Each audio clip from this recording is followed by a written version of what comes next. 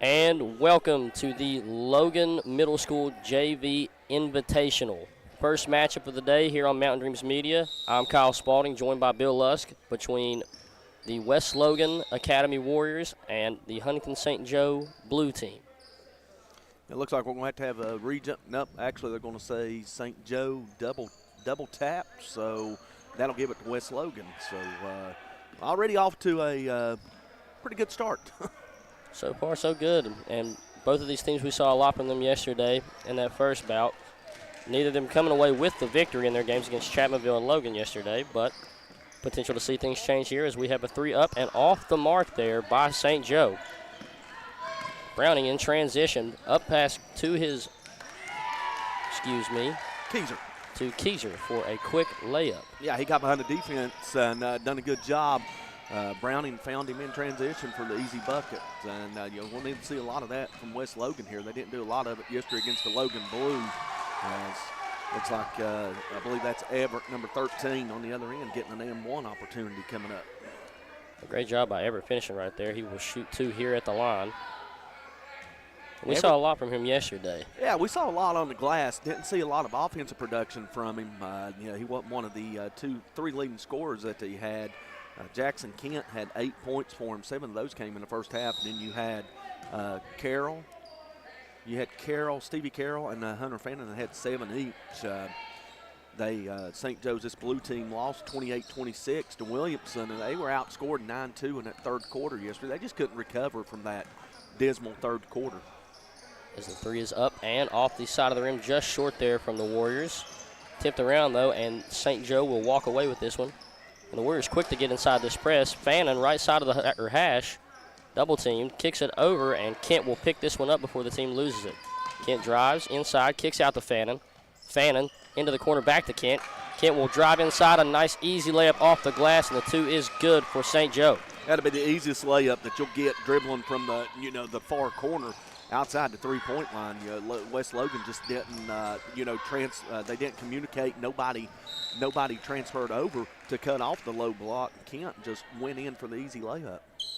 And we have a foul here on the Irish. We'll have a timeout on the floor. We'll see if it's a 30 or a full. And it will be a 30. So we will stay here with you on Mountain Dreams Media. And real quick, Bill, coming into yesterday, seeing these two teams play, what are you expecting to see from the Warriors as well as the Irish from the contest we watched yesterday? Well, West Logan got off to a slow start yesterday, but they rebounded in that second quarter. They actually had a 25-22 lead on the Logan Blue squad, but they got outscored 34-16 the rest of the way. And it started with Reese Browning. He had 16 points for him yesterday, and then Ridge Browning and Dawson Keyser had 7 points each. So they're going to need pretty much the same production out of those 3, and then get some more production out of the remainder of the roster. If they could get 6 points out of maybe 2 or 3 of those remaining players, they would probably do a good job of it. And then St. Joe's Blue, they for 3 quarters, for a half, they looked pretty good against Williamson, but then they hit a little bit of a cold spurt, turned the ball over a little bit, and the inside for Williamson just kind of took over in that third quarter, as I mentioned, where they were outscored 9-2, a quarter that they couldn't overcome. But they fought back, so we know what they're going to do, and they're going to. They don't have a big physical presence inside, does West Logan, so St. Joe may be able to handle the inside a little better, and we saw it right off the bat with the basket from Everett, excuse me. And, of course, yesterday we're seeing in this game today 2 much more evenly sized teams as far as matchup goes between the 2 teams they played yesterday. So I'm excited to see these 2 work as we have Keyser's first free throw up and in after the foul. He will shoot 2, and on his second, it's up. High, arcing shot off the back iron, and Fannin will rebound this one and push it down the right side of the court in transition, driving all the way inside. Euro step, curl layup, fouled and off the backboard, but he will shoot 2, and the foul will be on Dingus. Yeah, I thought maybe they might have got him before he got to the basket, but our official, John Raby, said that he fouled him on the hack on the way. So Fannin goes to the line for 2 shots. Again, he had 7 points yesterday. He was the second leading scorer for this St. Joe Blue team. As his first shot is off the back iron. And John Raby, man, played in a league over in Madison, and I'd never met Raby before, but an amazing guy, great rep, always looking to give wisdom to all the younger players out there.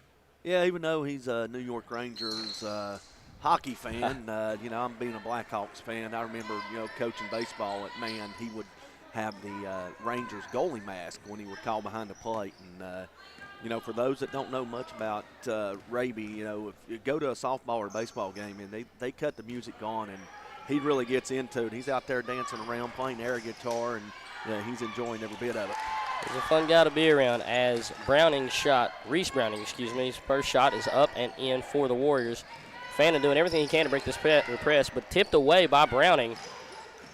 And body's flying on the floor. Priest snatches it up. Browning inside. Contact layup is up and in for the Warriors, and they have a 7-4 lead early in this first quarter. Yeah, Reese Browning did a good job of using his body, drawing the contact, and getting the basket. And we got another turnover in the backcourt. And Browning looking to get active here on the offense, ready to pull as we have a rebound there from Priest. He will be fouled, Dingus with the rebound and the shot attempt. And he will be fouled by Fannin. Now they called it 0, and I believe, there's not a 0 on the court, but I think he said 2. In our book, they had Jackson Kent, who's number 8, listed as 0 in the book. So I'm guessing that if 8 is on the court, they're going to, refer to him as 0. Okay. A little bit of confusion here. Again, like we had yesterday with some of the lineups, a lot of these players have switched their numbers, and West Logan has gotten new jerseys. So, been trying to get that lined out here before this game starts as we have the second free throw up and in, and then a steal away there by Dingus. Up by Priest, no good. Rebounded back by Dingus, and he is up for 2. And completely different game here from this Warriors team that we've seen so far, getting active on this press and getting a hold of the ball. As the Irish are in transition, a 2 is off the mark short there from Huntington St. Joe. Yeah, ill-advised pass there. Nobody coming to the basketball for West Logan, much like nobody coming to the basketball for St. Joe's Blue as Everett gets his second bucket of the game. Great pass. Kent driving inside and finding Everett wide open on the block for an easy 2. Warriors, a deep 3 here from Browning, just hard off the side of the rim, rebounded by Carroll, and it will be lost out of bounds by St. Joe. The Warriors will retain this one. Yeah, that's one of them unforced turnovers. Carroll gets the rebound, takes a couple of dribbles, picks his dribble up, and he's not, anticipating his man to break away, and that was Fannin. And, he was looking to get rid of it as soon as he picked his dribble up. And high floater there from Browning off the mark, rebounded by Quayle. He will hand this over to Carroll, and Carroll will push this up the right side of the court in transition. Carroll swings it over to Fannin, top of the key, high at the volleyball line here at Logan Middle School. Guarded tight by Browning. Over to Carroll, and he will take one too many steps on this one, just shuffle those feet a little bit, and it will be Warriors ball. Yeah, he got, come out to catch that ball a little sooner than what he liked. And, once he did catch it, he couldn't control those feet and drug both of them. And that's an easy travel call for the official to make. As West Logan. Priest will pull a jump shot on the baseline. It is good, but no basket. We have a 3 in the key on Keyser for West Logan. Just in there, got into the lane a split second sooner than he would have liked to, and didn't realize that he was in there for 3. So that's going to wipe out the basket, and unfortunately, for West Logan, that was a much-needed basket because this St. Joe Blue team's kind of finding a little bit of a spurt on the offensive end. If they could just get the ball in, and I think they'll be okay the rest of the way. And as we're seeing from this Warriors team, the defensive side of the ball, much better from yesterday's performance. All over every passing lane. This press looks really well so far for the Warriors, but get by in that time. Quayle kicks it over to Kent. High pass. Almost lost that one. Double team coming from the Warriors. Stripped away by Browning. He will drive inside left side of the lane. Go up on Quayle. No good. Rebound by Dingus, and he will be fouled again. It's a good job by Quayle to cut the lane off. It looked like Browning was going to have an easy path to the basket, but he beat him to the block, forced, a shot that he didn't want to take. And just, unfortunately for St. Joe, nobody came over to box out Dingus. Dingus has been a man on these offensive boards, and he's back to the free throw line yet again. And his first up and in. I'm pretty sure that's Dingus's 4th offensive rebound already in the first quarter. And Dingus, second shot, looking to convert both. Up and through the net. Very nice form there on that free throw. 2 for 2 on that possession. Yeah, Dingus with 5 points early on, so he's, helping shoulder some of that scoring load that, we mentioned. And pass tipped away by Dingus again. He's been all over this floor so far in this game. Out of bounds on the Warriors. The Irish will retain this one. Pass inbounded to Fannin. Fannin guarded by Browning. Crosses, loses off his shoe. Fannin will chase this one down and try to get across half court before his time runs out. Guarded tightly, stripped away on the passing lane, stolen from Browning, but he will take one too many steps in the pass attempt to Dingus. It's a double turnover there as Browning comes away with the steal, then travels on his way to the basket for St. Joe. Fortunately, on the defensive end, they break the 10-second count, and then the ball gets tipped by a West Logan player off the shoe of Fannin. Fannon's got to chase it down in the backcourt and before he turned it over. And Fannin drives inside, drop pass, down low to Everett, but just puts it up a little too hard. Rebound by Carroll, shoots it, rims out, and it will be a rebound by the new sub for the Warriors, Caden Klein, subbing in for Ridge Browning. Kicks it over to Reese Browning, and there will be another foul on the floor. I think that's about the 14th foul already against St. Joe's blue squad here with 1:09 to go. The next one will put the Warriors in the 2-shot bonus as Everett checks out. I believe he's checking out with 2 fouls. And Lewis Arnold checks in for Everett. Pull-up jumper from Klein, mid-range, no good. And an over-the-back call on the Warriors will be on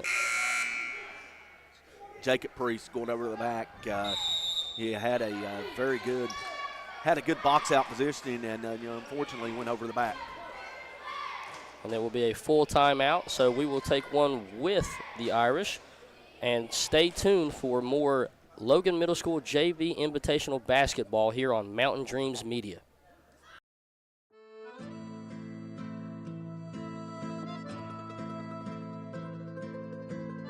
Giovanni's of Logan. Visit the newly renovated restaurant and convenient drive-thru. It is the Italian place to be. Call today 304-752-9030 or check out their specials online at giovannislogan.com.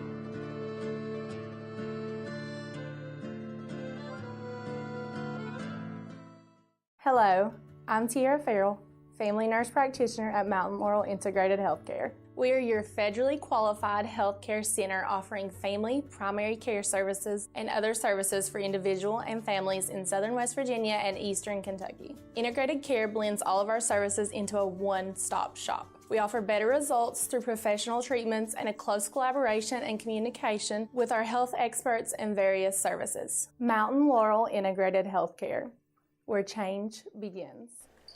And we are back here on Mountain Dreams Media with the Huntington St. Joe Irish Blue squad against the West Logan Academy Warriors. In transition, breaks the press. Fannin guarded by Dingus. Pull-up jumper from Fannin. One-handed floater from the free throw line is up and in. Great shot there by Fannin. Now, I'm sure that Coach Maynard from West Logan's going to bring it to the officials' attention, but Fannin is very close to a carry every time he's touching the basketball. You can see that palm start to turn, but he doesn't completely bring the ball over, so I'm sure the officials will be watching that once it's brought to their attention. And as Klein drives a nice Euro step, but it will be a foul on, I believe that was Arnold. I think Randy Robinette, our official, signaled 1-4, and that's the 5th foul. So that's 2 shots the rest of the quarter for the remaining 30 seconds. I was trying to see his hands, but I couldn't see what Robinette was signaling there. But it will be a foul on Arnold. And a great move there from Klein, driving inside, Euro step, drawing contact, and he will shoot 2 here for the Warriors. These officials are, these officials are calling it closely, as it's hard to body up with these defenders. I mean, we saw it yesterday. They let them play for the most part, but if you're going to body them up here today, you got to make sure that your feet's moving. If you don't move your feet, you're going to get called every time for that foul. And thus far, St. Joe's been called for it, I know, at least 2 times this evening, and I think Logan got called once. And Klein second, off the mark, rebounded by Everett. Kicks it over to Fannin. Fannin pushing up this right side, guarded by Priest. Fannin drives in, kicks over to Kent. Kent inside, out to the right wing. Back up to the top to get Arnold, stripped away by Keyser. He will drive inside, contested, and he will be tripped up by Arnold. Another foul back-to-back there on Arnold. Great job by Keyser drawing that contact and slowing down and drawing the defender in. If these were the old rules, that's 6 fouls. That's a good foul. You don't go to the line to shoot 2 shots as you do under the new rule. But, as it stands, he got tripped going to the basket. Unfortunately, their feet got tangled up. Nothing, ill intent by it. He tried to foul him before his path onto the basket and actually got away with it. But, again, as I said, that's the 6th foul this quarter that wasn't resulting in no shooting fouls. And Keyser's first is good. Lines up for his second. Up and in for the Warriors. 2 for 2 from Keyser. Phantom will look to inbound here for the Irish. Time ticking down. No one able to get open, Inbound is good, though, and we'll see a press come here, trapping everything they can from the Warriors. Fannin drives right side into the triple team, kicks it over, and there will be a foul on Browning. Now that's, as we mentioned, guarding the guy too closely, not being able to move your feet, trying to get to a spot that he's not, and the offensive guy just beats him to the spot. And a heave shot there from Fannin, just hard off the backboard, will end this first quarter in the first game of the Logan Middle Junior Varsity Invitational. We will be right back here with more basketball on Mountain Dreams Media. Hi, I'm Chris White. And I'm Stephen Wolf. And for the last 10 years, Wolf White & Associates have been representing clients injured in motor vehicle wrecks, medical negligence, wrongful termination, Social Security disability, and real estate closings and transactions. We've recovered over $10 million in verdicts and settlements and over $10 million in real estate closings. So, when you need a win, give your local law team a call. Are you looking to find the right home for your family, or are you wanting to list your property? With over 80 years of collective experience in serving Southern West Virginia, there is no one better to trust than Hometown Real Estate. We're knowledgeable in market trends and can assist you in finding buyers or sellers. Please reach out to our home office at 304-752-5570 or contact one of our professional sales representatives.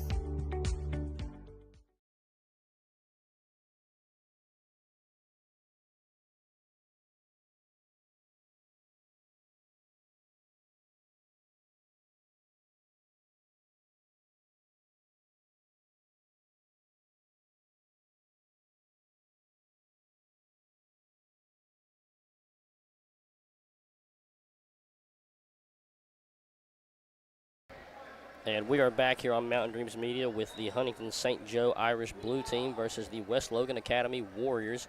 A little scoring update here after the first quarter for the St. Joe Blue squad. Everett with 4, Kent with 2, and Fannin with 2 to equal their 8, as well as for the Warriors, Keyser with 5, Reese Browning with 4, and Jackson Dingus with 5. And 1 point coming from Caden Klein to equal their 15. A close game so far. 7-point lead here for the Warriors as Fannin drives in, throws a floater up. It's off the mark, rebounded by Carroll, and that will be a foul for the Irish. Got a 7-point lead right now for West Logan. The difference has been at the free throw line. St. Joe's going to the line for the 4th and 5th attempts. They're 0 for 3. Meanwhile, West Logan taking advantage of the foul situation for Huntington St. Joe. They've been to the line 10 times. They've knocked down 7, so they're a +7 in the free throw category and now make it +6 after the first one from Carroll's good. That's a difference on the scoreboard. And Carroll's second will rattle around and drop in for St. Joe. We'll see Priest bring this one up to the top of the timeline. Kick it over to Browning. Swing pass over to the corner for Klein. Mid-range jump shot is up and good for the Warriors. That's a nice little jumper. It's not really from the short corner. It's not from the far corner. It's inside about the mid corner, maybe about a couple of feet inside that three-point line. So he gets a good shot, and had good touch on it. And he's now got 3 points, and 3 points coming in off the bench, and that's key. Anytime you can get production off the bench, doesn't necessarily have to be points. It can be a number of ways: assists, steals, rebounds, and your defense. But Klein's come in and gave him a lift off the bench. And that shot, that inside mid-range corner shot's a shot that a lot of players are not confident enough to shoot in their play around nowadays. Usually a 3 or a layup, as the drive there from Carroll for St. Joe is up and good. But we have not good. It's a blocking foul on the floor. That looks like transition. The shot went in, but they got the foul on the floor before the drive to the basket. It actually occurred right near the elbow, near the free throw line extended, and Carroll was able to carry in. NBA, that would be an and one, but high school, college, and high school and middle school, it's a foul on the floor. College, I guess it varies in who's calling the game, and it might vary who the team and the player is as well. Definitely is. We have Carroll inbound to Fannin, low post, stripped away by Browning, but stolen back by Carroll. Fannin, and the floater is up and in for St. Joe. St. Joe, a little bit of an offensive spurt here, first 4 points, and they're doing it by the driving to the basket. They're trying to draw West Logan into a little bit of foul trouble, like West Logan did early in the first quarter on them. And the pull-up jumper there from Priest, another corner pull-up mid-range jump shot is good for the Warriors. Will increase this lead to 5. Good job by Priest there to get that one to go. It's kind of a runner. And Fannin passes it up court to Kent, right side hash, back to Fannin in the double team. Fannin drives through with the fake pass all the way to the rim, layup just short off the glass. Rebounded by Heatherman, and the one-handed floater is no good, but he will be fouled on the shot and shoot 2. Keyser on the foul. We'll check at halftime. I'll check with Grayson Sanders, who's down there keeping the book for both teams. He's the official book for this game. Check with him to see what the foul situations are, as St. Joe, after starting 0 for 3 from the line in the first quarter, they've knocked down all 3 of their attempts this quarter, and Heatherman can make it a perfect 4 for 4 if he's successful on this one. And Heatherman, good on his first, and we spoke about this yesterday. Heatherman, one of the 2 players that we've seen with a different style of free throw, jumps on his free throw, but as well turns sideways. That's his second, up, high arcing shot, and it will hit nothing but air. Didn't hit anything, and the easy way that you could tell that for those at home watching on Mountain Dreams Media is that there was no ricochet whatsoever when the ball, obviously the ball didn't come in contact with the rim, or it would have kicked off somewhere. That you could tell is that one, it pretty much landed where it was shot. And Browning, corner 3 up short, rebounded by Priest, back up, rebounded by Dingus, and it will be an and 1 for the Warriors. The foul occurring on the low post will be called on, Carroll. Just no rebounding positioning on the defensive side for St. Joe. Logan with rebounding opportunity, and here's another one as they'll convert yet again. So West Logan getting 4 offensive rebounds and turning those into 2 baskets.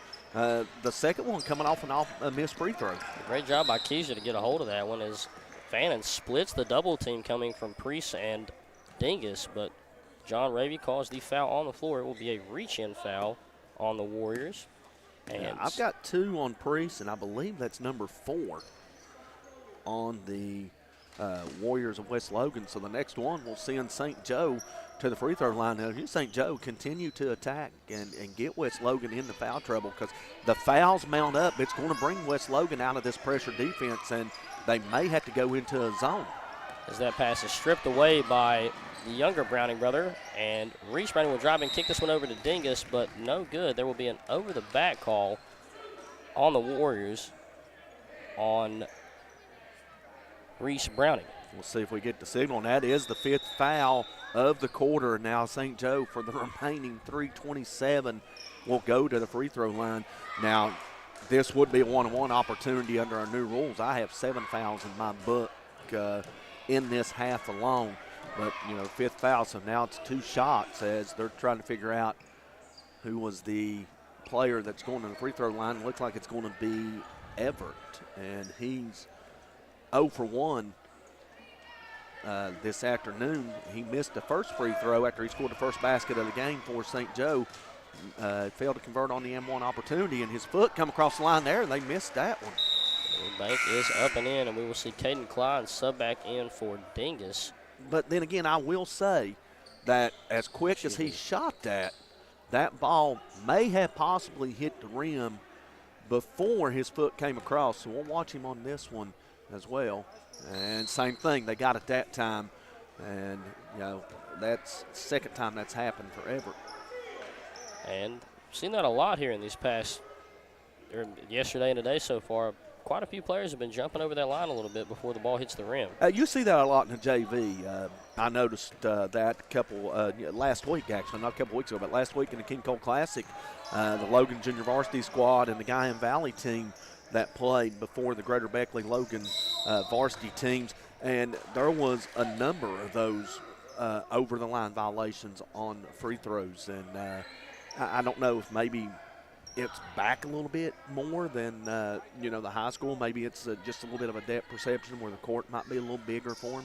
But, still, I've never seen as many in a game. And the way that this game's heading, if they don't correct this, it's heading that way. And after the turnover from Ridge Browning, Carroll will drive this one all the way down, Quayle will drive this one all the way down, drive inside, throw the floater up. Rebounded by the Warriors off the miss, and it will be a foul on the Irish. Yeah, I didn't quite see who got in there to hack the West Logan rebounder, but, again, St. Joe not in a position to really foul on. I mean, they've done a better job of not fouling this second quarter. Meanwhile, West Logan turnovers and fouls are mounting up, and it's preventing them from, they've got a 9-point lead, so they've added 2 points onto it from the end of the first quarter. But with the foul situations and the turnovers, it's really hindering any chance that they have to expand on this lead. And this 9-point lead for St. Joe has got to feel like it's a double-digit deficit. And, if you're West Logan, in the turnovers and the fouls in this quarter, you really realize that we're missing opportunities, leaving too many opportunities on the floor as they get another turnover. And another steal from Ridge Browning up to Dingus, just short on off the backboard, but he will grab his own rebound. Keyser, top of the key, kicks it over to Ridge Browning. Ridge Browning back over to Dingus. Dingus left side pass to the corner, and Klein will drive this one in, Euro step into contact, and it will be blocked by Everett and out of bounds, remaining as Warriors ball.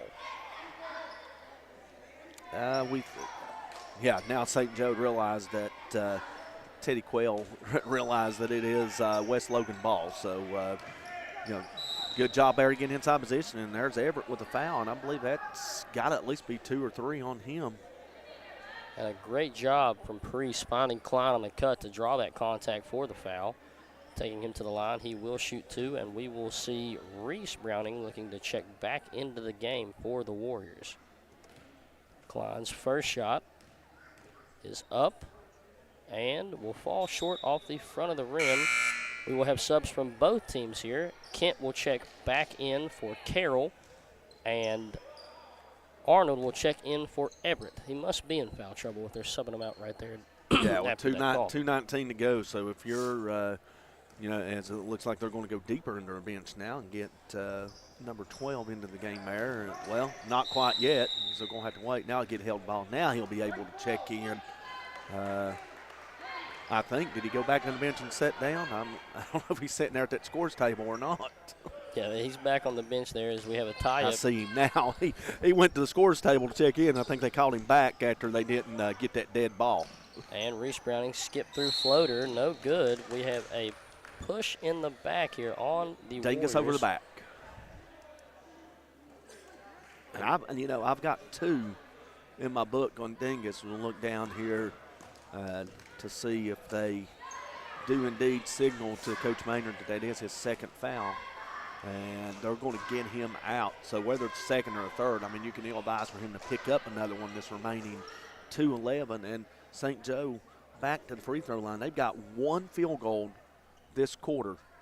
And it's They've got the wrong player on the free throw line as they got to get Jackson Kent to the line. They had number 14, Arnold, on the line. And John Raby, one thing about that man that I've learned, he will take no banter from the crowd. Well, it's the second time that he's gotten onto a fan, so I think a fan from each side has gotten him.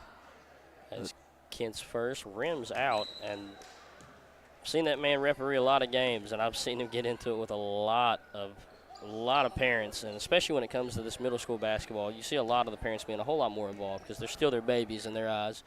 And I can understand the frustration there from the fan base as Kent's second is off the mark, rebounded by Keyser, up pass to Browning. He will drive inside, kick it over to Priest for a wide open layup, just rolls off softly on the front of the rim, rebounded by Quayle.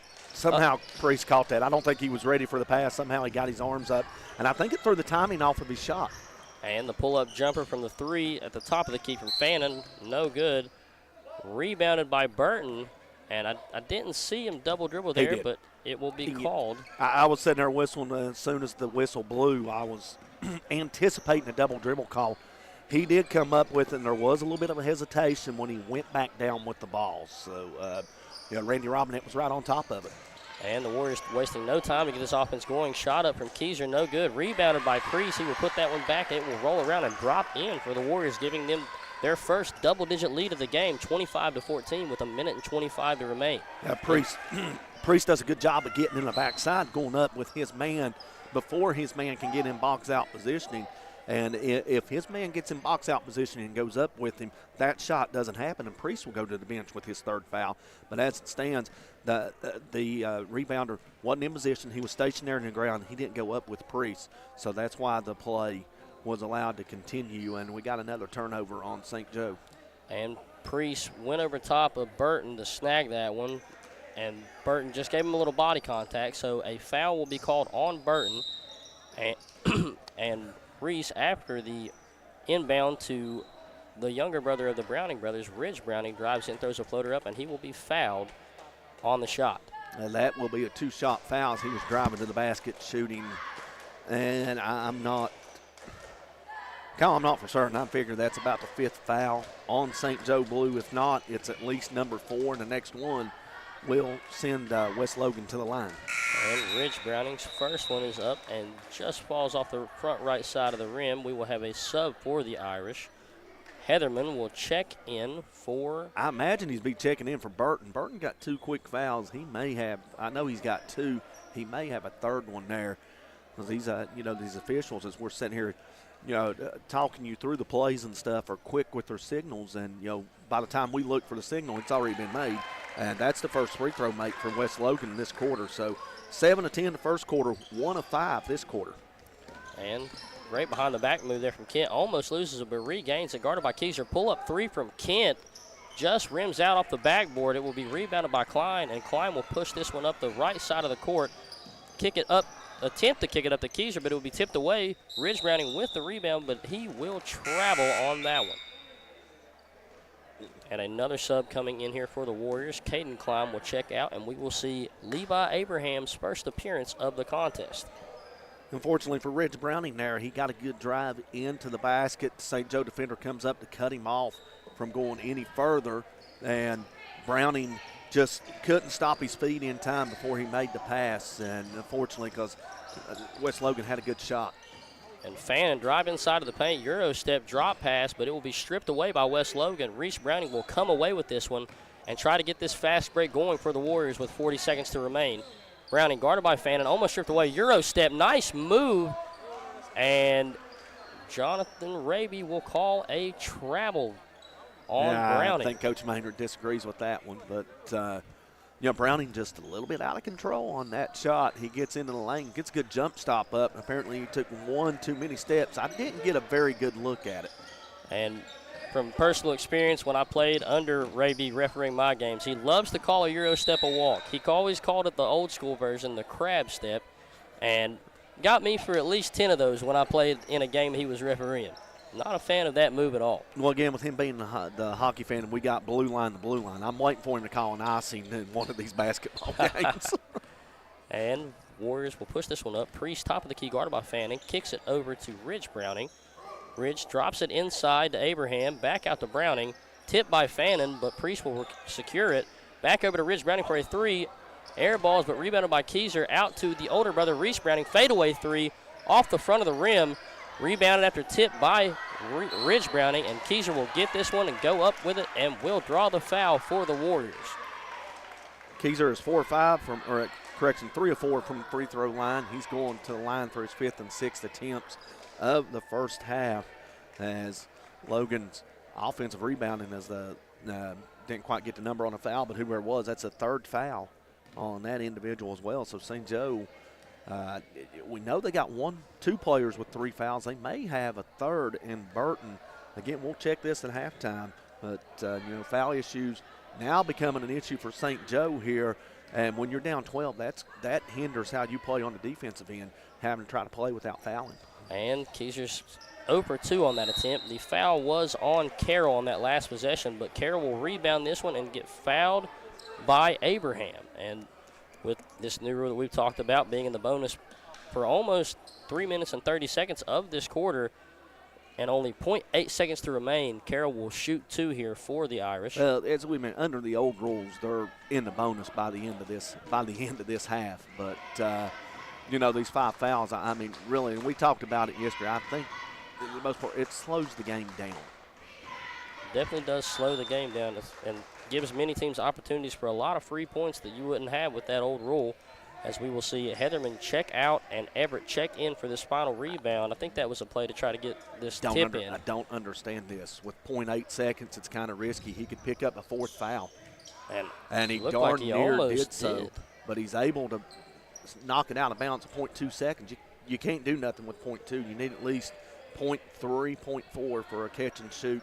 0.3 for a tip. You might be able to get a tip, and unfortunately that's what happens. 0.2 is just a tip. And try to get That's what the coach is telling Raby, that he tipped it in, and Raby's not having none of it. And Carroll's shot on the attempt with 0.2 left is no good at halftime. The West Logan Academy Warriors leading the Huntington St. Joe Irish Blue Squad 26-14. Once the half is over, we will return right back here with more Logan Middle School Junior Invitational Basketball on Mountain Dreams Media.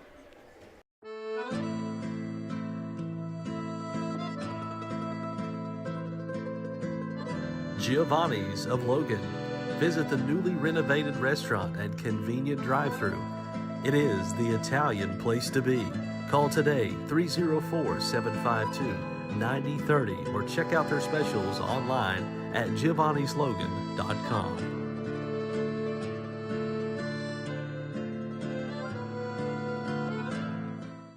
Hello, I'm Tiara Farrell, family nurse practitioner at Mountain Laurel Integrated Healthcare. We are your federally qualified healthcare center offering family, primary care services, and other services for individual and families in southern West Virginia and eastern Kentucky. Integrated care blends all of our services into a one-stop shop. We offer better results through professional treatments and a close collaboration and communication with our health experts and various services. Mountain Laurel Integrated Healthcare, where change begins.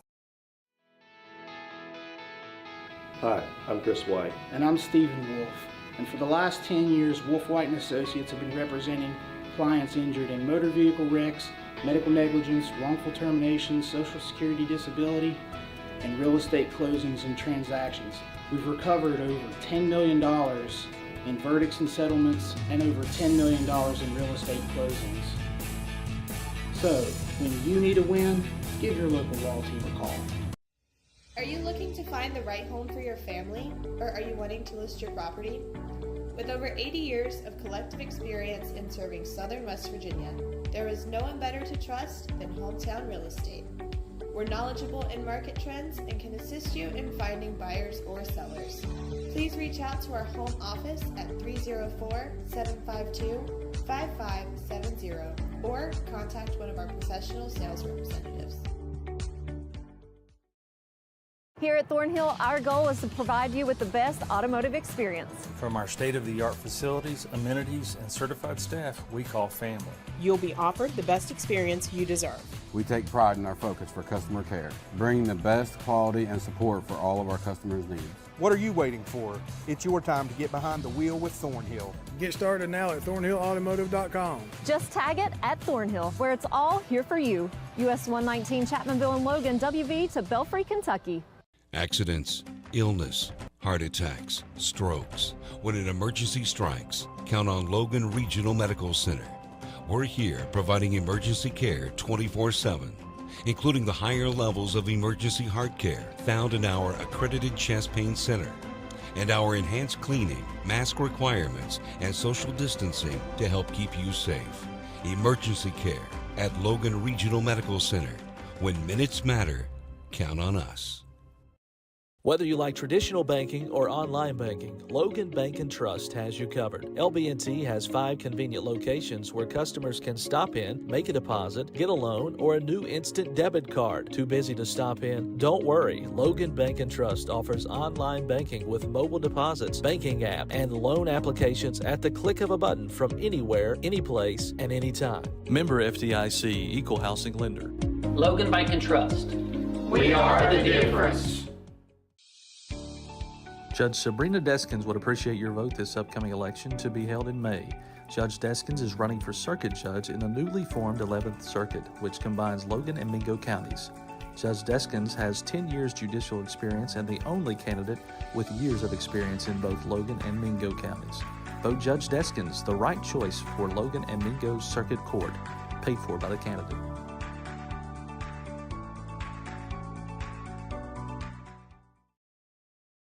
Shayna O'Brien Thompson is seeking your vote for circuit judge for Logan and Mingo counties in May 2024 for one of 2 Logan seats. Vote Shayna O'Brien Thompson, your choice for a fair, respectful, working circuit judge. Paid for by the committee to elect Shayna O'Brien Thompson.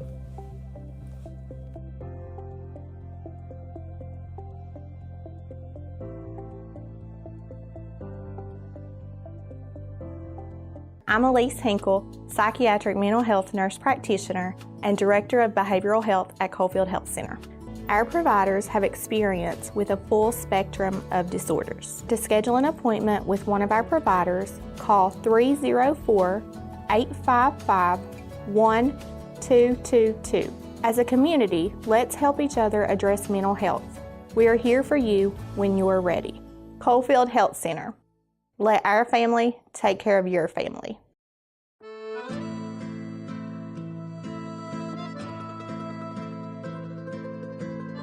Giovanni.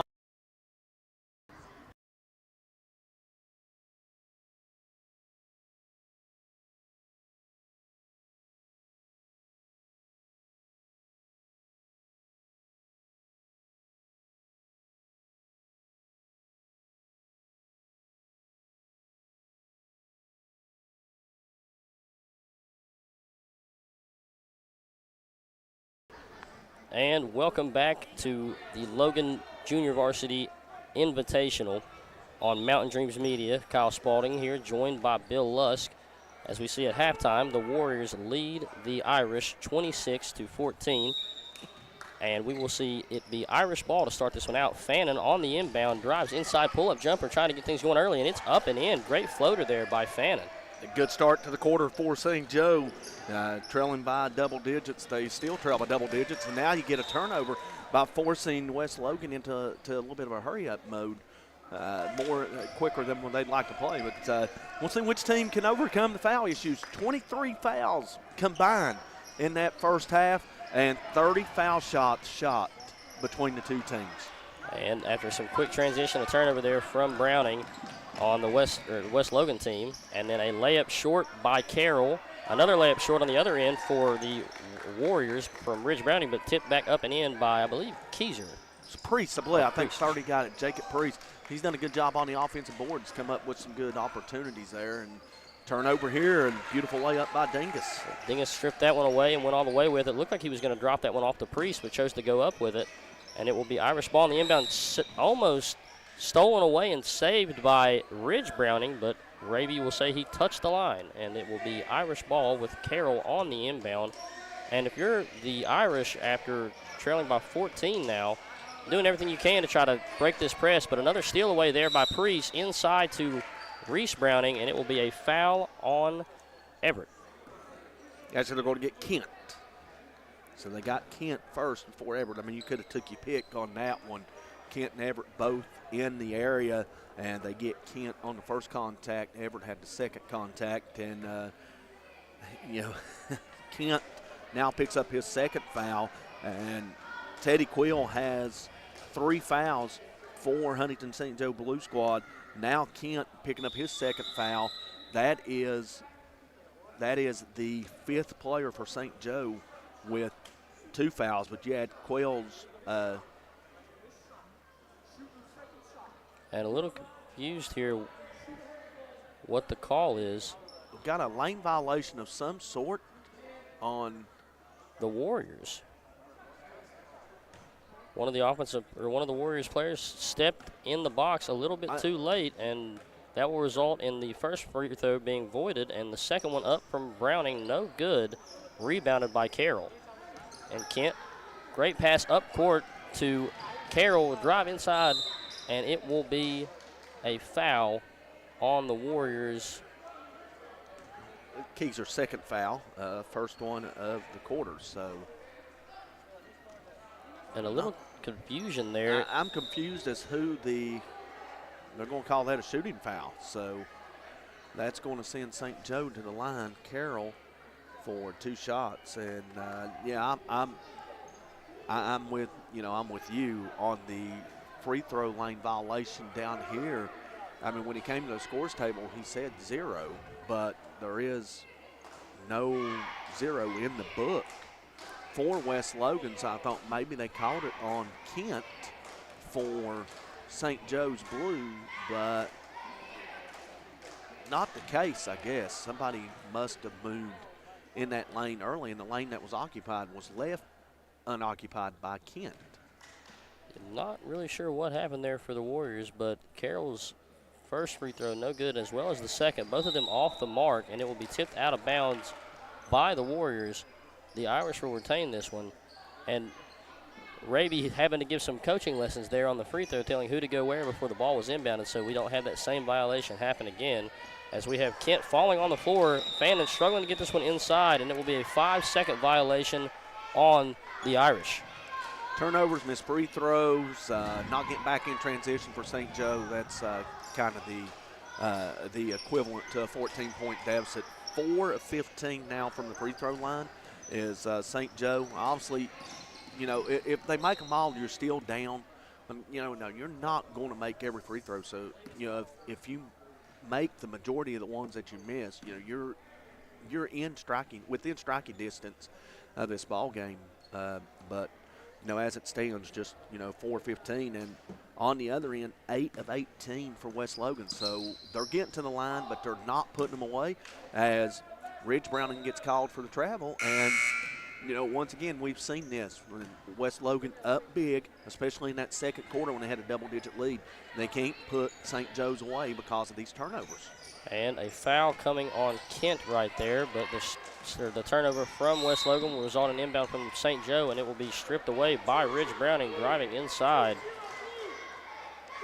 Reese, after the pass from Ridge, drives inside and will be fouled, and Reese Browning will shoot 2 after the foul from Fannin. Yeah, Fannon's first foul. So we got a little. They found somebody from St. Joe that hadn't fouled yet. So. And Reese Browning's first up and will fall. And we have a timeout from the Irish. He could take a 30 or a full. He does have a 30-second. He'll take a full. And with that full, we will take one with them, and we will be right back with more Logan Middle School Junior Varsity Invitational Basketball on Mountain Dreams Media.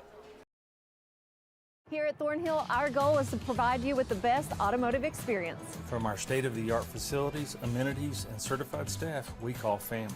You'll be offered the best experience you deserve. We take pride in our focus for customer care, bringing the best quality and support for all of our customers' needs. What are you waiting for? It's your time to get behind the wheel with Thornhill. Get started now at thornhillautomotive.com. Just tag it at Thornhill, where it's all here for you. US 119 Chapmanville and Logan, WV to Belfry, Kentucky. Accidents, illness, heart attacks, strokes. When an emergency strikes, count on Logan Regional Medical Center. We're here providing emergency care 24/7, including the higher levels of emergency heart care found in our accredited chest pain center, and our enhanced cleaning, mask requirements, and social distancing to help keep you safe. Emergency care at Logan Regional Medical Center, when minutes matter. And we are back here on Mountain Dreams Media with the West Logan Academy Warriors leading the Huntington St. Joe Irish after the made free throw from Reese Browning, 32-16, the biggest lead of this contest for the Warriors. And the Irish will try to inbound. Carroll looking for somebody, or Quayle looking for someone to throw it up to, but cannot get that one inbounds. It will be a 5-second violation back-to-back on the Irish, and the Warriors will inbound under their own basket.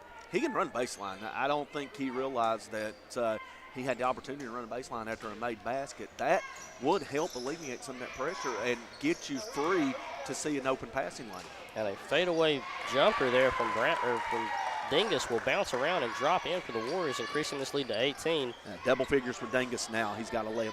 And we will see the Irish try to get that inbound in, but the Warriors all over these passing lanes, and the Irish coach trying to get them to figure out this press breaker as best as they can. We have a sub here for the Irish as well.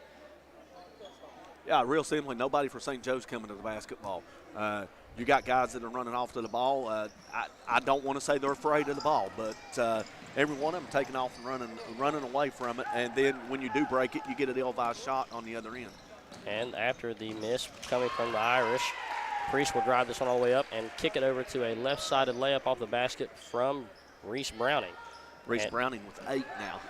And St. Joe pushing this one up court. Fannin right side, kicks it up, and a shot off the side of the backboard from Hayden Cox. But the Warriors will rebound, bounces around, snagged by Keyser. Keyser will throw this one up to Reese Browning, an up-court pass to Priest for a wide-open layup. And the Warriors now with a 22-point lead. And very balanced scoring for the West Logan team. 8 points now for Priest, and throwing Dawson Keyser with 7. That gives him 4 players with 7 or more points in the contest. And the Irish with Fannin being double-teamed, throws a lob pass over the heads of 2 defenders to Carroll. Carroll kicks it over, but it's stripped away by Dingus. Dingus will push this one up the middle of the floor, guarded by Fannin. Drive inside, kick it over to the corner for a wide-open Reese Browning 3. Just rolls off the side of the rim, and the Irish will retain this one, but stolen away by Dingus, and the layup is up and in. And the Warriors are pumping from all cylinders, pushing this lead as high as they can, up to 24 now as the pass is tipped away by Ridge Browning. Dingus does a good job of reading the pass. Cox gets his dribble, picks it up. He's got one guy to his left, and that player is pretty much stationary. Dingus knows that. He jumps in the passing lane, intercepts the ball, dribbles on in for the layup. What Cox needs to do is when he sees that, he needs to fake that pass, let Dingus go by, and then make the pass to the uncovered guy. And the inbound coming to Fannin. Stolen away again by Ridge Browning. Over to Keyser. Keyser tries to kick it over to Reese Browning in the low post. One-legged fadeaway jumper, no good. Rebounded by Keyser, throws it straight up, gets his own rebound, saved by Reese Browning, and it's tipped out to Dingus. He will reset this one out to the top of the key to Priest. Priest step-back jumper, just falls short. It's rebounded by Hedeman for the Irish, and a little bit struggle getting this ball up court from Huntington St. Joe so far. Carroll will drive right side, guarded by Keyser, and it will be a foul on Keyser. That's just the second foul this quarter, given that West Logan had 11 in the first half. St. Joe with 12. And did they get Keyser or Dingus? I wasn't for certain on the foul either. If they got Keyser, it's his third as he'll exit the game. For the time being, I'm going to presume that it was Keyser that picked up the foul. So that's 3 on him. He's now the third player with 3 fouls for West Logan. But, 24-point lead, that doesn't really seem to be an issue for West Logan. The fouls are kind of offset with the big advantage. And we have a 30-second timeout here coming from the Irish. And so far for West Logan, everything's going your way on the inbounds, unable to get through that press for the Irish and just shutting every passing lane down and creating quick transition offense to get these baskets rolling. And with a 24-point lead, if you're St. Joe right now, with only 2 minutes and 39 seconds to remain in the third and the fourth quarter coming up, what do you do right now to try to create somewhat of a comeback? And yeah, you've got a 6-minute fourth quarter and 2:39 in this game, so you got 8:39 remaining in this contest. I'm not saying that you can't make up 26 points and get a win here, but it does look it is a tall task in middle school basketball. And after that timeout, you only have one timeout left, so you add that to your issue as well. And, the difficulty of getting this ball in, as you mentioned, you've got to be able to find the ability to get it in. And when you do, you've got to make some shots. And Kent crosses over, kicks it out to Quayle for a three, banks off in front rim, but rolls out of bounds. Burton saves it, and Dingus will throw this one up court to a wide open Reese Browning. Will drive inside, a little bit of contact, but no call. The layup is up and in. Reese Browning now in the double figures with his 6 point this quarter, 10 for the game. And Quayle will inbound to Fannin. Fannin guarded by Priest.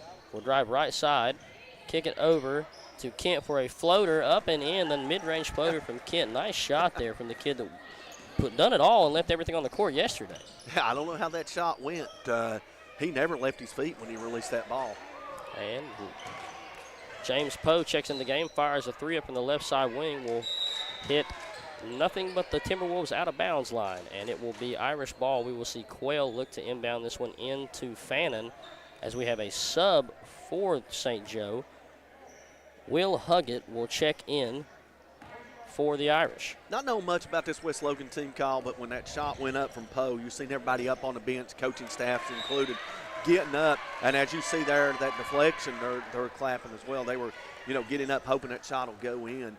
As, I take it that Poe was one of those kids in practice that gives you everything that you got, and, you want to see him succeed when he gets into the game. One of those team favorites. Definitely, as we see St. Joe in the corner. Quayle stripped away by Reese Browning. Reese Browning drives inside, middle of the paint. Floater from the free throw line will roll all the way around, but drop in again for the Warriors. Reese Browning's got 8 points this quarter. He's having himself a nice little quarter, and now he's taken over the scoring lead from Jackson Dingus. He now has 12. And Fannin drives right into the double team, stripped away by Reese Browning, kicks it over to Priest. Priest will kick it back to Browning. Layup no good, but rebounded by Priest. Way to be there for the Warriors and put that one back up. And the Warriors are 2 points away from putting this lead to 30. And that bucket there by Priest gives him 10. And I'll go back and correct myself. Dingus has 13. Priest has 12. Browning, Reese Browning with 12. 10 points for Jacob Priest. 3 scores, double figures. And then throw in Dawson Keyser with 7 points and Caden Klein with 4. You've got a good balance of scoring here. Well-balanced scoring on the West Logan part. Meanwhile, over on the St. Joe side, they have 18 points. And I don't want to sound negative or sound, harsh, but I would say they have every bit of more turnovers than the points they have on the scoreboard right now. Majority of those turnovers have came in this third quarter, and that's why, they trailed at 12 at the half, and now they trail by 28. So they've been outscored by 16 this quarter. They only got 4 points. And this West Logan team, we've seen them struggle to get the ball through the net a little bit yesterday, but a completely different team offensively and defensively here in this contest. As Everett off the rebound puts a shot up, no good. Stolen away by Caden Klein, but got bumped there and just took one too many steps. It will be Irish ball after the turnover from the Warriors. He got away with it the first time. The second one, he wasn't quite as lucky as, referee Jenna Lilly was right on top of it. And the Irish will look to inbound under their own basket into Kent. Kent drives in on 2 people, floater up, falls down, no call, and Everett will go back up with this one and get fouled by Klein, and that will be 2 free throws for Everett. I understand the no call. The player's going in. He's out of control. That was Kent. He throws a shot up. He's already losing his balance before the contact occurs. But on the second shot, Everett comes up with it, and there's just a lot of body contact, and I believe that was White that picked it up. She meant Zayden White, as Kent or Everett, excuse me, does a good job of knowing where he's at on that foul line. You see Raby coming in telling him he can't, making sure he don't go over that line before it's released. And, that he's got such a quick release on it that I don't know how you could tell his feet comes across before it hits the rim.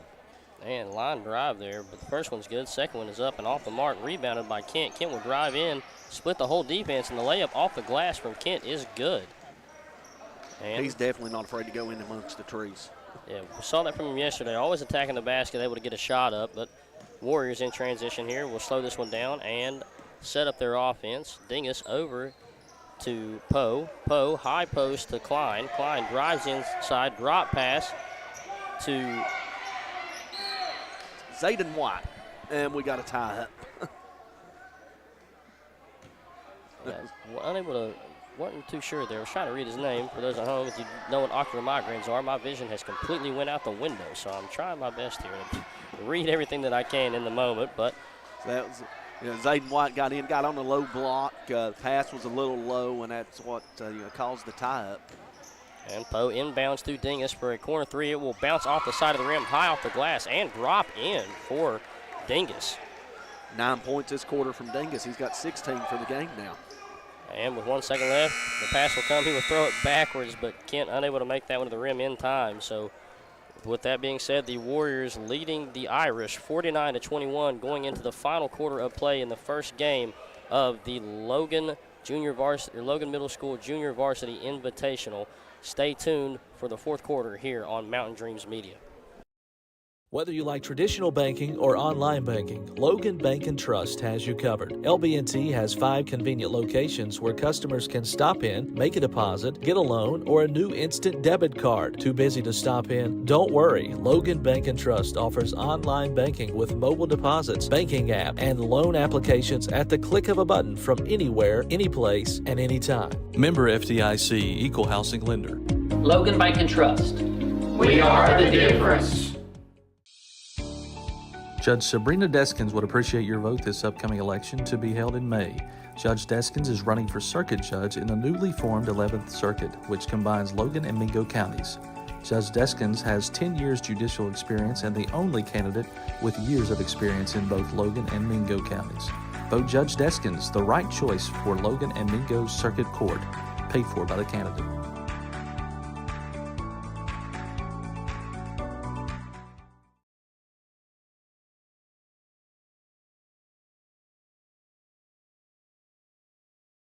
Right now, if you want. Welcome back to Logan Middle School. Bill Lusk with you, Stevie Browning, stepping in for the fourth quarter to take us the rest of the way home. West Logan in control there at fourth quarter, 49-21, doing it on the defensive end and getting out in transition. As we start the fourth quarter, St. Joe in possession of the basketball, looking to cut into this lead as Hunter Fannin gets it over to Kent. Kent's going to jack up a three from the corner, no good. Rebound, fought for, coming away with it is Everett. He saves an inbounds to Jet Mangus. Mangus gets it up, and it's going to be eventually stolen away by Teddy Quayle. Shot up, no good. Rebound, fought for, and coming away with it is Everett. He'll lose it. He'll get it back, give it back to Quayle. Quayle gets it over to Kent. Kent, stop, pop, good. And that was a hectic possession right there. Ball rolling around. A lot of 50-50 plays. One thing about the second half is not as many fouls called as in the first half. Two teams combined for 23 fouls in the first half, 30 free throws as three-pointer by Pose, no good. Rebound by Mangus. Shot attempt, no good, but he's fouled and go to the free throw line. Jet Mangus with a chance to get into the scores column off the bench for West Logan. Hunter Fannin picks up the foul. I work at West Logan, so I know all these kids right here. I tell you what I was telling Kyle there in that third quarter, as first free throws up, no good. When, Post shot that three there, you could see the coaching staff and the players on the bench, get up, waiting for it to go in. And unfortunately it didn't go in, but, not knowing that these kids or knowing this team, Poe's one of them kids that Paul gives you everything that he's got in practice. Yep. He's not to the level yet to where he's ready to start and contribute, but he's a well-likable kid, and they want to see him do well. You could see that off the reaction as second free throws missed, rebounded by St. Joe's as Heatherman gets the board. And St. Joe will working into the front court. There's Kent jacking a three up, no good. Front iron, rebound by Reese Browning. He'll run out. He's got Dingus down there. He'll take it himself. Layup off the glass, no good. There's Mangus. Oh, shot up, no good. Really thought that one might have had a shot to go in. He just missed the spot off the backboard that would have guaranteed him that shot. But West Logan comes away on empty, as on the other end, the Stevie Carroll for St. Joe's drives the lane and will be fouled by Zayden White. Yeah, earlier in this game, West Logan, they did a good job at pressuring.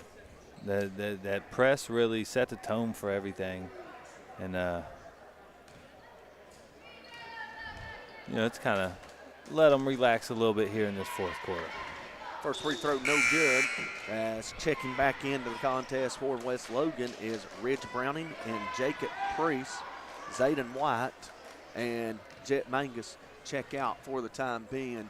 I'm sure they'll get a couple minutes of rest. They'll be right back in before this game ends this evening. Second free throw up, no good. Rebound. Bradley down Priest. by Priest. Not Bradley. Bradley's his older brother. Priest will get it up to Reese Browning, who lays it up and in for his 14th point. A lot of young kids out here for West Logan, too. You've got 2 eighth graders, but then you've got 2 sixth graders and a fifth grader. Possession for St. Joe and a traveling violation on Hunter Fannin. Kind of got, coming up at 8:30 NCAA basketball. Marshall WVU don't play tonight, but Tennessee Tech is in action tonight. David Early is shooting up the scores chart. Just three-pointer on the way, no good by Jacob Priest. David Early now the second leading scorer for Tennessee Tech, and he's had a tremendous season, but his last 5 or 6 games he has really stepped up the scoring. And not just the scoring, but other things as well. As we get a steal by Poe, he'll take it in. Shot will be blocked, and West Logan will maintain possession. But David's having a good season in the Ohio Valley. Maybe on his way to Ohio Valley Conference honors at the end of the season.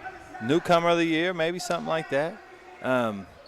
He told me he was trying to bump that scoring average up to 20 before too long. He's got a good shot to do that, as a three-pointer is good by Reese Browning. And Reese Browning's having himself quite a half, as he's now got 13 and a half, 17 for the game. And West Logan's now got a 31-point lead, 54-23, as St. Joe loses possession again in the backcourt or in the front court. And there's a pass over to number 11, Levi Abraham will make the shot, but just put a little too much on it, and it hit the backboard support on top of the basket and fell. That'll not count, as West Logan will sub 5 new players in. Platoon swap. St. Joe's will sub 5 new players in, and with one of our officials, John Raby, down there being a hockey fan, he would call that a line change. That's a whole line change right there. Which I told Kyle, I said, I've been waiting for Raby to call an icing. We got the blue line here. And I'm waiting for the offsides call as well, but getting into the offensive zone before in this case, the ball crosses. It would be tough to be a hockey fan around here. You got nowhere to play. You got no teams to watch around here. You got to go to Pittsburgh almost. Pittsburgh is pretty much a local team. We got a few Chicago fans, myself, Blackhawks. Are you a Blackhawks fan? Blackhawks fan. I've been a fan since kindergarten. You ever went to a game? Never been to a game. Had a chance to go, but I didn't realize it at the time, as basket's good by Zayden White off of the missed shot of Caden Klein. And I see you, Zayden. That right there was probably the loudest cheer that we've got from the West Logan crowd in the bench as well. Again, it just goes to show that these reserves get in there, what they mean to the team. Yeah. And, you love to have kids like that on your roster, as pressure applied in the front court. St. Joe breaks it, and that'll be Teddy Quayle going up for the shot, and he's fouled by 1 or 2 Warriors. I didn't quite get who they got the foul on. Caden Klein. Don't get it on Klein, number 32. When I lived in Cleveland, I lived up there for a couple years, and they had the Lumberjacks. They were like a minor league hockey club. And we would go to those games, and they were always pretty interesting. Well, we used to have the Blizzard in Huntington there for a while back in the 90s before they moved out. We had indoor arena football as well, Huntington Locomotives with local flavor. Michael Kool-Aid Owens played for the Locomotives at the time. We've got a full time out, so we'll keep things right here for the time being and continue our hockey discussion. But, back in 2013, my nephew Dawson had an appointment up in Columbus. My mother went up with my sister, and of course Grayson went with them. And Grayson, he's a Blackhawks fan as well. Well, I happened to look in my my emails and get an email about Ticketmaster and some of the things around the area. Well, the Blue Jackets just so happened to be playing the Blackhawks on the night that they were going up. I was teaching at Buffalo Grade School at the time and covering a class when I realized that they were playing. So I went and called my mother. I said, "Y'all leaving today, right?" She said, "Yes." I said, I wish I would have packed. She said, "Why?" I said, "The Blackhawks are in town tonight." Well, everything up in Columbus was up on Nationwide Arena, Nationwide Drive, the Children's Hospital, and everything. So she calls me as I'm at baseball practice and said, "Son, you're not going to believe this." She said, we're right across from arena and said, "We see nothing but red jerseys, red and white jerseys." The three's jacked up by Jet Mangus. No good. Gets his rebound back, puts up another three and hits it. Jet Mangus. And the crowd erupts yet again as St. Joe gets the ball inbounded. They're now trailing by 36 after the Mangus three. But she called me and I told her, "Mom, you're lying to me." She said, "No, seriously, we are." And here's a steal in the backcourt by Jackson Dingus. Dingus will take it the other way. Layup no good. Rebound fought for. Coming away with it is Mangus. He'll get it over to number 32, Klein. Klein looking for somebody to get it to. Back to Mangus. He'll jack up another three. It's blocked by Quayle. And Quayle comes down with the rebound as St. Joe will look to maybe get any kind of momentum they can in this final 122. Something to build on. It's been a tough go for them, but as a coach, you're always looking for something to build on. You'd like to at least win the quarter. You've only got 2 points here, and you've been outscored 10-2. So try to win the last minute if you can. A shot up, no good. Rebound, pass kicked out, three-pointer, rims off, no good. Rebound, Dawson Keyser.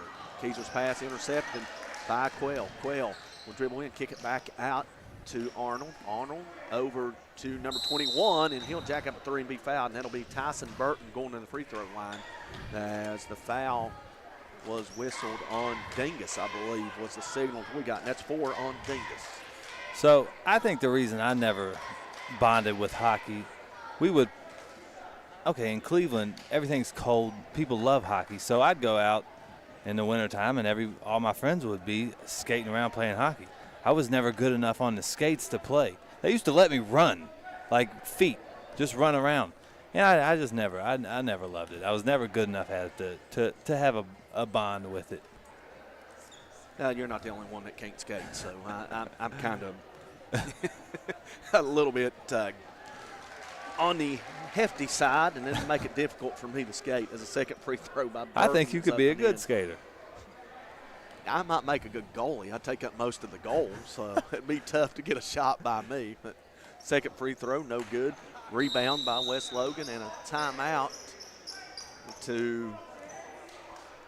by Coach Maynard and his coaching staff. And this will be a 30-second timeout, and I think this may be an opportunity to try to design a play for James Poe to potentially get in. Paul. Is it? Paul. P-A, it's James Paul. I know. Only reason I know. Well, he told me Poe yesterday. The coach did. Well. He also had me copy down numbers from the last game, and he told me before the game, he apologized to me, said he failed to realize that Levi Abraham and Jackson Dingus were Abraham and Priest had different numbers. Priest was wearing 30 and Abraham was wearing 22. If I'm guessing right here, they're either going to draw up a shot for Jet or Zayden. Let's see what we got here. It's Zayden. Zayden gets into the corner. He'll shoot a three, and he'll miss everything. And Jet fights for the rebound on the other end, but coming away with it is Arnold for St. Joe. They'll get it out to Quayle. Quayle will race ahead, and rebounds missed. And here come the Warriors out in the break, and that should be an intentional foul as the shot goes in for Dingus. We'll see if Randy Robinette calls an intentional foul or just calls it a simple push. So they're going to count the goal. And we'll get an intentional foul. So Dingus will go to the line looking to score. And there's the signal. 2 shots. Didn't they count the basket? He counted the basket, so now he's got to get together. He hasn't communicated with the officials that it was an intentional foul as of yet. He's letting the kid know that committed the foul. And, you know, there was no ill intent on the foul. Lewis Arnold, he's understandable. He's not arguing a call or anything. And, you know, there was no chippiness after the play. It was just the play that happened. He was going to try to foul him before he went up with the shot. And just unfortunately, as he went up, he jumped. Yep. He got the hand in. So Raby's explaining they did to the turn St. into Joe's coach. They did turn into an intentional. I know that's the second time I've seen that happen in my lifetime. First time I seen it was back in 2000, Man-Logan basketball game at Man. Andre Hickman. I know Andre. Late Andre Hickman, passed away as of last year. Went up for a shot, made the shot, got fouled, and it was an intentional foul. He was in the air on a drive to the basket and literally got shoved into the stage at Man.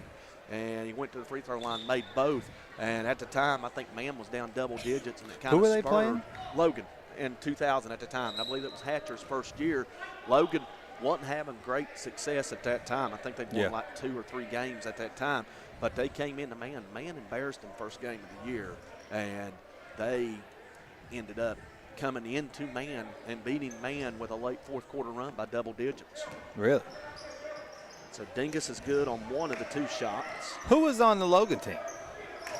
That would have been, correction, Dingus missed both shots, and West Logan may be dribbling out.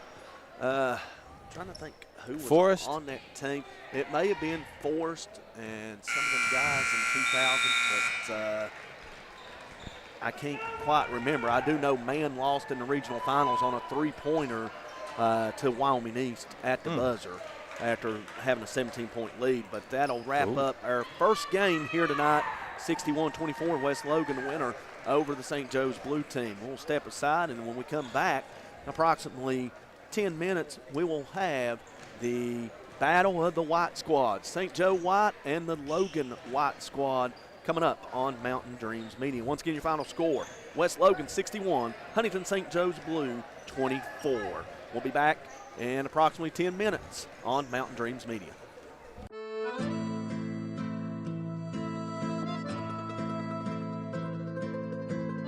Giovanni's of Logan. Visit the newly renovated restaurant and convenient drive-thru. It is the Italian place to be. Call today 304-752-9030 or check out their specials online at giovannislogan.com.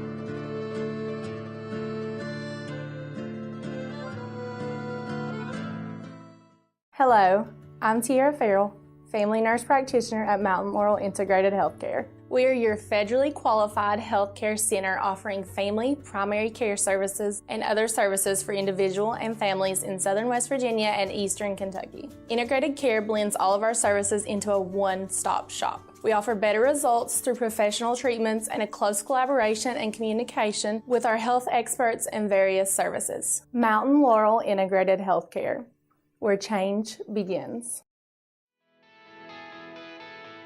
Hi, I'm Chris White. And I'm Stephen Wolf.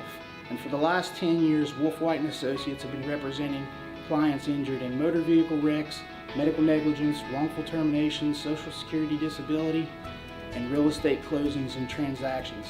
We've recovered over $10 million in verdicts and settlements and over $10 million in real estate closings. So, when you need a win, give your local Wall team a call. Are you looking to find the right home for your family, or are you wanting to list your property? With over 80 years of collective experience in serving Southern West Virginia, there is no one better to trust than Hometown Real Estate. We're knowledgeable in market trends and can assist you in finding buyers or sellers. Please reach out to our home office at 304-752-5570 or contact one of our professional sales representatives. Here at Thornhill, our goal is to provide you with the best automotive experience. From our state-of-the-art facilities, amenities, and certified staff we call family. You'll be offered the best experience you deserve. We take pride in our focus for customer care, bringing the best quality and support for all of our customers' needs. What are you waiting for? It's your time to get behind the wheel with Thornhill. Get started now at thornhillautomotive.com. Just tag it at Thornhill, where it's all here for you. US 119 Chapmanville and Logan, WV to Belfry, Kentucky. Accidents, illness, heart attacks, strokes. When an emergency strikes, count on Logan Regional Medical Center. We're here providing emergency care 24/7, including the higher levels of emergency heart care found in our accredited chest pain center, and our enhanced cleaning, mask requirements, and social distancing to help keep you safe. Emergency care at Logan Regional Medical Center. When minutes matter, count on us. Whether you like traditional banking or online banking, Logan Bank and Trust has you covered. LB&T has 5 convenient locations where customers can stop in, make a deposit, get a loan, or a new instant debit card. Too busy to stop in? Don't worry. Logan Bank and Trust offers online banking with mobile deposits, banking app, and loan applications at the click of a button from anywhere, anyplace, and anytime. Member FDIC, Equal Housing Lender. Logan Bank and Trust. We are the difference. Judge Sabrina Deskins would appreciate your vote this upcoming election to be held in May. Judge Deskins is running for circuit judge in the newly formed 11th Circuit, which combines Logan and Mingo counties.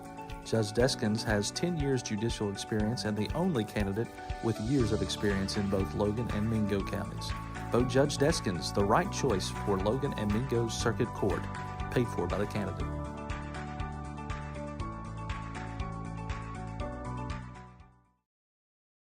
Shayna O'Brien-Thompson is seeking your vote for circuit judge for Logan and Mingo counties in May 2024 for one of 2 Logan seats. Vote Shayna O'Brien-Thompson, your choice for a fair, respectful, working circuit judge. Paid for by the committee to elect Shayna O'Brien-Thompson.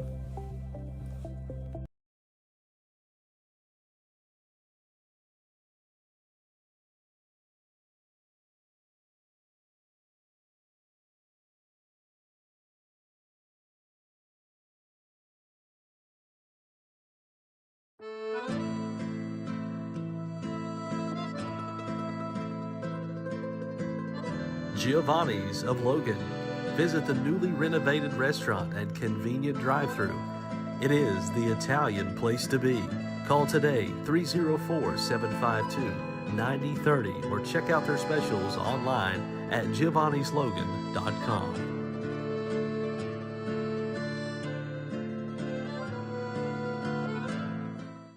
Hello, I'm Tiara Farrell, family nurse practitioner at Mountain Laurel Integrated Healthcare. We are your federally qualified healthcare center offering family, primary care services, and other services for individual and families in Southern West Virginia and Eastern Kentucky. Integrated care blends all of our services into a one-stop shop. We offer better results through professional treatments and a close collaboration and communication with our health experts and various services. Mountain Laurel Integrated Healthcare, where change begins.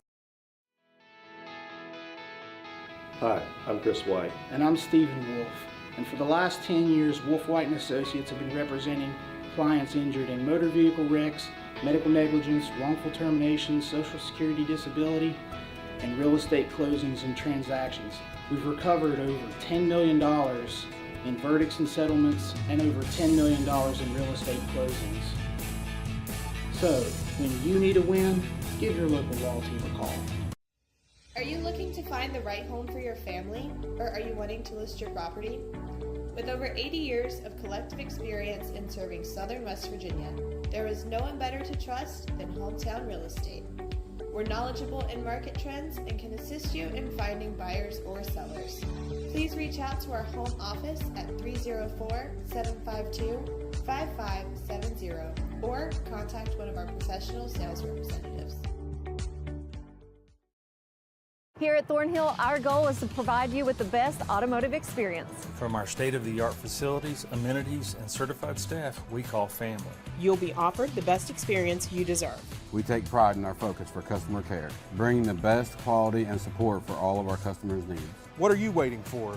It's your time to get behind the wheel with Thornhill. Get started now at thornhillautomotive.com. Just tag it at Thornhill, where it's all here for you. US 119 Chapmanville and Logan, WV to Belfry, Kentucky. Accidents, illness, heart attacks, strokes. When an emergency strikes, count on Logan Regional Medical Center. We're here providing emergency care 24/7, including the higher levels of emergency heart care found in our accredited chest pain center, and our enhanced cleaning, mask requirements, and social distancing to help keep you safe. Emergency care at Logan Regional Medical Center. When minutes matter, count on us. Whether you like traditional banking or online banking, Logan Bank and Trust has you covered. LB&T has 5 convenient locations where customers can stop in, make a deposit, get a loan, or a new instant debit card. Too busy to stop in? Don't worry. Logan Bank and Trust offers online banking with mobile deposits, banking app, and loan applications at the click of a button from anywhere, anyplace, and anytime. Member FDIC, Equal Housing Lender. Logan Bank and Trust. We are the difference. Judge Sabrina Deskins would appreciate your vote this upcoming election to be held in May. Judge Deskins is running for circuit judge in the newly formed 11th Circuit, which combines Logan and Mingo counties. Judge Deskins has 10 years judicial experience and the only candidate with years of experience in both Logan and Mingo counties. Vote Judge Deskins, the right choice for Logan and Mingo Circuit Court, paid for by the candidate.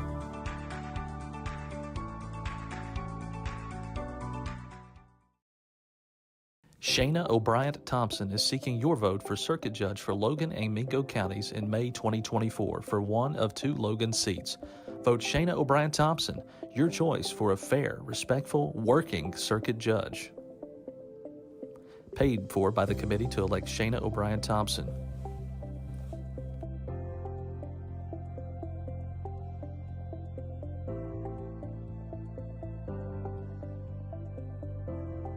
I'm Elise Hinkle, psychiatric mental health nurse practitioner and director of behavioral health at Coalfield Health Center. Our providers have experience with a full spectrum of disorders. To schedule an appointment with one of our providers, call 304-855-1222. As a community, let's help each other address mental health. We are here for you when you're ready. Coalfield Health Center. Let our family take care of your family.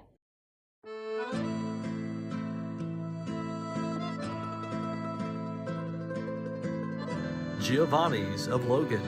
Visit the newly renovated restaurant and convenient drive-thru. It is the Italian place to be. Call today 304-752-9030 or check out their specials online at giovannislogan.com.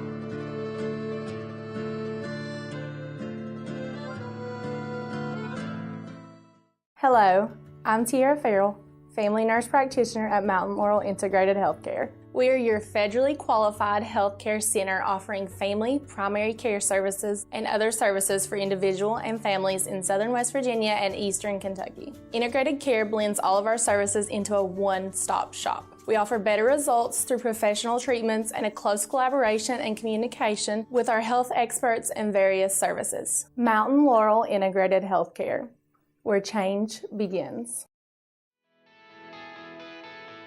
Hi, I'm Chris White. And I'm Stephen Wolf. And for the last 10 years, Wolf White & Associates have been representing clients injured in motor vehicle wrecks, medical negligence, wrongful termination, social security disability, and real estate closings and transactions. We've recovered over $10 million in verdicts and settlements and over $10 million in real estate closings. So, when you need a win, give your local law team a call. Are you looking to find the right home for your family, or are you wanting to list your property? With over 80 years of collective experience in serving southern West Virginia, there is no one better to trust than Hometown Real Estate. We're knowledgeable in market trends and can assist you in finding buyers or sellers. Please reach out to our home office at 304-752-5570 or contact one of our professional sales representatives. Here at Thornhill, our goal is to provide you with the best automotive experience. From our state-of-the-art facilities, amenities, and certified staff we call family. You'll be offered the best experience you deserve. We take pride in our focus for customer care, bringing the best quality and support for all of our customers' needs. What are you waiting for? It's your time to get behind the wheel with Thornhill. Get started now at thornhillautomotive.com. Just tag it at Thornhill, where it's all here for you. US 119 Chapmanville and Logan, WV to Belfry, Kentucky. Accidents, illness, heart attacks, strokes. When an emergency strikes, count on Logan Regional Medical Center. We're here providing emergency care 24/7, including the higher levels of emergency heart care found in our accredited chest pain center, and our enhanced cleaning, mask requirements, and social distancing to help keep you safe. Emergency care at Logan Regional Medical Center. When minutes matter, count on us.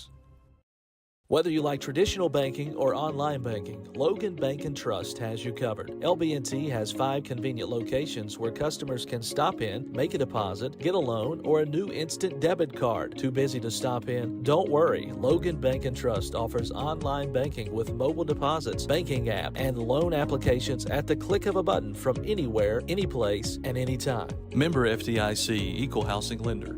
Logan Bank and Trust. We are the difference. Judge Sabrina Deskins would appreciate your vote this upcoming election to be held in May.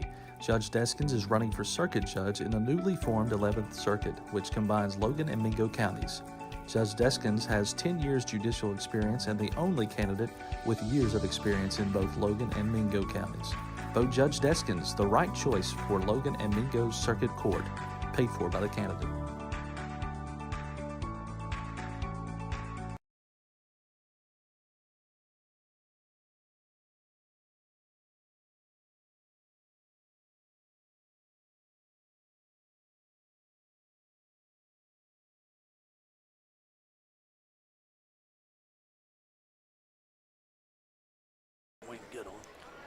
And welcome back to the second game of the final day in the Logan Middle School Junior Varsity Invitational.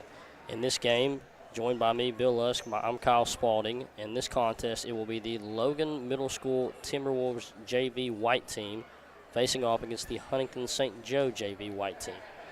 And in this contest so far, 2 tough teams, very even matchup in size. What are you expecting to see in this contest after what we saw yesterday? I think it was 2 of the most impressive teams that we've seen yesterday, along with the Logan Blue team. The Logan Blue team, I felt, was more balanced. We'll talk about them later in our broadcast. But this Logan White team, they doubled up Oceana 48-24 yesterday. They had a 27-9 lead at the halftime, so they got out to a good start. Dane Pritchard was one of the reasons. He had 12 points in the first half. He was hot from 3. And the St. Joe White team, they had a pretty impressive win over Chapmanville, and I was impressed with that fourth quarter. They had, outscored them 26-10, and basically Anderson Fry, who had 12 points, had 10 in that quarter. And after the missed 3 coming from the corner from Beto, the Irish will lose that one, and JoJo Bias in transition, Euro step layup in contact, no call, stripped away, and Keeney is falling away with this one, kicked it out to Pritchard, and it will be a jump ball between the two, and after winning the tip for the Timberwolves, it will be Irish receiving the call. Both these teams are going to want to get up and down the floor in transition. They want to try to force turnovers and see if they can score some, easy baskets off of turnovers. Logan didn't do that yesterday. I'll get to that point here after the shot, but Logan didn't do that yesterday because most of Oceana's turnovers were of the dead ball variety. And after the missed shot attempt from Frazier on the layup and a 3 from Black, no good. It will be tipped out of bounds by the Timberwolves, and Huntington St. Joe will receive this one. And so far during this contest, no baskets yet, but quick to get these shots up from both teams in transition. Good defensive rebounding on both sides as well. And there's a turnover for Logan as they turn it right back over to St. Joe. And St. Joe, after Bias stripping that one away and stolen back from Davis, Black will drive baseline from the pass, drop it off to Barnett, and an easy layup. And we've seen him all day yesterday waiting for that pass to come inside from his guards. Are quick to find the drop-off to get him open as the steal away from Black on the long pass from Pritchard. Lobs it up to Frazier, just short off the back iron, tipped away by Barnett, and it will go out of bounds and be Timberwolves basketball. Black's being aggressive early on. He come up with the steal there. And then on the last one, he had he set the shot up for Barnett. He caught the ball in the corner. I think Logan thought maybe he was going to shoot the three. He gave his defender a head fake, got him in the air, and dribbled in. And by the time the help defense came over, Barnett was able to slide over, get to the block, and receive the pass from Black for the easy 2 points. And then he comes up with a steal on the other end and nearly come up with another assist. And now Logan with an uncharacteristic, unforced error on their part. And after that turnover by the Timberwolves, the Irish will receive this one on the opposite side in the backcourt. And tripped up there is Frazier, bodies flying. Ilderton battles with it there for Johnson, but it will go out of bounds again, and it will be Logan basketball. Yeah, they're going to say Ilderton was able to tip that off of the St. Joe player. I believe that might have been Frazier there that Ilderton was able to tip the ball off of. And nearly a backcourt there, but yeah, Pritchard was able to keep his feet and then find Ilderton. And a great job by Ilderton to save, or Pritchard to save that. Ilderton drops into bias, misses the layup, and dives on the floor for it after the jump ball. This will result in Timberwolves receiving the call. That's a second jump ball of this game. Logan won the tip. St. Joe was able to tie Pritchard up earlier, and now Logan able to tie up St. Joe off of a missed shot here, and they throw it away. That's 4 turnovers already for Logan. And the steal away on the passing lane from Davis. He will kick it over to Johnson, back to Davis. Davis will throw this one cross court over to Black. Drive inside, guarded by Ilderton. A great cross body steal from Ilderton will drive in for an easy layup, and we are tied up 2-2 with a timeout early on in this game. Not many baskets scored. It will be a 30-second timeout, so we will stay here for the moment until we are back on the court. And from what we've seen so far from both teams, not high scoring in these 2 minutes. We've seen both teams get active early on in both games that they played yesterday, but a great defensive matchup so far from both contestants, unallowing any scores, but we've seen many more shots coming from the St. Joe team, just unable to get them to fall so far. Yeah, we got 2 points on each side, Logan 2, St. Joe 2. Each side with 4 turnovers. Each side with, missed shots and defensive rebound. Offensive rebounding right now is non-existent through the first 2 minutes of this contest, as both teams are really pounding the defensive glass. And this Logan team, they're getting out. They want to try to force these turnovers. St. Joe's doing a good job of forcing, but neither team is taking advantage of the turnovers and scoring out in transition. Now Logan will call a timeout to set up the defensive pressure here, and this is it was a good timeout by Coach Doug Williamson to make sure the kids are on the same page and how they're going to play it. Yeah, and like you said, Doug, it seemed like he wanted to get this team a little bit controlled. A lot of quick shots going up from both teams, but we see a steal there from Ilderton. Ilderton will back this one back out to the top of the key, kick it over to Riley Keeney, and Keeney back over to Pritchard. Pritchard in the ISO, pass cross court, wide open pass, almost stolen away there by Barnett, but after the strip through, it will be a layup up for Beto, and they will take this lead by 2. Beto was able to field that pass cleanly on the in-between hop, and that's what allowed that's really what threw the defender off. And after a roll around off the rim from a great pass from Black, an upside, backwards, one-handed double clutch layup, no good, but the Irish will manage to walk away after Keeney shuffles his feet on that one, and we will see Frazier inbound here for the Irish. I'm going to come to the defense of Caden Davis. I think he caught that ball so quickly off the rebound that when he went up with it, he was kind of caught up in midair in a 180 spin, and instead of coming down with it and risking a travel violation, he thought maybe I could throw one up and I might get lucky and make it. I might draw some contact and go to the free throw line. And it worked out in their favor as they do inbound this ball, and they're going to slow this one up. Johnson, guarded by Keeney, kicks it to the right side corner into the low post for Barnett. Barnett turnaround fadeaway one-handed will drop after bouncing around and fall. And Logan wasting no time here to get back out into the court. Pritchard over to Ilderton, bounce pass behind him, and he will lose that one out of bounds. Another turnover for the Timberwolves. And that's because of the defense of Joel Frazier there. Frazier comes up and picks up Pritchard real quick, forces Pritchard into a difficult decision in the pass, and he hurries his pass, and Ilderton is just not in position to make the catch there as it goes out of bounds. And that's the 6th turnover for the Timberwolves in this contest, and now a foul on Beto in the front court as he got tangled up with the man that he was defending and draws his first foul, and I believe that's the first foul on either team. Black tried to go into the body right there and got some contact, and it worked out in his favor. Irish retains the ball. Johnson guarding the right side corner, drives baseline, drop pass over to Davis. Davis triple team, kicks it out to Frazier for a pull-up mid-range. Just back iron, rolls out to the left side of the rim, and we will see Keeney slow this one up and hand it off to Pritchard to set this offense up. Nice crossover from Pritchard, kicks it over to Beto. Beto's lob pass over to Ilderton. Ilderton back over to Beto. He will drive this one right side into the paint, kick it out to Bias. Bias little move, Euro step, one-handed layup, goes into contact. Keeney goes up strong and will be fouled there by, I believe, Davis. And it will be on Davis. Keeney will shoot 2 at the line here after the shooting foul. 2 minutes and 19 minutes remain in the first quarter, and a low-scoring quarter from both teams that we have seen so far. Ran the numbers up early on in the games yesterday. Yeah, this Logan team, they've got 8 players on the roster. All 8 of them cracked the scores column yesterday in that win over Oceana, and Reggie Adams is going to check in for Keeney if Keeney can knock down his second free throw, and he will fail to do so. So Adams is going to have to wait to check in, and now not quite sure what happened there. There was no dead ball.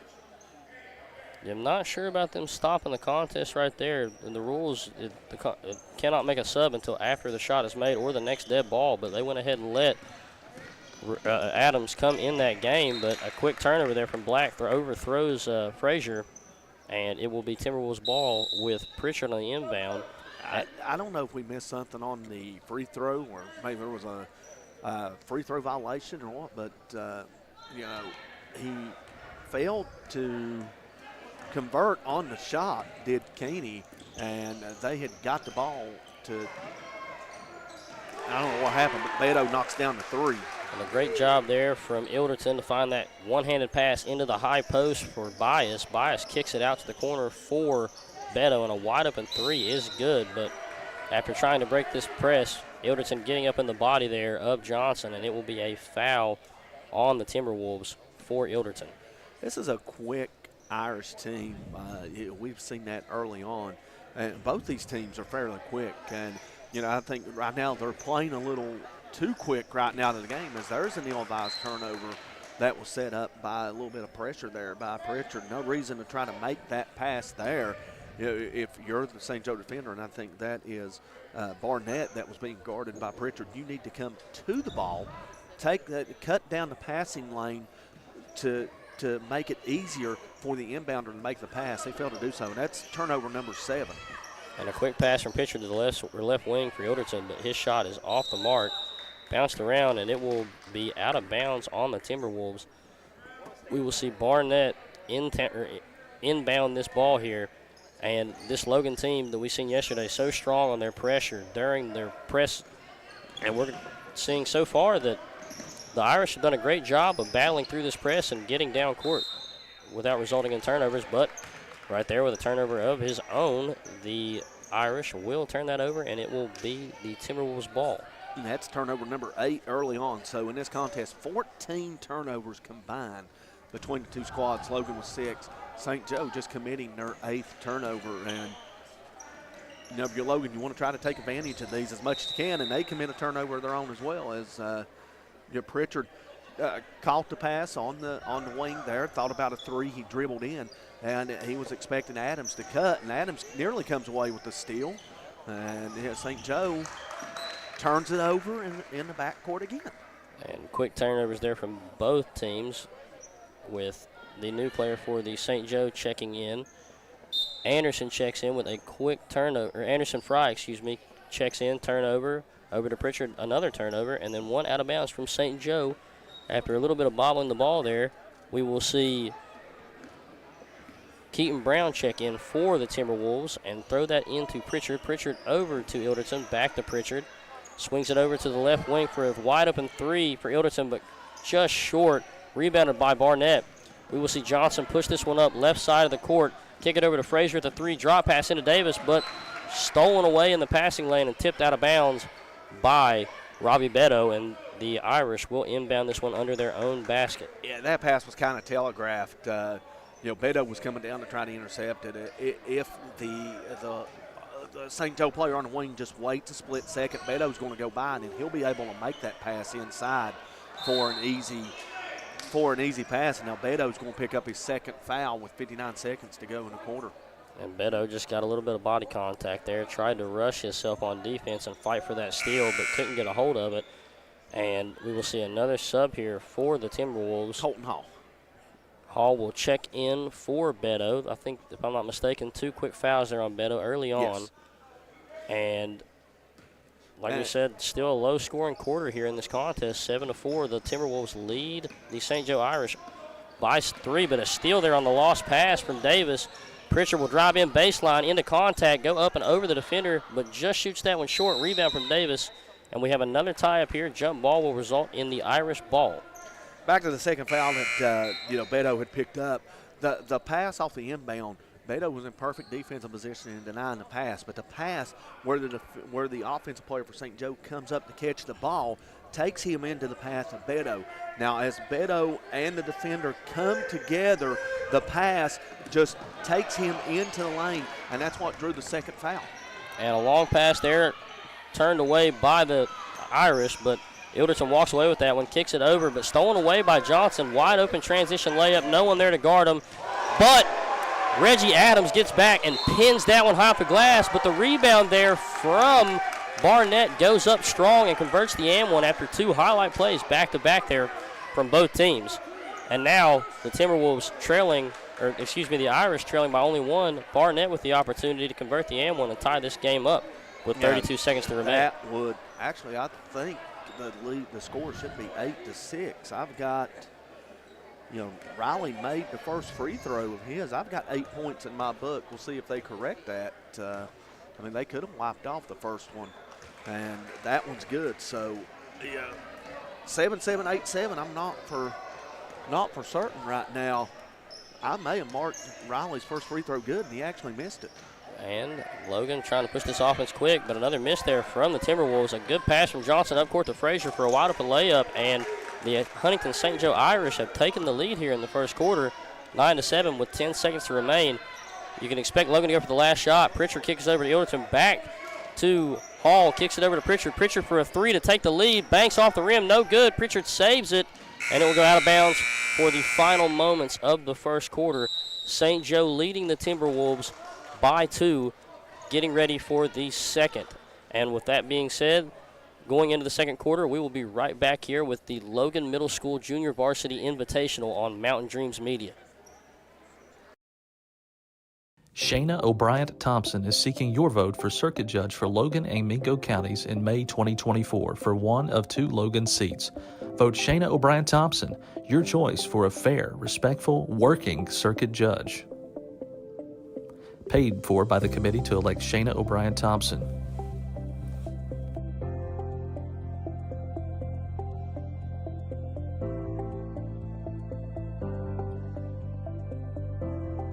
I'm Elise Hinkle, psychiatric mental health nurse practitioner and director of behavioral health at Coalfield Health Center. Our providers have experience with a full spectrum of disorders. To schedule an appointment with one of our providers, call 304-855-1222. As a community, let's help each other address mental health. We are here for you when you are ready. Coalfield Health Center. Let our family take care of your family.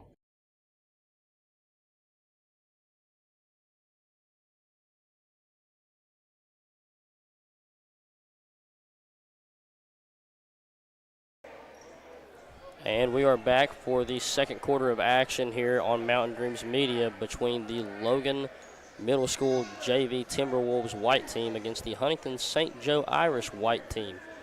And right now, only down by 2 for the Timberwolves. They will inbound to start off the quarter. Pritchard on the inbound from Adams. A lot of pressure here coming from St. Joe. Past the Ilderton inside high post to Brown, but it will be a foul on Barnett. And if you're Logan right here, trying to get that quick offense going, as they scored the ball very well yesterday, and looking to see this team get a little bit more active on the offensive side, get some of these shots falling. Well, they're doing a good job forcing turnovers, 11, but they got to do a better job taking care of the basketballs. Now that's the 9th turnover, and they create one of their own on the other end. So now St. Joe with 12 turnovers. And Ilderton off of the steal and the pass from Hall. It will be a layup to tie the game up here for the Timberwolves.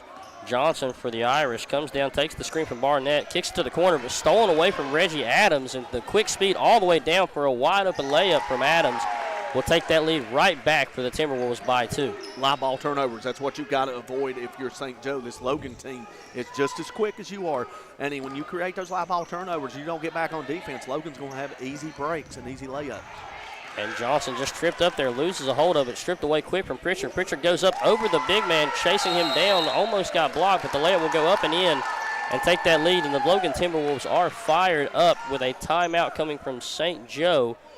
They will take a full timeout, I believe I heard the coach say. Yep, and we will take one right here with them on Mountain Dreams Media. We will be back here soon with the Logan Junior Varsity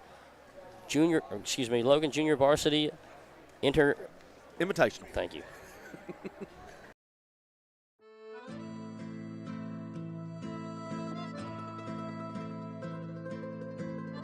Giovanni's of Logan. Visit the newly renovated restaurant and convenient drive-thru. It is the Italian place to be. Call today 304-752-9030 or check out their specials online at giovannislogan.com.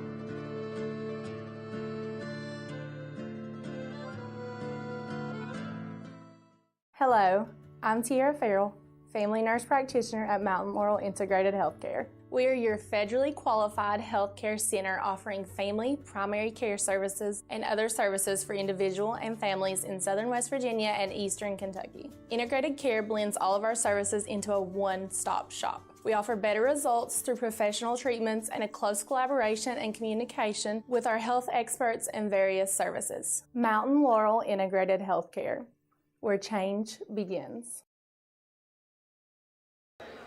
And we are back after that timeout from St. Joe. St. Joe bringing this up. Black with the ball, guarded by Hall. Over to Frazier. Frazier in the ISO. Throws it to the high post for Barnett. Barnett kicks it out for a 3 from Aurora. Will fall short. Rebound from Ilderton over 2 defenders. And stripped away from Black.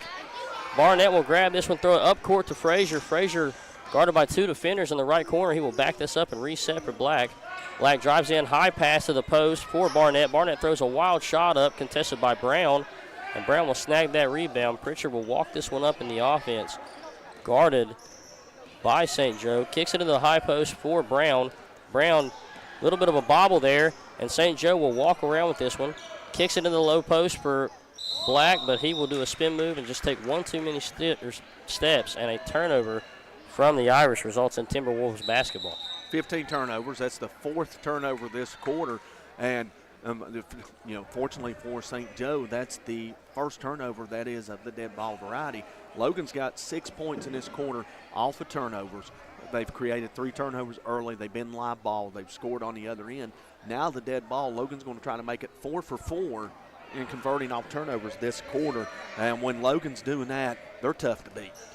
And Pritchard, long cross-court pass to a wide-open Ilderton. Air balls up, rebounded by Brown. He goes straight up, just short, goes up again, off a little bit of the bottom of the rim, no good. And Frazier will snag this rebound, push it up in transition. But we have a foul on the Timberwolves coming from Reggie Adams. He got his hand in the back of the defender coming up the floor. And he was hoping that it happened so quick that nobody called it, but our official Ralph Perry called it.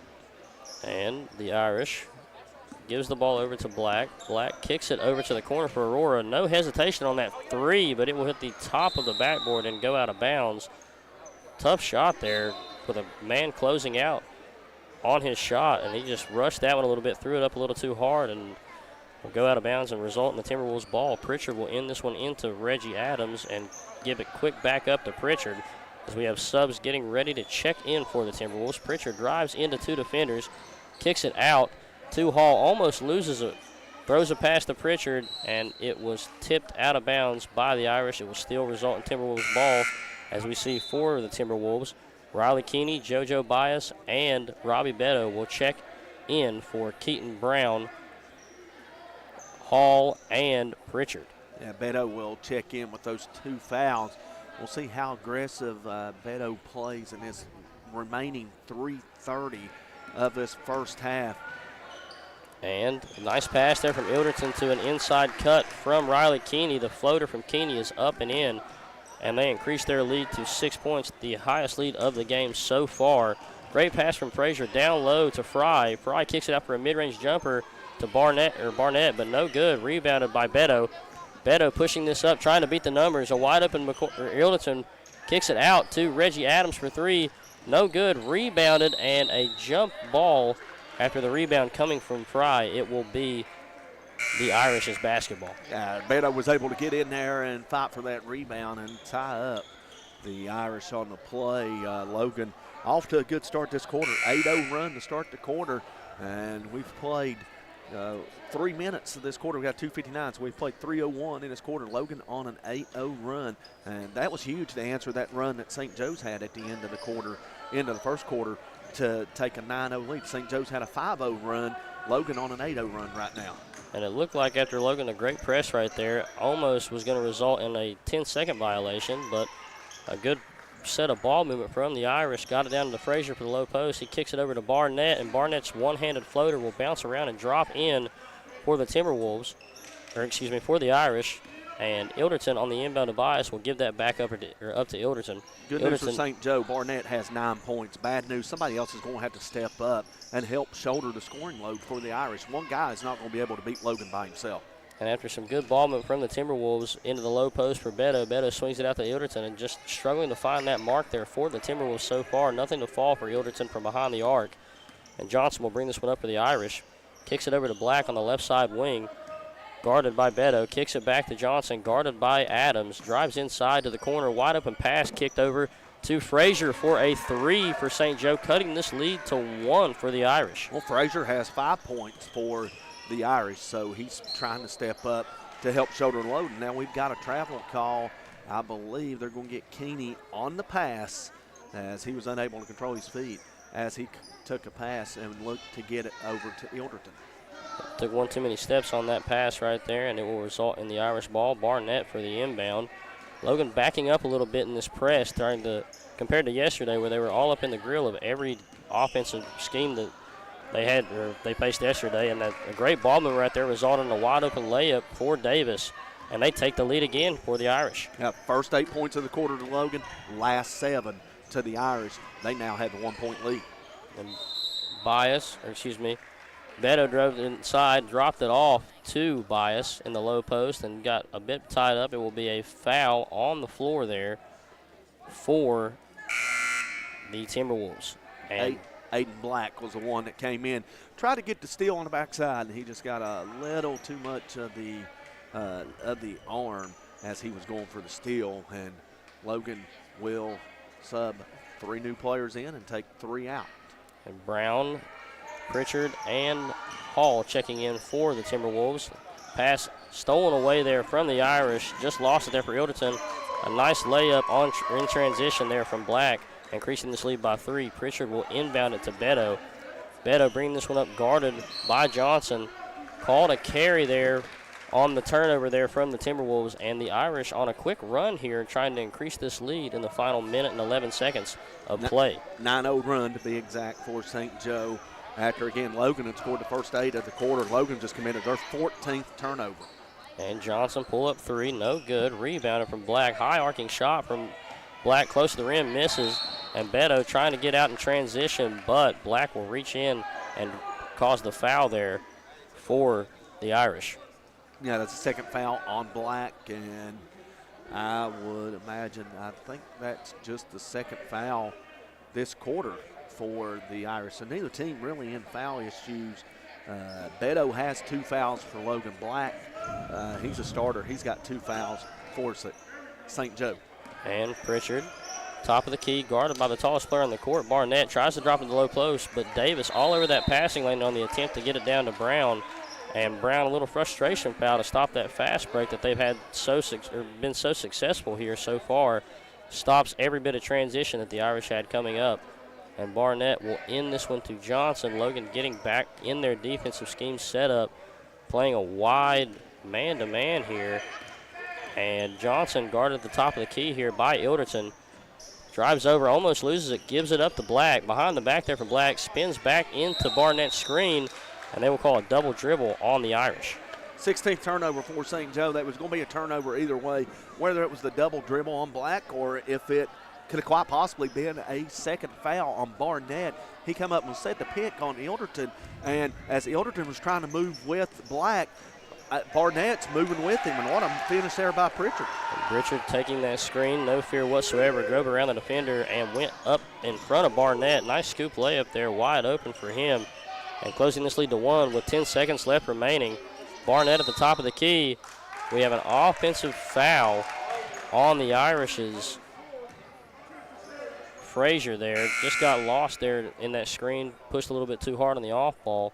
And with 7.7 remaining for the Timberwolves, you're gonna assume the Timberwolves are gonna try to hold for this final shot and slow this one down. 5 seconds remaining.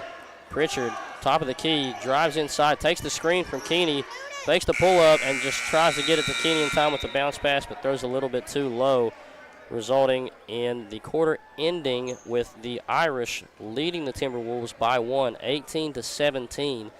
And going into halftime, we will be right back here on Mountain Dreams Media in the Logan Middle School Junior Varsity Invitational.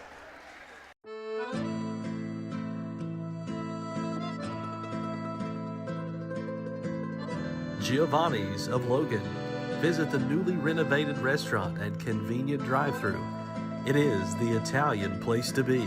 Call today 304-752-9030 or check out their specials online at giovannislogan.com. Hello, I'm Tiara Farrell, family nurse practitioner at Mountain Laurel Integrated Healthcare. We are your federally qualified healthcare center offering family, primary care services, and other services for individual and families in southern West Virginia and eastern Kentucky. Integrated Care blends all of our services into a one-stop shop. We offer better results through professional treatments and a close collaboration and communication with our health experts and various services. Mountain Laurel Integrated Healthcare, where change begins.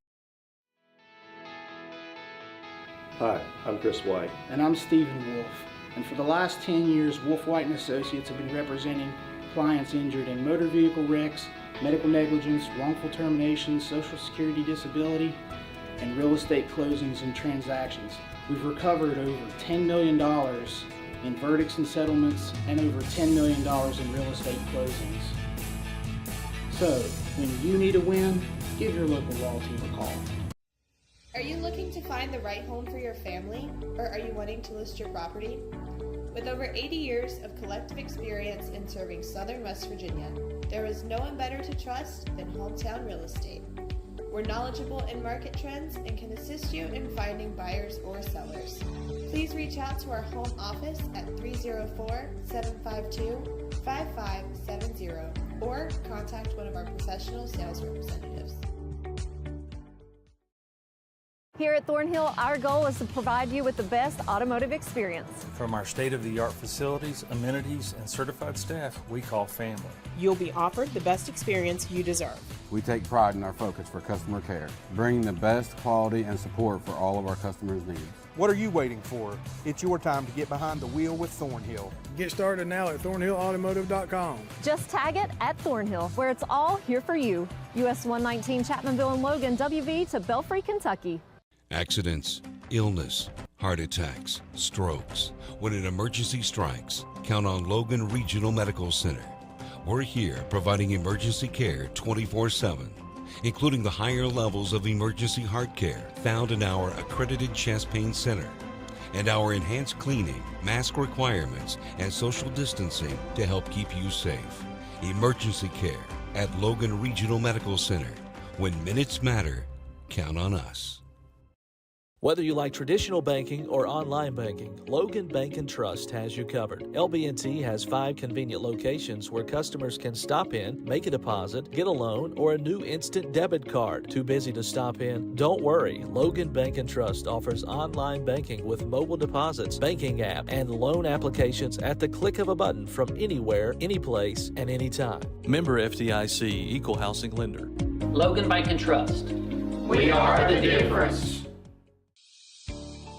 Judge Sabrina Deskins would appreciate your vote this upcoming election to be held in May. Judge Deskins is running for circuit judge in the newly formed 11th Circuit, which combines Logan and Mingo counties. Judge Deskins has 10 years judicial experience and the only candidate with years of experience in both Logan and Mingo counties. Vote Judge Deskins, the right choice for Logan and Mingo Circuit Court, paid for by the candidate.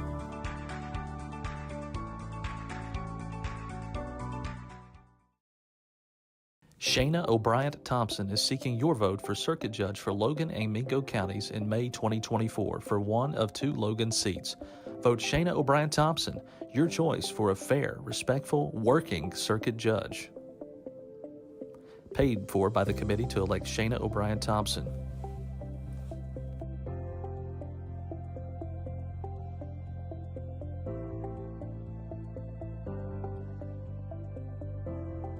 I'm Elise Hinkle, psychiatric mental health nurse practitioner and director of behavioral health at Coalfield Health Center.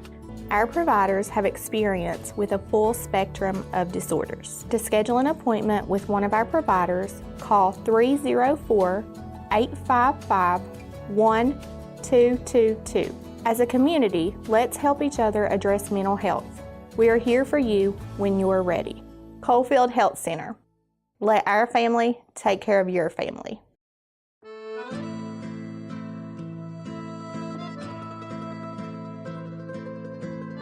Giovanni's of Logan.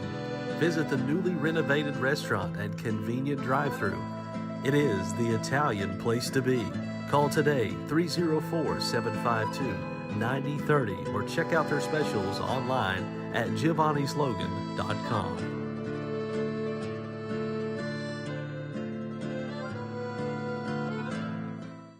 Hello, I'm Tiara Farrell, family nurse practitioner at Mountain Laurel Integrated Healthcare. We are your federally qualified healthcare center offering family, primary care services, and other services for individual and families in southern West Virginia and eastern Kentucky. Integrated care blends all of our services into a one-stop shop. We offer better results through professional treatments and a close collaboration and communication with our health experts and various services. Mountain Laurel Integrated Healthcare, where change begins. Hi, I'm Chris White. And I'm Stephen Wolf.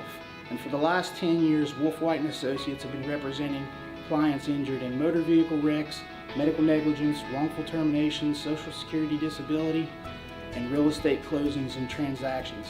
We've recovered over $10 million in verdicts and settlements and over $10 million in real estate closings. So, when you need a win, give your local law team a call.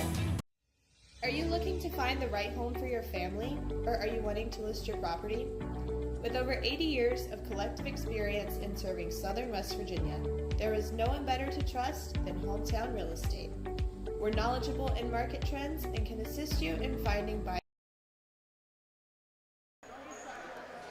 And welcome back to the second game of the final day in the Logan Middle School Junior Varsity Invitational between the Logan Middle School Timberwolves white team and the Huntington St. Joe Middle School white team as well. The Irish facing the Timberwolves. Tough first half right there that we saw, and the Timberwolves are trailing the Irish 18-17 on the inbound coming from Pritchard. Ilderton guarded by Frazier, tight at half court. Frazier drives right side. Crossover back to the right wing, back to the left side. Pull-up jumper from Ilderton just off the back iron. Keeney with the rebound. stripped away from Barnett. And Barnett will give this up to Johnson as the Irish look to push this one up court as well.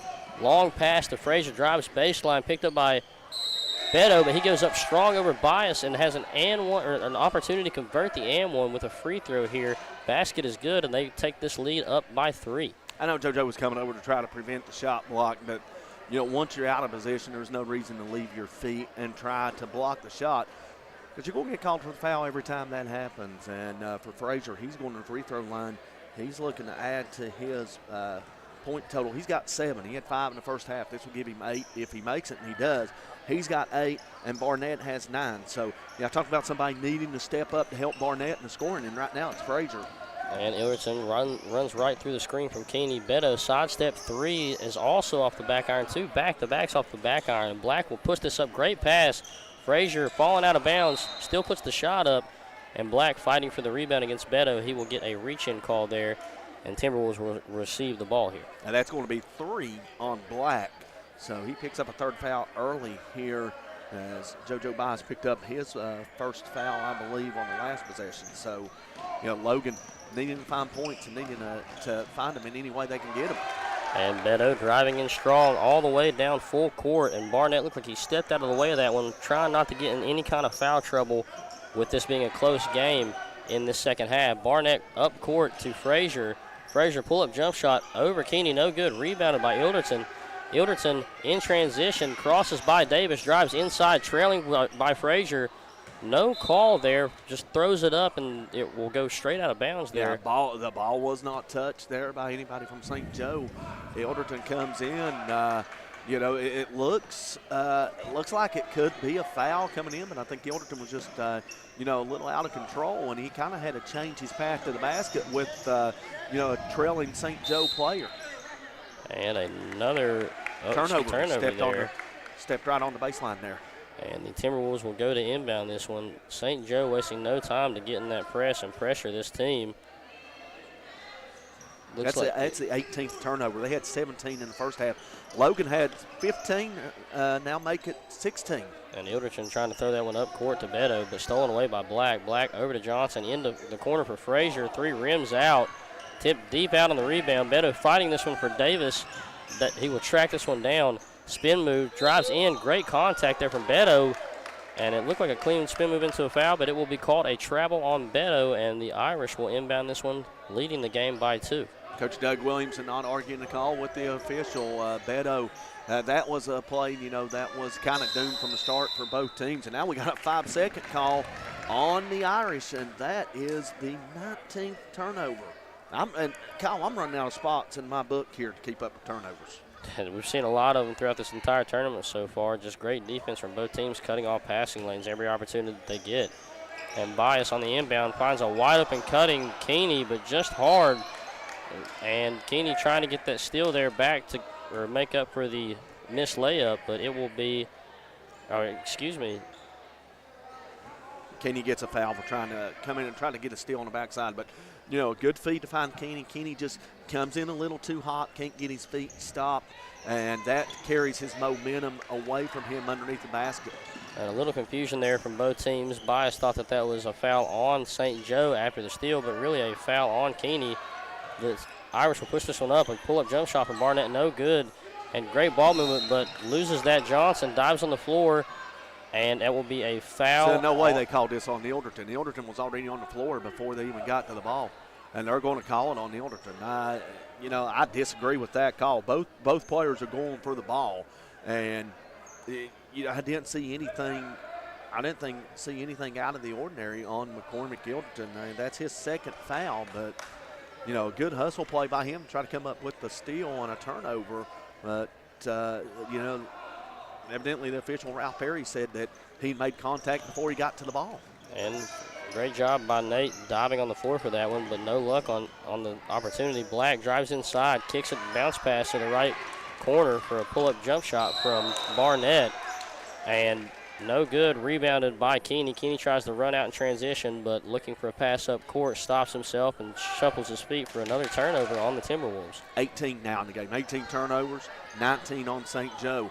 And we've seen the last 2 offensive possessions, Barnett being forced further away from the basket. Logan Middle School was giving him an outside jump shot. They're giving him that little 10 to 12 range jumper, and he's yet to convert. Now, if I'm Logan, you got to keep pushing him away from the basket, and St. Joe turns the ball over for the 20th time.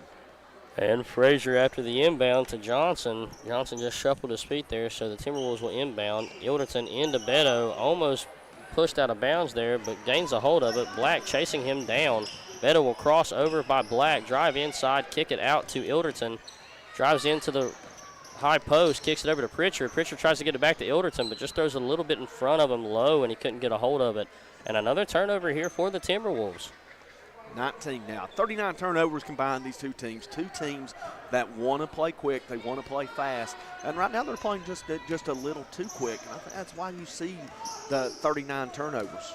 And in transition, Barnett throws it up over top of the head of Frazier and catches one of the players walking by with a quick headshot, but he seems to be I believe it's one of the Oceana players that, he's laughing it off, and so are the fans over there. I don't necessarily know who it was, but turnover number 21 now. And Beto almost loses that when it goes out of bounds, but saves it, slings it up to Ilderton. Ilderton out to Bias for the corner three, no good. Saved by Black on the rebound. He throws it all the way up for a wide open Frazier, but can't get a hold of it. Drives inside, drop past to Barnett for a wide open layup. The shot is hard, but Keeney gets there and makes a lot of contact, drawing the foul there for Frazier. And Frazier will step to the line and shoot two. And that is the second foul on Keeney, as it sends, actually I'm going to say Barnett was the shooter. So Barnett to the line for two shots. He's 1 for 1 this evening. He's got 9 points. And Barnett's first up, short off the front of the rim for the Timberwolves. Reggie Adams will sub in for Riley Keeney as they discuss who their matchup is, get that figured out. Adams looking to stay outside of the three-point line instead of stepping in the box. So Ilderton's going to be responsible for taking the free throw shooter on this, which is all for naught, as the second free throw is good. And Bias inbounds to Pritchard. Pritchard pushing it up the left side, guarded by Johnson. Both teams in man-to-man on both sides of the court. Pritchard kicks it over to Ilderton. Ilderton drives inside, spins, loses control of it. Black will walk away with it, kick it up court to a wide open Barnett, but throws it way too hard off the backboard. Adams unable to grab that rebound. The fadeaway turnaround hook shot from Frazier, no good, and Ilderton will push this one down court after the rebound. Drive inside on Johnson, try to draw contact. A tough shot, just short, doesn't want to roll in. No call on the contact. Rebound by Frazier, kicks it up to Davis. Davis up to Barnett. And a double dribble on Barnett, just rushed that one a little bit too much. And another turnover from St. Joe. 22 turnovers as the timeout is called. Full timeout, not necessarily know who it was. So 2:37 to go to third quarter. We'll step aside. 22-19 St. Joe is the Logan Middle School Junior Varsity Invitational on Mountain Dreams Media.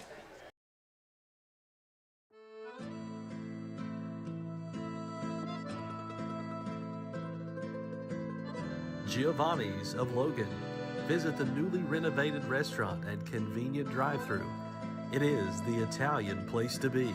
Call today 304-752-9030 or check out their specials online at giovannislogan.com.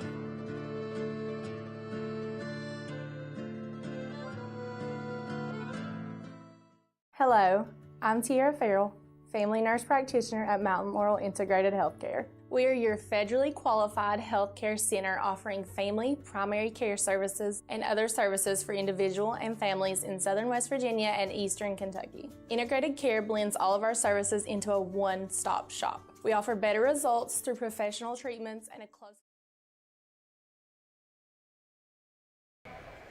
And we are back after the timeout. 2 minutes and 37 seconds remain in the third quarter.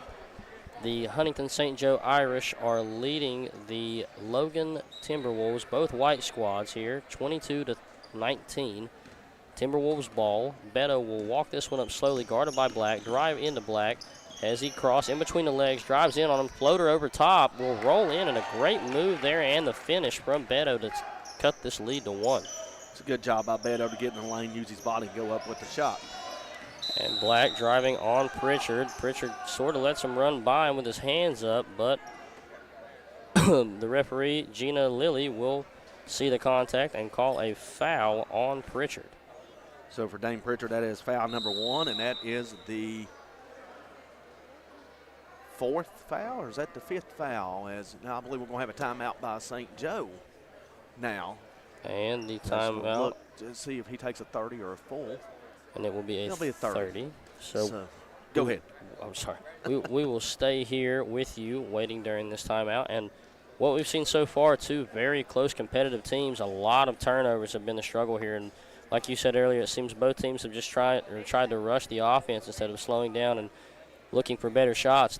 We've seen a lot of missed layups wide open in transition, just trying to get quick baskets from two teams that are fighting with everything they have to win this game. Yeah, if this game stays at the pace that it's going right now, and the offenses are forced to make shots from 10 feet and deeper, I think that plays into Logan's favor. I think Logan right now has the better shooters than what St. Joe has. Barnett has 10 points. All of his points have come at the rim, other than the 2 free throws. He's got 4 field goals, and each one of them's come at the rim.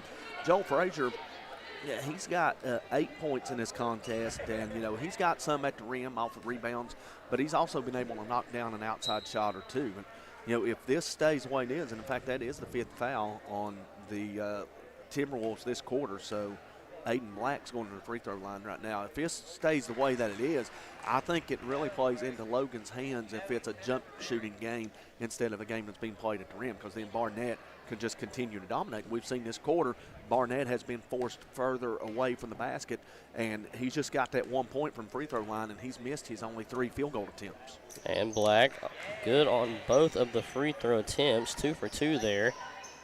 Logan inbounding. Pritchard tries to throw it up to Beto, but stripped away by Johnson. Johnson to a wide-open Davis for a mid-range jump shot from the corner. No good. Rebounded by Barnett. Back out to Black. Black through the middle of 2 defenders. Kicks it over to Frazier. Frazier to Barnett in the high post. Drop pass to Black, guarded by Pritchard. And we have a foul I on the floor. believe it's going to be Pritchard on the hold on the backside of Black. And they do get Pritchard. That's his second. And they're already in the 2-shot penalty, so Black back to the free throw line for 2 shots where he converted his last 2 attempts. And after Black's first attempt is up, Colton Hall will check in for Pritchard here. First shot is up, and back iron bounces off short. And we will see Hall check in for Pritchard now. And Logan still trailing St. Joe by 3 with 1:57 remaining in the third quarter. A close contest so far. 1 possession ball game. Black shot is up and just rims out. Rebound fought for. Adams saves it but throws it to the other team. Black trying to get that pass into Barnett, and another foul there from Adams, pushing Black in the back as he will hit the line once again for the 3rd possession in a row. Reggie Adams tried to chase that ball down into the corner, comes up with it. He's close to the baseline, and he has to throw it up. And as he does, he throws it back in bounds, and Black's able to save it. Adams would have probably been best if he tried to come down with it and just reset the defense instead of that. Cardinals in a basketball. Never save the basketball underneath your own basket, especially to the opposing team, as Black gets a free throw to go, and it's now a 4-point lead for St. Joe.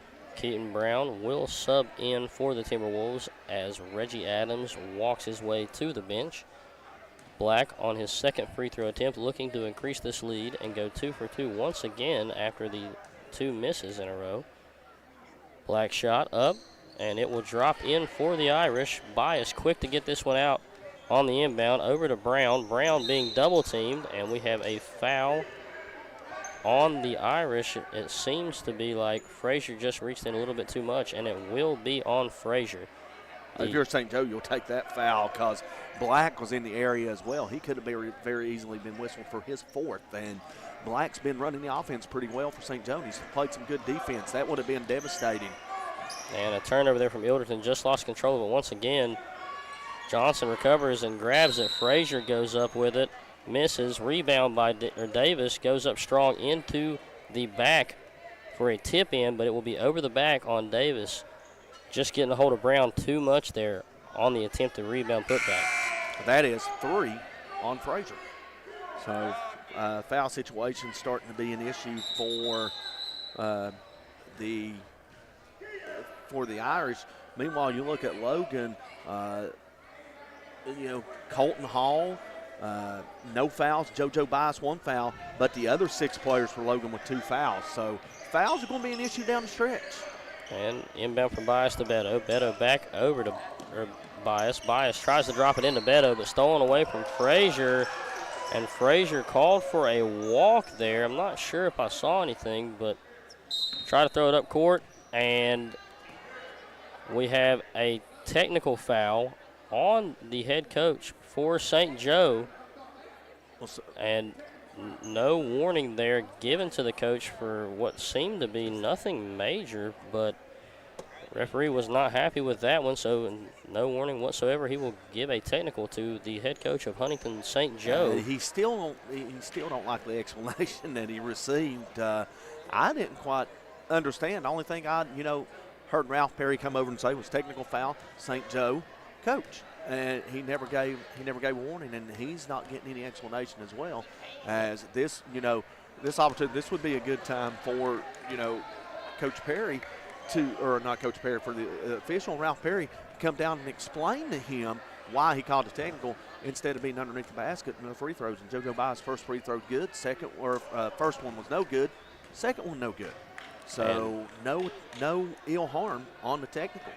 And from what I've seen over there on the bench before the technical was received when he was speaking to the referee, never seemed to raise his voice or appear angry, but couldn't really hear what he was saying down there, and now he's trying to stay calm still even after the technical, just asking questions, trying to understand what happened. He's got the tee. I think he's supposed to have a seat on the bench for the rest of the game. I mean, he can get up and call a play in, but he has to go back on the bench as punishment for the tee. Now, I don't know if maybe he kind of threw the ball back at one of the officials and maybe it got a delayed game technical or something, but now we'll get a foul on Black. So that should be free throws for Logan. Now he's telling him he's got to sit down. Yep, I saw the referee on the opposite side trying to signal him to sit down, but he wasn't looking at the time, and a foul there on the Irish will result in a pass under the basket. But no, we are now in the free bonus. Throws, yep. So Robbie Beto will go to the line to shoot 2 free throws here with Logan trailing by 5. And for the Irish, trying everything they can to stop them from coming back. Their coach trying to keep his composure after being told to sit down. Beto's first is up and good to cut this lead to 4 for the Timberwolves. And this could be a big development. That is a 4th foul on Black. So for the remaining 118, he's going to have to set. And we'll see how long he sets in the 4th quarter. Beto converts on the 3. So Logan, again, they got pretty much everybody on the court that has 2 fouls. So they're going to back off the pressure. They don't want to, pick up a 3rd foul on anybody that's on the court. I mean, other than Colton Hall. He don't have a foul. And Frazier on the drive baseline, no good. Anderson Pride checks in for the St. Joe team, and a walk or a foul is called. He never gave a signal. I believe it's a walk on Beto. The signal was never made because there was actually some I didn't see anything extracurricular or anything said, just the way that the play happened, and he must have happened to turn and see it, and nearly a steal there by Logan, but the turnover was turnover number 24 for the Timberwolves. And the coach for St. Joe standing back up, a little frustrated, but sat back down before someone mentioned it to him. The Irish will inbound here. Frazier with a wide open Barnett, just throws it over his head, loses it. Barnett tries to battle for it, stolen away from Keeney. And Keeney looking for a man to give it up to, gives it up to Hall. Hall over to Beto. Beto finding a wide open Reggie Atkins down court. Jump pass back at the Beto for a wide open shot. Hits back iron, rebounded by Hall. Hall puts it up, and he will be fouled by Anderson Fry on the low block for 2 free throws. Fouls mounting up on both of these teams, as that's at least the 6th foul this quarter on the Irish, and Logan has been, they committed 5 fouls of their own in this quarter too. So both teams in the 2-shot bonus, as Hall will try to bring Logan within 2. Fails to do so on the first, but he'll get a second one. And Hall lining up for his second shot, only down by 3 with 42 seconds remaining in this third quarter. Hall's jump shot on the free throw line rolls around off the backboard and bounces in for the Timberwolves. And Barnett will end this to Johnson, leading by 2. And if you're St. Joe here, probably looking to slow down this momentum before going into the fourth quarter. But Barnett off a quick pass, keeping the momentum flowing off the pass from Fry. He knocks the mid-range jump shot down, and Beto is right back into fast-paced offense, guarded by Davis. Drives inside, spin move, kicks it out to Keeney. Keeney spins in the post. High at the top of the key, gives it up to Beto. Beto drives in strong, pump fakes, jumps over top of the defender, no good. Rebound by Brown. Brown goes up, and no call. It will be considered a tie-up, I guess, and thrown out of bounds there from Brown for the turnover. Barnett will inbound this to Johnson. Brown just lost it out of bounds. Barnett didn't touch it, or nobody from St. Joe's touched it. And Frazier guarded by Keeney with just 3 seconds remaining. The floater up over top, no good. Tipped around, Barnett at the buzzer, just hard, doesn't fall in. And going into the fourth quarter, St. Joe leading Logan 28-24. We will be right back in the Logan Junior Varsity Invitational here on Mountain Dreams Media.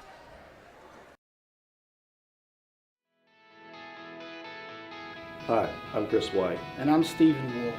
And for the last 10 years, Wolf White & Associates have been representing clients injured in motor vehicle wrecks, medical negligence, wrongful termination, social security disability, and real estate closings and transactions.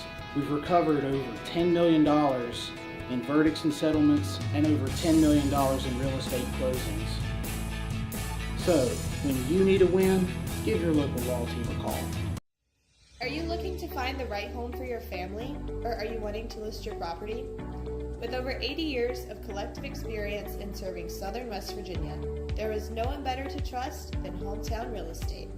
We're knowledgeable in market trends and can assist you in finding buyers or sellers. Please reach out to our home office at 304-752-5570 or contact one of our professional sales representatives.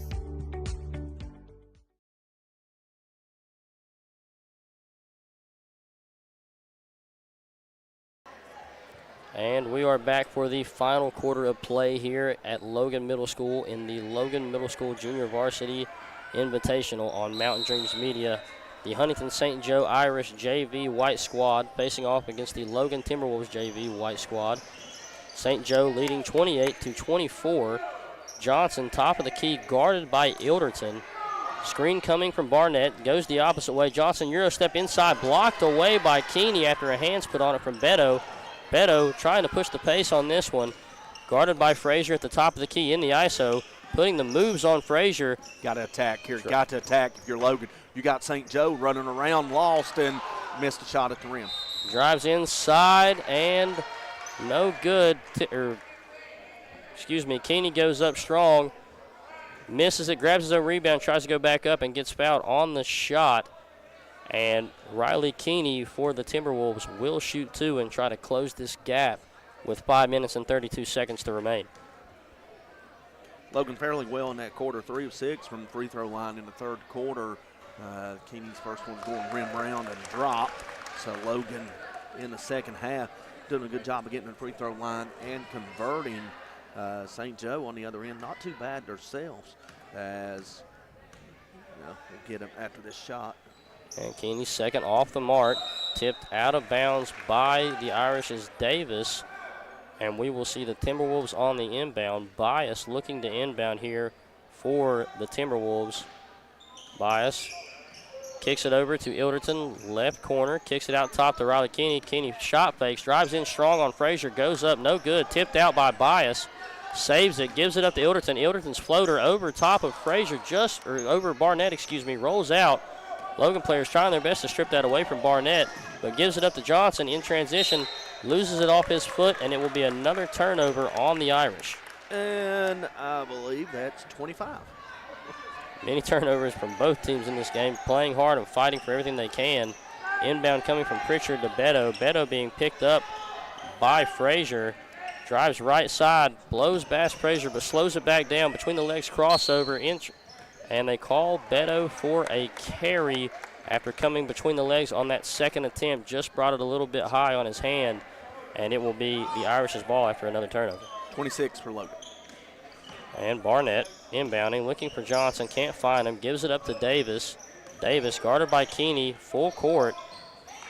Davis drives into Keeney, right side hash, gives it up to Barnett in the high post, and he just switches pivot puts without realizing. Another turnover for the Irish, and that will be 26 on both sides. 52 turnovers so far in this contest. It has been a very, very sloppy game. 26 turnovers, St. Joe, 26 turnovers on Logan. Logan with more turnovers and points. St. Joe's with, just as many turnovers as points. They got 28 points to 26. And Beto drives into the contact off the screen from Bias. Gets bumped there by Frazier on the way up, but no call.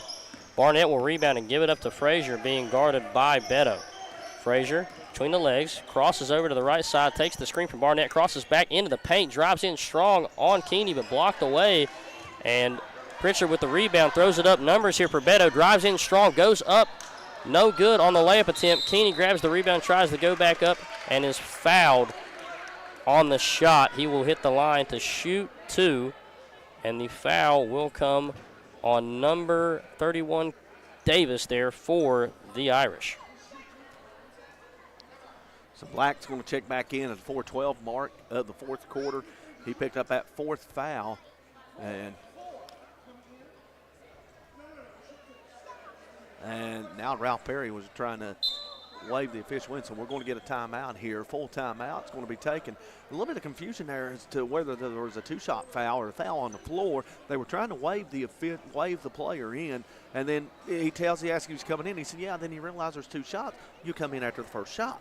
And they take this full timeout here. We will take it with them on Mountain Dreams Media. We will be right back here during the Logan Middle School Junior Varsity Invitational.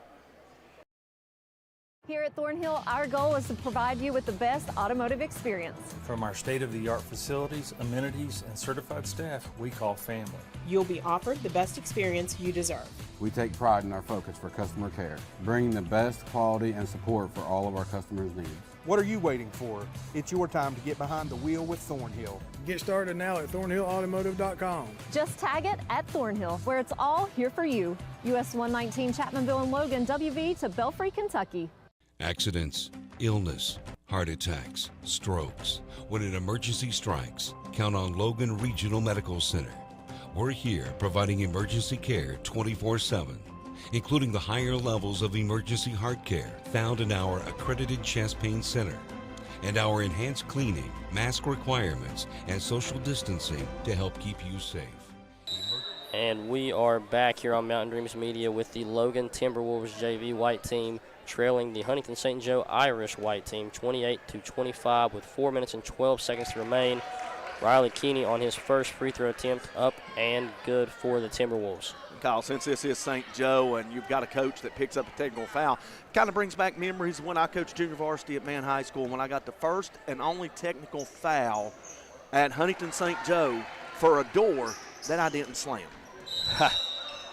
They accused you of slamming a door and they gave you a technical? Well, what happened during the game was that we're in the fourth quarter of a heated battle, and my guy goes up for a shot, and I felt there was contact, no call. Offensive rebound, contact again, no call. We go up for the third shot, no call, and then we get called for an over the back.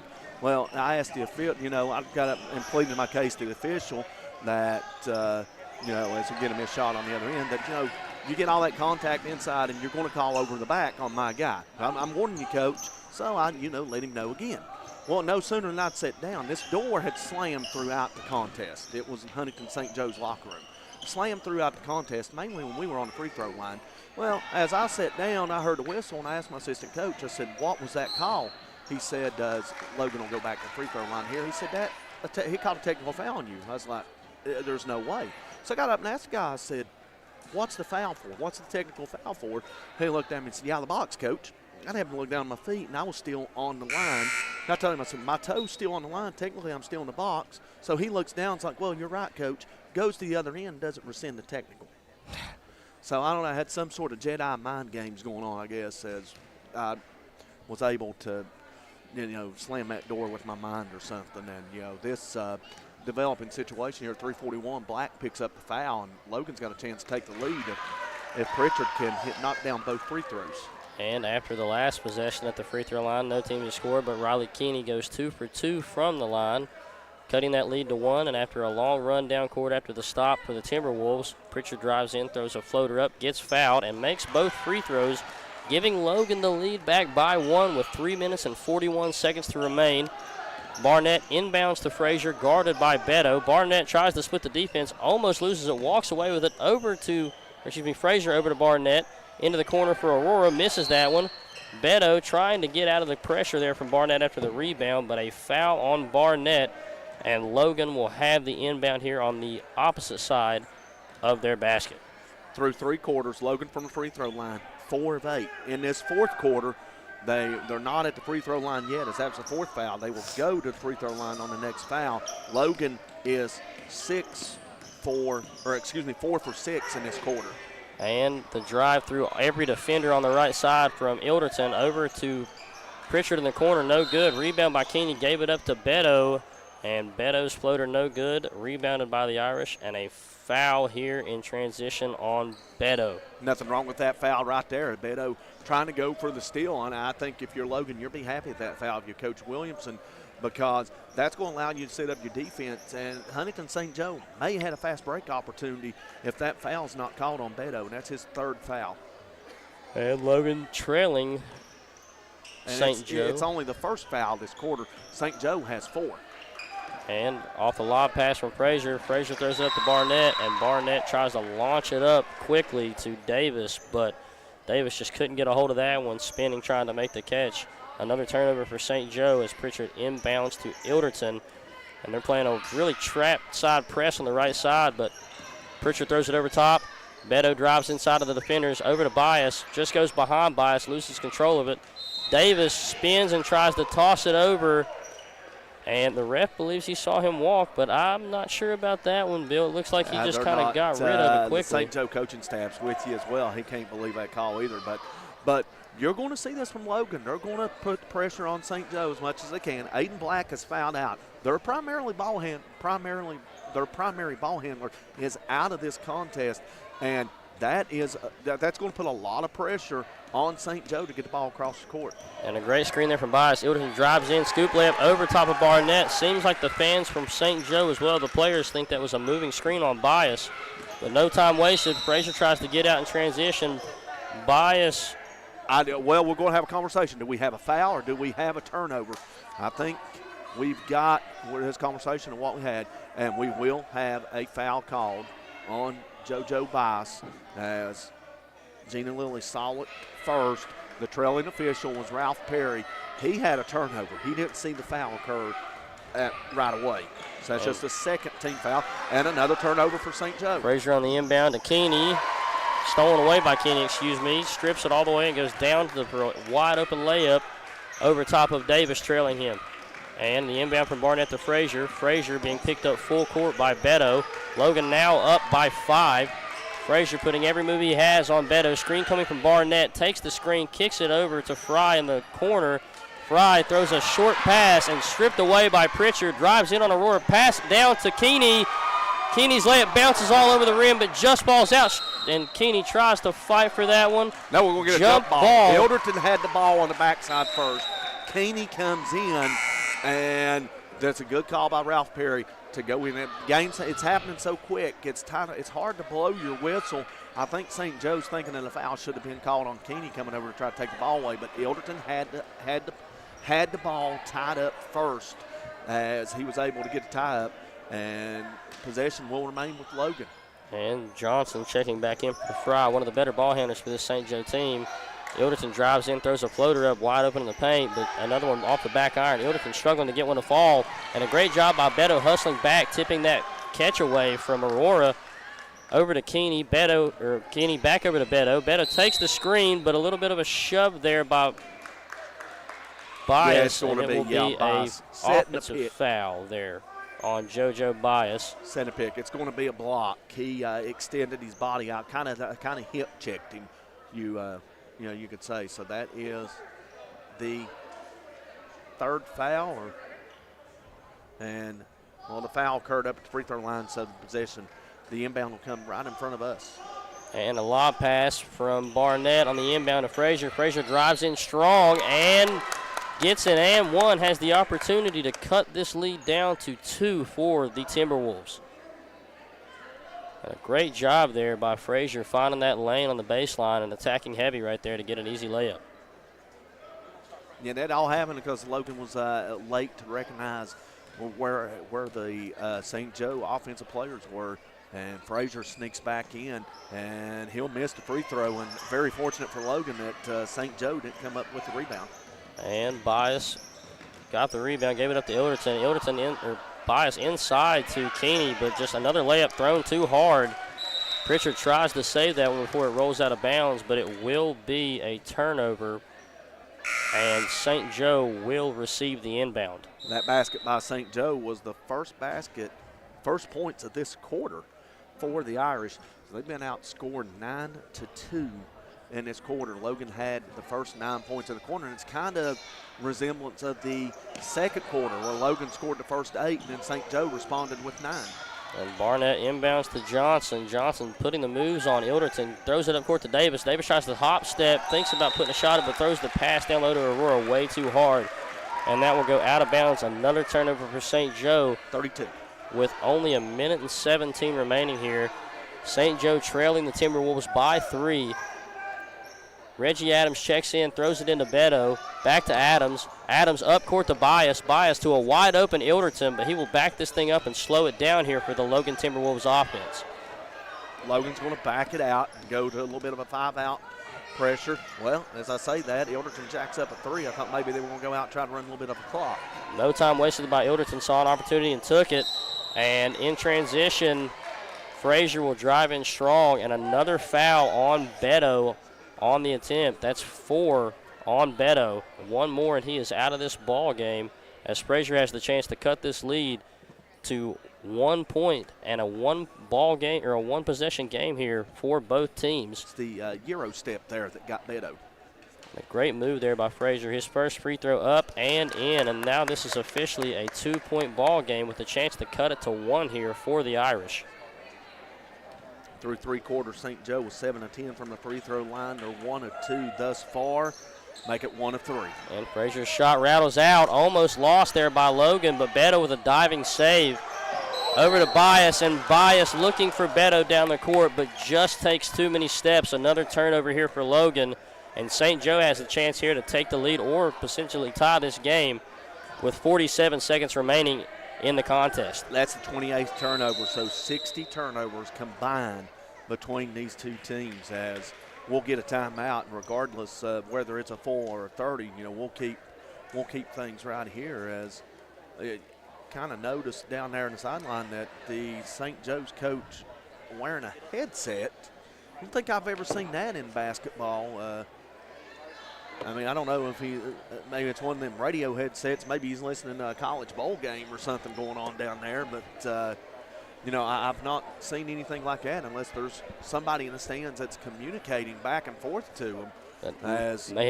May have a coach from back home watching the live stream trying to give him some advice here. But I'm not I've not seen anything like this. But that is kind of a headset that resembles a headset that you would see on the sideline. As well, and you know what? Then again, I don't see, any kind of other devices out there or any other player wearing an earpiece or something. You also have the fact that maybe there might be a player out there that, could be, having difficulty hearing that they're communicating with. And St. Joe passing this ball all around the inbound, and we will have Pritchard diving in on the tallest player on the court versus the smallest player on the court, trying to create that jump ball, and he will, but it will still remain Irish basketball. And now the possession arrow goes over to Logan. after that held ball, and that's big if you're St. Joe. And Frazier in the corner, guarded by Adams. Frazier drives in strong, floater up, no good. Tipped by Adams over to Beto. Beto throws a full court pass up to Ilderton, wide open. That possession stays with Logan there. And a great job by Johnson cutting off that lane that Ilderton would have had to the basket, forcing that jump ball, and now Logan will take a timeout. Pass just led Ilderton a little too far, but Coach Williamson's going to take a full timeout. So we'll, for the time being, 28.9 seconds here. We'll keep things right here for this timeout here. This is a very crucial possession for Logan. They've got the 2-point lead. They've scored, as I mentioned, the first 9 points of this quarter. The last 3 have went to St. Joe. Now, if you're Logan, you got 28.9. They got to foul you, and you're going to the free throw line on the next foul. You're just going to back this sucker out, force them to come out and play you, and you want to get the ball in the hands of your best free throw shooters if you're Logan. And Coach Doug Williamson looks at the clock and realizes how much time's left. So the next foul sends Logan to the free throw line, and that will be a big opportunity to stretch this out to a 3-point lead or maybe even a 2-possession game if you can knock both of them down. And Logan here, we've seen both teams struggling all game so far with turnovers. And if you're either team right now, it's the last thing you want. But with Logan having the lead right here, you can't afford a turnover right now in such a crucial moment of this game, especially on the inbound, because if St. Joe does walk away with it and potentially score, now the pressure's on you to close this game out when you've already got the lead. Also, if you're Logan, if you give up a turnover and you've got a clean break to the basket for St. Joe, you may want to go ahead and foul them, put them on the line, see if they can't tie this game from the line, and there we'll get the foul on number 5, Ronit Aurora, and that sends Ilderton to the line for 2 shots. And Ilderton trying to keep a hold of that one, drove out to the top of the key, trying to make his way to the left wing, just tripped up there by Aurora. That will be a foul, and now in the bonus with 23.5 to remain, Ilderton will shoot 2 here for the Timberwolves. His first attempt is up and through the net. That will give them a 3-point lead, and Ilderton has every bit of the chance to turn this game into a 2-possession ball game as we see Reggie Atkins check in for Dane Pritchard. Ilderton lining up for his second shot. A lot of pressure on this one for the Timberwolves. It's up and back iron right through the net. It's good. That will give Logan a 4-point lead with 23.5 to remain.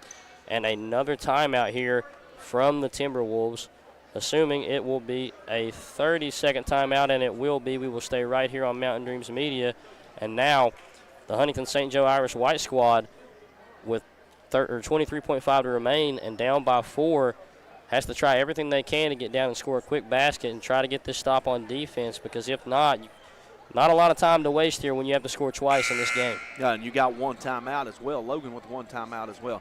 And that timeout there by Coach Doug Williamson just set up his defense, probably apply a little bit of pressure in the backcourt, make St. Joe use up a little bit of clock, maybe force them into a turnover here. As we've seen, again, both these teams, they want to play fast, they want to play quick, and just this game, I think they've played a little too fast and a little too quick, as evidenced by our turnover count. Again, just joining us, St. Joe 32 turnovers, Logan 28 turnovers, 60 combined turnovers in this contest, and Logan's going to back off. They're going to try to pick him up. They're going to not guard the inbounder as they set up in a little bit of a now they'll put a man on the inbounder, which is Barnett. So, now they don't. And they throw it away. Barnett just launches that one to no one, and Beto will steal that away, hand it off to Ilderton, one of the better free throw shooters on the team. And the Irish team has no option but to foul. Frazier rushing up to that one and grabbing a hold of Ilderton quickly, trying to save as much time on this clock as possible. 16.3 remaining here for the contest. Ilderton lines up his first shot, potentially to put this thing up by 5, is up and through the net, and now has the chance to make this thing 6 here for the Timberwolves, which would be a major help for the team to close this game out with 16.3 left. Miscommunication on an inbound pass as Barnett went to inbound it, and he threw it to a person that was not there, and that'd be the easiest steal that Logan comes up with all game. And Ilderton shot good. Irish pushing this one down. Johnson Euro step into the contest from Ilderton, but it's no good. Ilderton will run this one up the right side. Almost fouled by Aurora, but they will run this clock out. No more fouls to remain. And with that being said, the Logan Middle School JV Timberwolves white team is victorious 37-31 over top of the Huntington St. Joe Middle School JV white team. And some confusion here. I don't know necessarily what's happening. He threw the coach out. I don't necessarily know what's going on down there. They were lining up to shake hands, and the head coach for Huntington St. Joe is just shaking hands, and official Ralph Perry looked at him and said, "Coach, out." And not sure what happened there with the referee and the coach. Didn't see the coach once again get too heated, but Ralph Perry has shown that he is taking no mercy on anyone tonight here in this gym, and he will throw the coaches out, which I didn't expect them to stay for very long either after that game. And with that being said, after some confusion and a lot of riled-up game, it was a great contest. The Logan Timberwolves walk away victorious over the Huntington St. Joe Irish. And up next here, it will be the Oceana Middle School versus Chapmanville Middle School's JV squads. We will be right back here in the Logan Middle School Junior Varsity Invitational on Mountain Dreams Media.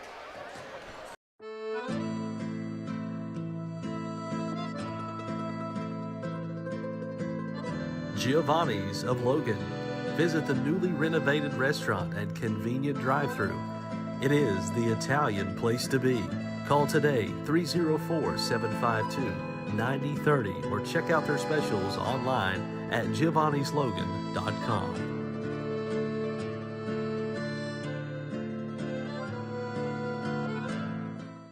Hello, I'm Tiara Farrell, family nurse practitioner at Mountain Laurel Integrated Healthcare. We are your federally qualified healthcare center offering family, primary care services, and other services for individual and families in southern West Virginia and eastern Kentucky. Integrated Care blends all of our services into a one-stop shop. We offer better results through professional treatments and a close collaboration and communication with our health experts and various services. Mountain Laurel Integrated Healthcare, where change begins. Hi, I'm Chris White. And I'm Stephen Wolf. And for the last 10 years, Wolf White & Associates have been representing clients injured in motor vehicle wrecks, medical negligence, wrongful termination, social security disability, and real estate closings and transactions. We've recovered over $10 million in verdicts and settlements and over $10 million in real estate closings. So, when you need a win, give your local law team a call. Are you looking to find the right home for your family, or are you wanting to list your property? With over 80 years of collective experience in serving southern West Virginia, there is no one better to trust than Hometown Real Estate. We're knowledgeable in market trends and can assist you in finding buyers or sellers. Please reach out to our home office at 304-752-5570 or contact one of our professional sales representatives. Here at Thornhill, our goal is to provide you with the best automotive experience. From our state-of-the-art facilities, amenities, and certified staff we call family. You'll be offered the best experience you deserve. We take pride in our focus for customer care, bringing the best quality and support for all of our customers' needs. What are you waiting for? It's your time to get behind the wheel with Thornhill. Get started now at thornhillautomotive.com. Just tag it at Thornhill, where it's all here for you. US 119 Chapmanville and Logan, WV to Belfry, Kentucky. Accidents, illness, heart attacks, strokes. When an emergency strikes, count on Logan Regional Medical Center. We're here providing emergency care 24/7, including the higher levels of emergency heart care found in our accredited chest pain center, and our enhanced cleaning, mask requirements, and social distancing to help keep you safe. Emergency care at Logan Regional Medical Center. When minutes matter, count on us. Whether you like traditional banking or online banking, Logan Bank & Trust has you covered. LB&T has 5 convenient locations where customers can stop in, make a deposit, get a loan, or a new instant debit card. Too busy to stop in? Don't worry. Logan Bank & Trust offers online banking with mobile deposits, banking app, and loan applications at the click of a button from anywhere, anyplace, and anytime. Member FDIC, Equal Housing Lender. Logan Bank & Trust. We are the difference. Judge Sabrina Deskins would appreciate your vote this upcoming election to be held in May. Judge Deskins is running for circuit judge in the newly formed 11th Circuit, which combines Logan and Mingo counties. Judge Deskins has 10 years judicial experience and the only candidate with years of experience in both Logan and Mingo counties. Vote Judge Deskins, the right choice for Logan and Mingo Circuit Court, paid for by the candidate.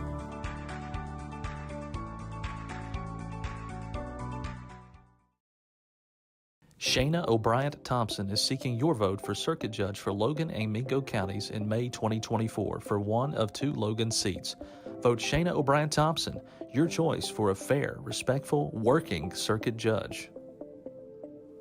Paid for by the committee to elect Shayna O'Brien Thompson.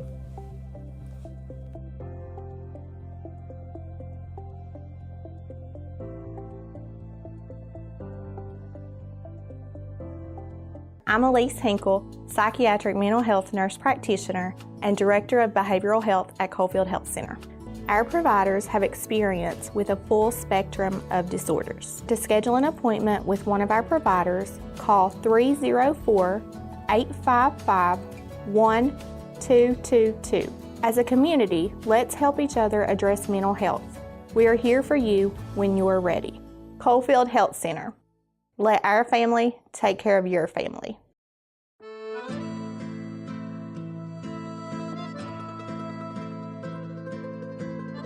Giovanni's of Logan. Visit the newly renovated restaurant and convenient drive-thru. It is the Italian place to be. Call today 304-752-9030 or check out their specials online at giovannislogan.com.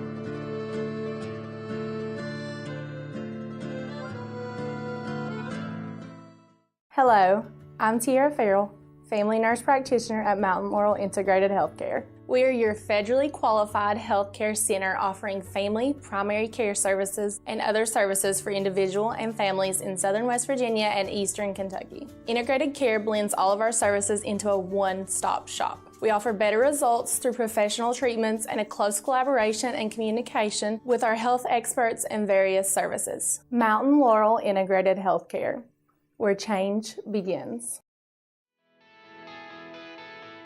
Hi, I'm Chris White. And I'm Stephen Wolf. And for the last 10 years, Wolf White & Associates have been representing clients injured in motor vehicle wrecks, medical negligence, wrongful termination, social security disability, and real estate closings and transactions. We've recovered over $10 million in verdicts and settlements and over $10 million in real estate closings. So, when you need a win, give your local law team a call. Are you looking to find the right home for your family, or are you wanting to list your property? With over 80 years of collective experience in serving southern West Virginia, there is no one better to trust than Hometown Real Estate. We're knowledgeable in market trends and can assist you in finding buyers or sellers. Please reach out to our home office at 304-752-5570 or contact one of our professional sales representatives. Here at Thornhill, our goal is to provide you with the best automotive experience. From our state-of-the-art facilities, amenities, and certified staff we call family. You'll be offered the best experience you deserve. We take pride in our focus for customer care, bringing the best quality and support for all of our customers' needs. What are you waiting for? It's your time to get behind the wheel with Thornhill. Get started now at thornhillautomotive.com. Just tag it at Thornhill, where it's all here for you. US 119 Chapmanville and Logan, WV to Belfry, Kentucky. Accidents, illness, heart attacks, strokes. When an emergency strikes, count on Logan Regional Medical Center. We're here providing emergency care 24/7, including the higher levels of emergency heart care found in our accredited chest pain center, and our enhanced cleaning, mask requirements, and social distancing to help keep you safe. Emergency care At Logan Regional Medical Center, when minutes matter, count on us.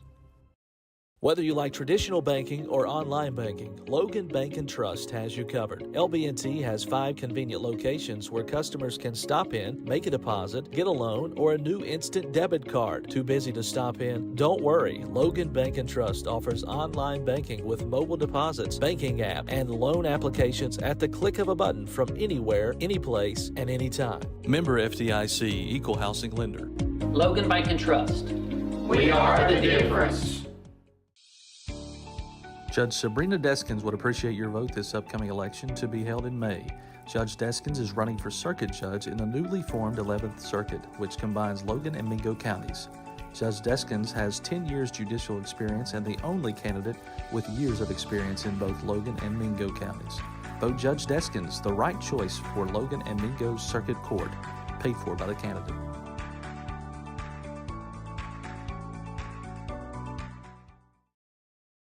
Shayna O'Brien Thompson is seeking your vote for circuit judge for Logan and Mingo counties in May 2024 for one of 2 Logan seats. Vote Shayna O'Brien Thompson, your choice for a fair, respectful, working circuit judge. Paid for by the committee to elect Shayna O'Brien Thompson.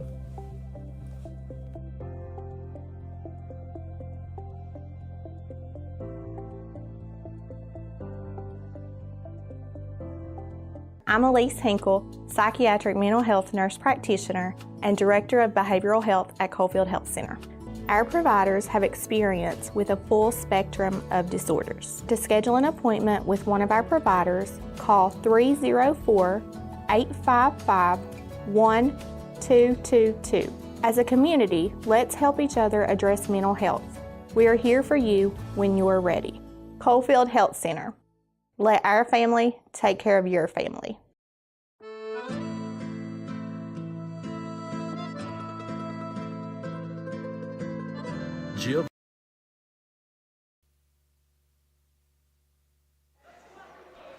And we are back for the 3rd game of the 2nd and final day of the Logan Middle School Junior Varsity Invitational. Chapmanville versus Oceana. And Chapmanville wasting no time to get inside and get that ball to Neal for a low post shot over top of King. 2-0 for the Tigers.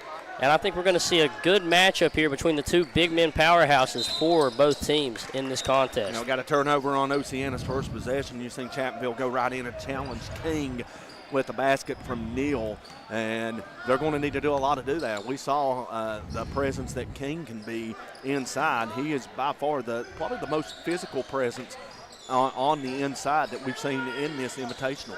And Carter quick to throw that ball to the corner from McClanahan. Shot 4 for 5 from 3 yesterday. Almost went 5 for 5, but it rolled out. And his first shot no good from McClanahan, but the rebound by the Tigers.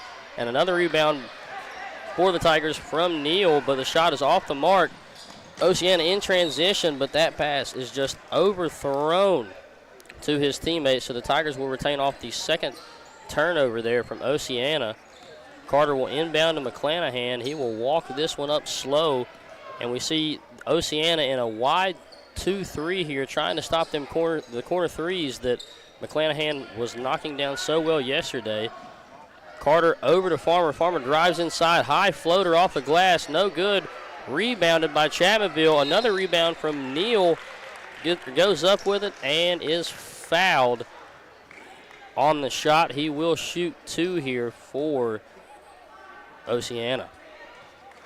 And it's going to be Caden Sizemore on the foul, so that is the first foul of the quarter. And of course, first personal foul on Sizemore. And this Chapmanville team lost to the St. Joe White team. The Logan White team just defeated before us, 51-32. McClanahan, you mentioned, those 14 points, 4 3-pointers, so 12 of those coming on threes.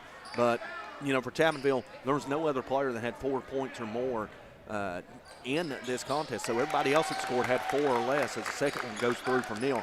So they're going to have to do a better job of getting some scoring distributed throughout this roster to help with McClanahan. And, another thing, 11 first-half points and only 10 in that fourth quarter. And Jaden Baker tries to go down low to Malachi King, and no good. And the spin move there from Carter over the defender. A great move by Carter for the floater is in. And we have a timeout here by the referee. Shutai as that basket. I will comment Ralph Perry on that one. That was a good job of Ralph Perry to not stop the play while Chapmanville had possession of the basketball. Carter had a clear path to the basket. The shot goes in. As soon as the shot goes in, stop the action and let Jackson Neal tie his shoe. So good job by Ralph Perry, who I know is being criticized for his officiating in the last game by the St. Joe fans. And might as well just come in and say some of the coaching staff of St. Joe's as well.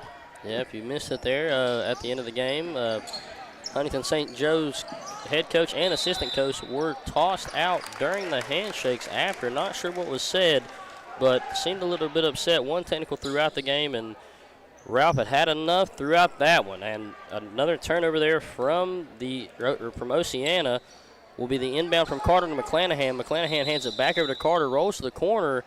Clock didn't start. Clock was not rolling, so they're going to run a few seconds off of this one before the inbound. 4 minutes and 4 seconds remaining in this first quarter. Chapmanville leads Oceana 5-0. McClanahan, inbounding to Carter. Back over to McClanahan. No time wasted on pulling that one, and McClanahan will knock that one down. And off to the hot start that he had going yesterday. Seems like that shot never left. Went home and slept, and it came right back. As Klein drives in on Neal for a tough finish over the taller defender there. Great job by Klein to find that basket. And McClanahan will push the pace right back with him over to Farmer. Farmer drives in. Hezzy kicks it over to Carter. Carter will slow this thing down and try to break this 2-3 a little bit. Over to McClanahan. Back over to Farmer. Into the corner. Over top of Baker to Carter. He throws the floater up. No good. Rebound by Neal. Neal back up into the defender, and it is off the mark there. And a quick foul from Caleb Robinette to stop this transition offense for Oceana. Yeah, Robinette just coming in a little bit out of control, tried to reach around, got whistled for the foul, and Caleb's father, Jacob's down to the right of us. Jacob, a former Man High School All-Stater for the Hillbillies back in his day, back in the 2000s. And Klein tries to split two defenders. No call there on a blocking foul. Ran into them, so they think it was fair game there as McClanahan pulls one from the parking lot, just hits back rim, and it will be rebounded by Oceana in transition. A three from the corner off the mark there from Braden Lamb, our all-hustler. We saw a lot of hustle. We had to pick an all-hustle team for this tournament, for this invitational. It'd be hard just to pick 5 guys. I think you could pick about 10 or 15 in this tournament, or invitational, excuse me. Everybody's been playing really hard. The three there from Carter, no good. Rebounded by King, goes straight up with it and just short, but rebounded again rebounded by Robinette. Back out to King. King kicks it out to McClanahan to Robinette in the low post. Robinette wants that fadeaway but cannot get it, and the head coach for this JV squad will take a timeout to get some subs into the game. Well, no, excuse me. That's 100% my fault. A 3-second call there, and it will result in Oceana basketball, but 2 subs here for the Tigers check in as Klein will push this one up into the press. Over to Lamb. Lamb back over to Klein. Klein over to Baker. Right side wing drops into the post for King. King goes up strong over 2 defenders, but just shoots it short. And Baker will save the rebound, try to get it out. And Chapmanville walks away with a steal here. Carter throws it up court to McClanahan, almost stripped away by Lamb. Lamb over for a 3. Just falls short there for the Tigers, but grabs his own rebound, and it will be a tie-up. It will result in Oceana ball. Still got a couple of subs in there for Chapmanville already. Zeke Tiller, number 10, as was a little bit late getting into the scorebook. And Carson Baldwin, number 3.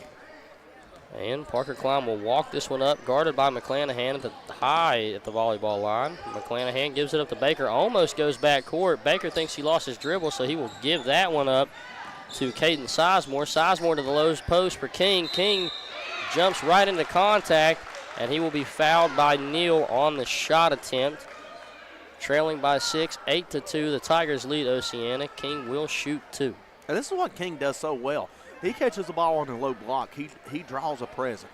You can, you pick your poison. You come over and double team him, and he has the ability of being, and he's tall to see out of the double team to find the shot in the corner or maybe a shot on the backside to a person cutting to the opposite low block from where he's at. Or he can draw fouls and not necessarily go to the free throw line, but he does get a shot up that time, draws a foul, converts on the first. The second one is no good, but 1 or 2 from the free throw line and a foul early on a Chapmanville big guy. You'll take that if you're Oceana.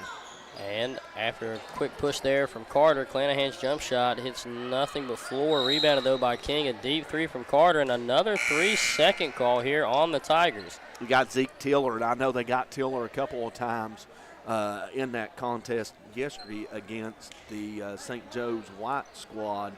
And, they got him this time. He's got to have that presence of mind. He's got to have that clock in his mind and know he's in that lane and know when he can get in and out before the 3-second count. As Landon Atkins will check into the contest for Chapmanville. And as we see over here on the baseline, all seems to be good with the Huntington St. Joe squad as Baker's 3 is off the mark, tipped around, rebounded by King. King goes up strong and has the potential to convert an and one and cut this lead to 2 points for Oceana, but over here on the baseline, just saw the head coach and the assistant coach for Huntington St. Joe taking pictures of some of the Logan players with their younger guys and speaking with the staff here. Everything seems to be good, smiles and laughs.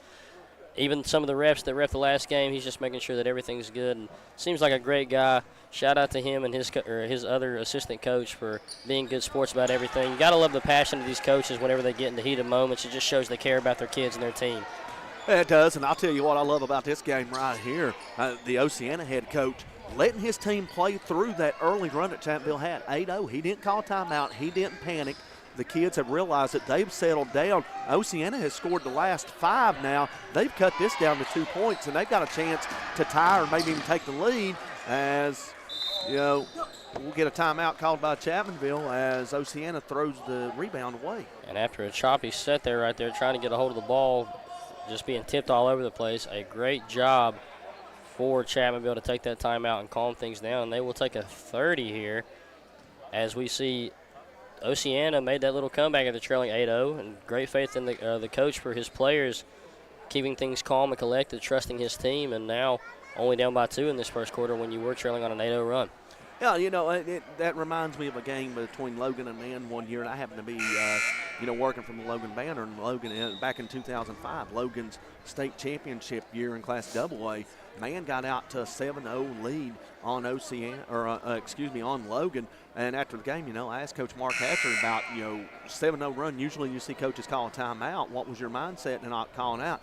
He told me, listen, he said, kids are going to have to learn how to play through these runs. He said there's no sense in calling an early timeout when some of the mistakes that we were making were, our own our self mistakes that we have to learn from. And the kids from Logan realized that, closed a quarter on a strong run, and they went on to win the game by like 17 or 18 points.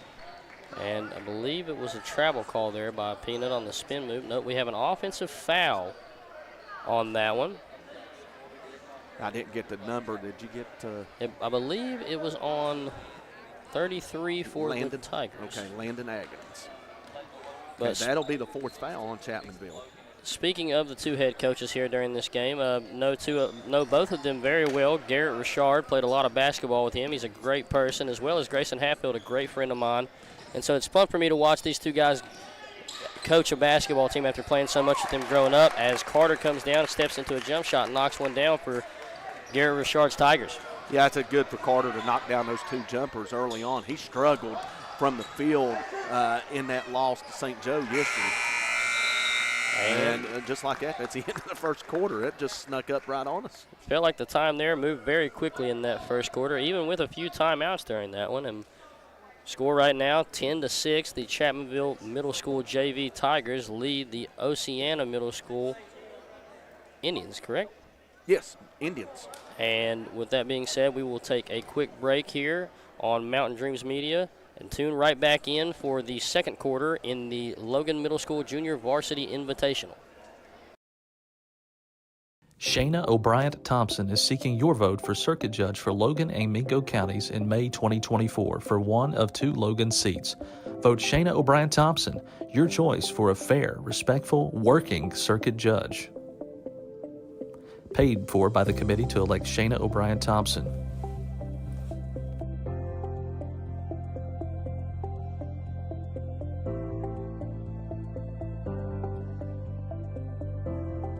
I'm Elise Hinkle, psychiatric mental health nurse practitioner. And we are back here for the second quarter of action. Carter to the right corner for McClanahan, starting off early, just rims out, but Carter with the rebound puts it back up, and a big rebound there for Oceana by King. Up to Baker in transition, just poked loose there by McClanahan. Even after the missed shot, no frustration whatsoever, hustling to get back and create that stop and prevent the easy layup there for the Tigers.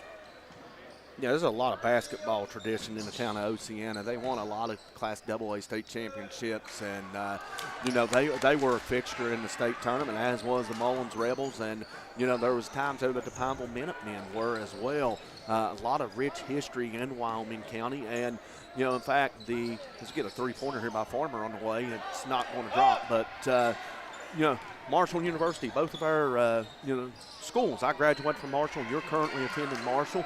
We both worked at the radio station on campus, WMUL, ran by Charles Bailey, a Man West Virginia native, and also a member of the Man High School Athletic Hall of Fame for his contributions to the program stuff. And there's also, as that three is down by Bryson Morgan, or they'll call it a 2 now. But anyway, speaking of, Marshall and Oceana, former quarterback that worked at WMUL, Chad Pennington. His dad was on an undefeated state championship team back in, late 60s, early 70s at Oceana High School.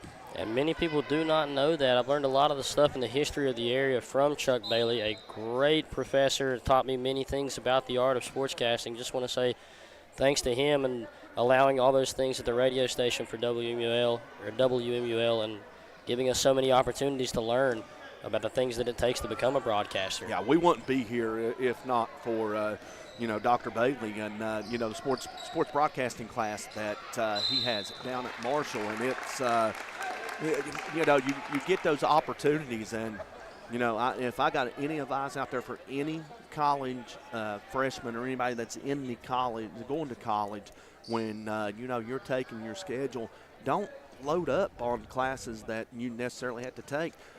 If there is an opportunity that permits yourself to take a class that you like to take, please do so. I did that at Marshall, and I'm glad I did. Trust me, from personal experience, transfer student out there to Marshall, and taking every class that you have to at the same time can be very difficult because many of those classes go into each other and do not make it easy for you. But anyways, back to the game here. Oceana King's second free throw is good after the miss on the first. And Klein will drive this one down. Great pass to Baker inside. The lob pass goes up for the alley-oop layup, but no good. King will give this one up, Neal will give this one up after the rebound to Carter. Carter will kick it over to McClanahan, fakes the three, steps over and takes one and will nail that one home for the Tigers and give them a 14-8 lead. And one thing about that kid is for sure, once he gets hot, there's no stopping him. Yeah, he's deadly from the outside as Oceana turns it over for the sixth time. He, he has spot up. He got forced from his position, and he takes one dribble, squares up on the wing, and knocks it down. And Carter drives in, draws the foul, and he will shoot 2 here on this one. And like you said, one thing about McClanahan that we've noticed so far, no fear whatsoever to let that thing go. Just confidence in his shot and a very pretty form as well. You can see that this kid's going to be a rising star in this Chapmanville Tigers program. And Carter on his first, up, and will hit the front of the rim, off the back of the backboard, and drop in for the Tigers, giving them a 7-point lead with the potential to increase that to 8. So for Carter, that is point number 5 early on in the contest. Looking to make it 6 with a free throw here, and he fails to do so. Will roll around and fall out, and the rebound is bounced around but grabbed by King. King will give this one up to Klein. Klein guarded by McClanahan, kicks it over to the left wing, pass back to Klein. Klein drives in, gives it up to Baker. Baker drives, guarded by Robinette, picks his dribble up, Gives it back up to Klein, but stolen away, but stolen right back by Klein. Klein drives in, drop past to King. He goes up strong and will be fouled on the shot. King will shoot 2 here after the tough layup attempt over 3 defenders. And they'll get Carter on the foul. So King in the free throw line. He's 2 for 3 from the line. Got 4 points early on, looking to add to that total. And King lining up for his first. Shot is up and through, and a pretty shot from the big man right there on the free throws. Yeah, you get late in the ball game, Chapmanville's trailing. I don't think there'll be, they won't employ no hack-a-shack theories late in the game and try to send him to the free throw line because he looks like he's got a pretty good shot. Even the one he missed, it rimmed out. So he could very easily be 4 for 4 instead of 3 for 4 from the line. He's looking to make it 4 for 5.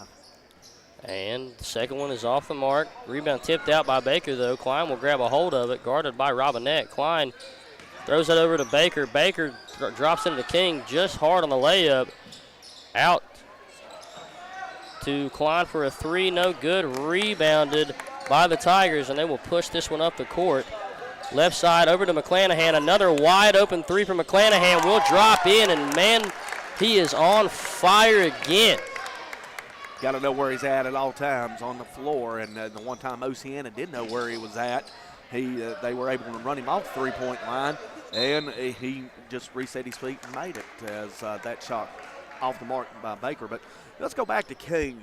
We saw he had a little bit of an issue with the offensive fouls last night, as he got called for a couple for lowering that shoulder, and I just noticed on his last possession, I noticed that, and the clock ain't running yet again, as I noticed on the last possession that King did a better job of using his body to create separation without extending the elbow or lowering the shoulder on that shot attempt, as Carter was guarding him, but he didn't create any separation by any force whatsoever. So apparently he's learned from that last night, and he's learned how these officials have called the game as well. And subs here for both teams. Cooper Perry will check in for Chapmanville, as well as Carson Baldwin and Connor Williamson. And in transition here, almost stolen away by the Tigers. A 3 is up for Oceana, rims out, rebounded by Baker. Baker throws it up and it drops in. As I was about to mention the other subs for Oceana, Donovan Dameron, as well as Braden Morgan. And Bryson, actually, I'll put an A in there, so. Excuse me. And Carter swings it over McClanahan for another one. Almost goes in, but bounces around and falls out. Rebound by Baker. He's pushing this one up the court. Gives it up to Gibson. Gibson thinks about it. Throws it over to Klein. Klein guarded by McClanahan. Drops it in the post. And a drive here. Fadeaway shot will bounce off the mark from Donovan Dameron. But kicks out off the rebound to Gibson. Another 3. Bounces hard off the backboard, and it's rebounded by McClanahan. He's pushing this one down. Gives it up to Baldwin. Top of the key to Carter. Back to McClanahan. Thought about shooting that one from the timeline, but decides not to. Carter back to McClanahan. Over to Baldwin. Back to Carter in the corner. Carter drives in. Floater over top of King. No good. Rebound snagged by King. Up to Klein. He will push this one in the heart of the defense. Right on the right side. Drives in strong. Throws it up. But it will be called a blocking foul on the floor. No shooting foul there for Klein. I know he wanted that one, drawing the contact over the taller defender and throwing a hook layup up. A beautiful shot there if it would have counted. Yeah, you can't blame him for that. He knew contact was going to come. He was hoping that he could get the continuation call, but no avail. And for Oceana, a tough shot there from Baker. Looks like he got hit in the face, but no call. And they will sub in, Bentley Cook for Oceana, as a 3 is up from the Tigers. No good. Rebound by King. Fought for it, and it will be a jump ball between King and Baker. It will result in Oceana basketball. Now, that was just a hard possession down there. Both teams really going at the rebound, and Baker came in, was able to tie up Caleb Robinette and get the possession back to Oceana. And Seems that to foul be. was on the floor, as I heard.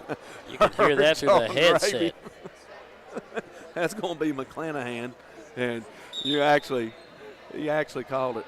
And I believe they're calling. Baker trying to split the defense there, but that one thing's for sure, you definitely heard John Raby let it be known it was on the ground. I don't think anyone was questioning that one. As for the Tigers, another player checks in. Yeah, that's Jacob Evans. Yeah, Jacob Evans, and Baker is taking over for Oceana this quarter. He's got 6 points as he goes up strong. But Raby was ready to whistle a technical on Chapmanville as he was waving Cooper Evans in, or no, Cooper Evans, but Jacob Evans in as he get a shot on the other end. Was that Baldwin? Baldwin with a floater up and in. Great shot there over the defender, and Chapmanville keeps this lead to 5. It looked like early on it was going to start to increase by a lot, but this Oceana team has done everything they can to turn the tables around as King's layup is up and in over the defender with 13 remaining here. Chapmanville leads Oceana 20-17. 10 seconds on the time. Kicks it over to Perry. Perry drives inside, looking for someone to throw it to. Out to Evans. Evans almost loses it, and it will be a travel on Evans after losing the ball and falling to his knees in possession. Only .3 remaining here in this quarter, so you can't expect a shot to get off here from Oceana. Yeah, I think you need .4 to catch and shoot. It may very well be possible, but as it won't happen, the referee was right on top of it. You need .4 to shoot, and .3 is long enough for a catch. And the coach is saying you have to catch it first, but Raby's just having a good time playing around with some of the coaching staff. One thing about John Raby, he's always going to have fun while he's doing his job out here as a ref. And with that being said, the first half has come to an end, 20-17. The Tigers lead the Indians 20-17. We will be right back here in the second half of this contest on Mountain Dreams Media during the Logan Middle School Junior Varsity Invitational. Stay tuned.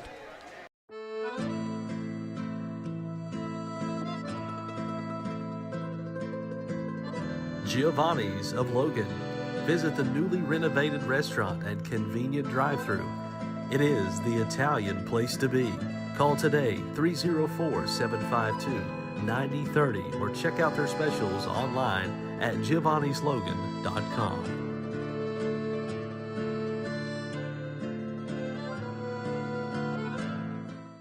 Hello, I'm Tiara Farrell, family nurse practitioner at Mountain Laurel Integrated Healthcare. We are your federally qualified healthcare center offering family, primary care services, and other services for individual and families in southern West Virginia and eastern Kentucky. Integrated Care blends all of our services into a one-stop shop. We offer better results through professional treatments and a close collaboration and communication with our health experts and various services. Mountain Laurel Integrated Healthcare, where change begins. Hi, I'm Chris White. And I'm Stephen Wolf. And for the last 10 years, Wolf White & Associates have been representing clients injured in motor vehicle wrecks, medical negligence, wrongful termination, Social Security disability, and real estate closings and transactions. We've recovered over $10 million in verdicts and settlements and over $10 million in real estate closings. So, when you need a win, give your local law team a call. Are you looking to find the right home for your family, or are you wanting to list your property? With over 80 years of collective experience in serving southern West Virginia, there is no one better to trust than Hometown Real Estate.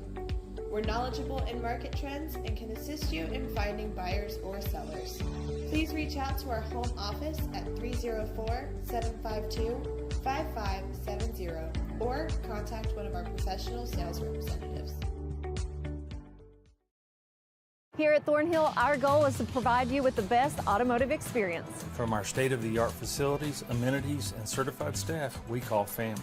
You'll be offered the best experience you deserve. We take pride in our focus for customer care, bringing the best quality and support for all of our customers' needs. What are you waiting for? It's your time to get behind the wheel with Thornhill. Get started now at thornhillautomotive.com. Just tag it at Thornhill, where it's all here for you. US 119 Chapmanville and Logan, WV to Belfry, Kentucky. Accidents, illness, heart attacks, strokes. When an emergency strikes, count on Logan Regional Medical Center. We're here providing emergency care 24/7, including the higher levels of emergency heart care found in our accredited chest pain center, and our enhanced cleaning, mask requirements, and social distancing to help keep you safe. Emergency care at Logan Regional Medical Center. When minutes matter, count on us. Whether you like traditional banking or online banking, Logan Bank & Trust has you covered. LB&T has 5 convenient locations where customers can stop in, make a deposit, get a loan, or a new instant debit card. Too busy to stop in? Don't worry. Logan Bank & Trust offers online banking with mobile deposits, banking app, and loan applications at the click of a button from anywhere, anyplace, and anytime. Member FDIC, Equal Housing Lender. Logan Bank and Trust. We are the difference. Judge Sabrina Deskins would appreciate your vote this upcoming election to be held in May. Judge Deskins is running for circuit judge in the newly formed 11th Circuit, which combines Logan and Mingo counties.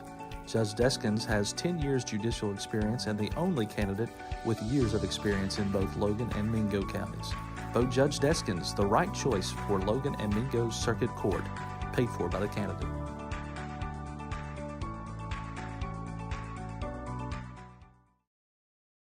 Shayna O'Brien Thompson is seeking your vote for circuit judge for Logan and Mingo counties in May 2024 for one of 2 Logan seats. Vote Shayna O'Brien Thompson, your choice for a fair, respectful, working circuit judge. Paid for by the committee to elect Shayna O'Brien Thompson.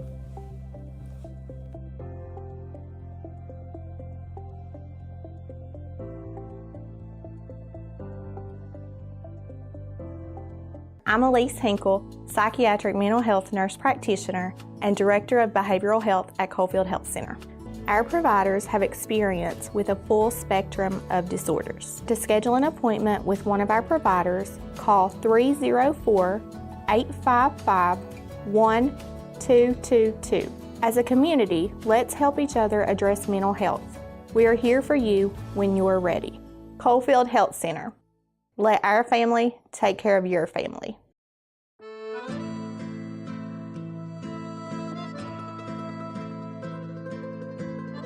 Giovanni's of Logan. Visit the newly renovated restaurant and convenient drive-thru. It is the Italian place to be. Call today 304-752-9030 or check out their specials online at giovannislogan.com.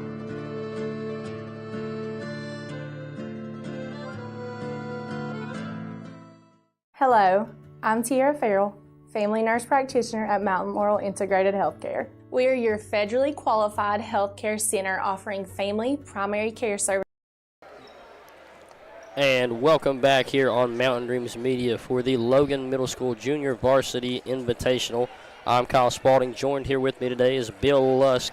And currently going into the second half of the third game of the final day here in the Invitational, the Chapmanville Junior Varsity Tigers are leading the Oceana Junior Varsity Indians 20-17 going into the half. And from what we saw in that first half, Bill, from both teams, a great showing of their offense and defense on both sides. We see the big men attacking the paint there for both teams, especially Oceana, King getting inside, and as well as Baker mashing that paint. But McClanahan and the Tigers lighting the rim up from all angles of the court, floaters, threes, everything. So going into the second half, what do you expect to see from both of these teams to come out with a victory? Well, it's been an inside-outside game. Chapmanville's getting it done on the outside. Difference in this game, the 3 3-pointers that McClanahan has. And then that second quarter, Oceana was able to get back in it by pounding the inside and controlling the paint and scoring those 8 points inside the paint. Both teams have done a fairly good job of protecting the basketball. 6 turnovers for Oceana in that first half, 3, now 4 for Chapmanville. And I think for Chapmanville to be successful in this game, they got to control the paint. They cannot let Oceana continue to score at will in the paint. Now Oceana turns it over for the 7th time as both opening possessions of the half start with turnovers. And Oceana's going to have to keep Chapmanville off of the 3-point line, especially McClanahan. And they ran the same play there. They got the turnover on in the last one. Carter just shuffled his feet a little bit too much trying to get that cross-court pass, but he has no time to hesitate right there. McClanahan trying his best to find his shot, but throws it back to Carter for the floater. over top of King. It will bounce around and drop in for the Tigers. And Oceana wasting no time to get back into this offense. Klein tried to find King on the cut, but King had his head turned. It will be another turnover stolen away by Robinette. Robinette the Farmer. Farmer's jump shot up. No good. And a foul on King during the rebound. Silly foul. Trying to reach around and get a steal. And that's going to be foul number 2 on Malachi King. Now, if you're Chapmanville, you want to go right at the big guy and see if you can't get a third foul, maybe get him out of this contest. And if you're Oceana, that's the last person you want to lose. But a nice play there, triple screen on the inbound, trying to get a 3 up from McClanahan, but ends up airballing that one, and Oceana will walk away with this one in transition. But this press right here from the Tigers, trying their best to shut it down, and Baker absolutely runs the center for Chapmanville, Neal, over and steps out of bounds after turning the ball over once again for Oceana. I don't know if there was any contact there. The pass was high, went over the head of Baker. Baker was trailing Neal. I think Neal just went down, lost his footing, and they were able to, he was able to track it down, but he slid on the inline. And off the 3 from Carter and the missed rebound putback attempt from Robinette, Klein steals that away on the rebound, goes all the way down court with it, and unable to finish on the layup. Rebounded by Carter, goes full court with it, tries to spin into 2 defenders and just moves that pivot pit a little bit too much for the referees. That'll be another turnover for the Tigers. And compared to the first half, we didn't see many turnovers happening back-to-back other than the start of the game for Oceana, but now we're seeing quite a few from both teams trying to rush in and get some baskets here. Faster pace of play from both squads, and not looking too well so far for either one of them. Yeah, 3 turnovers in this quarter for Oceana, 2 for Chapmanville.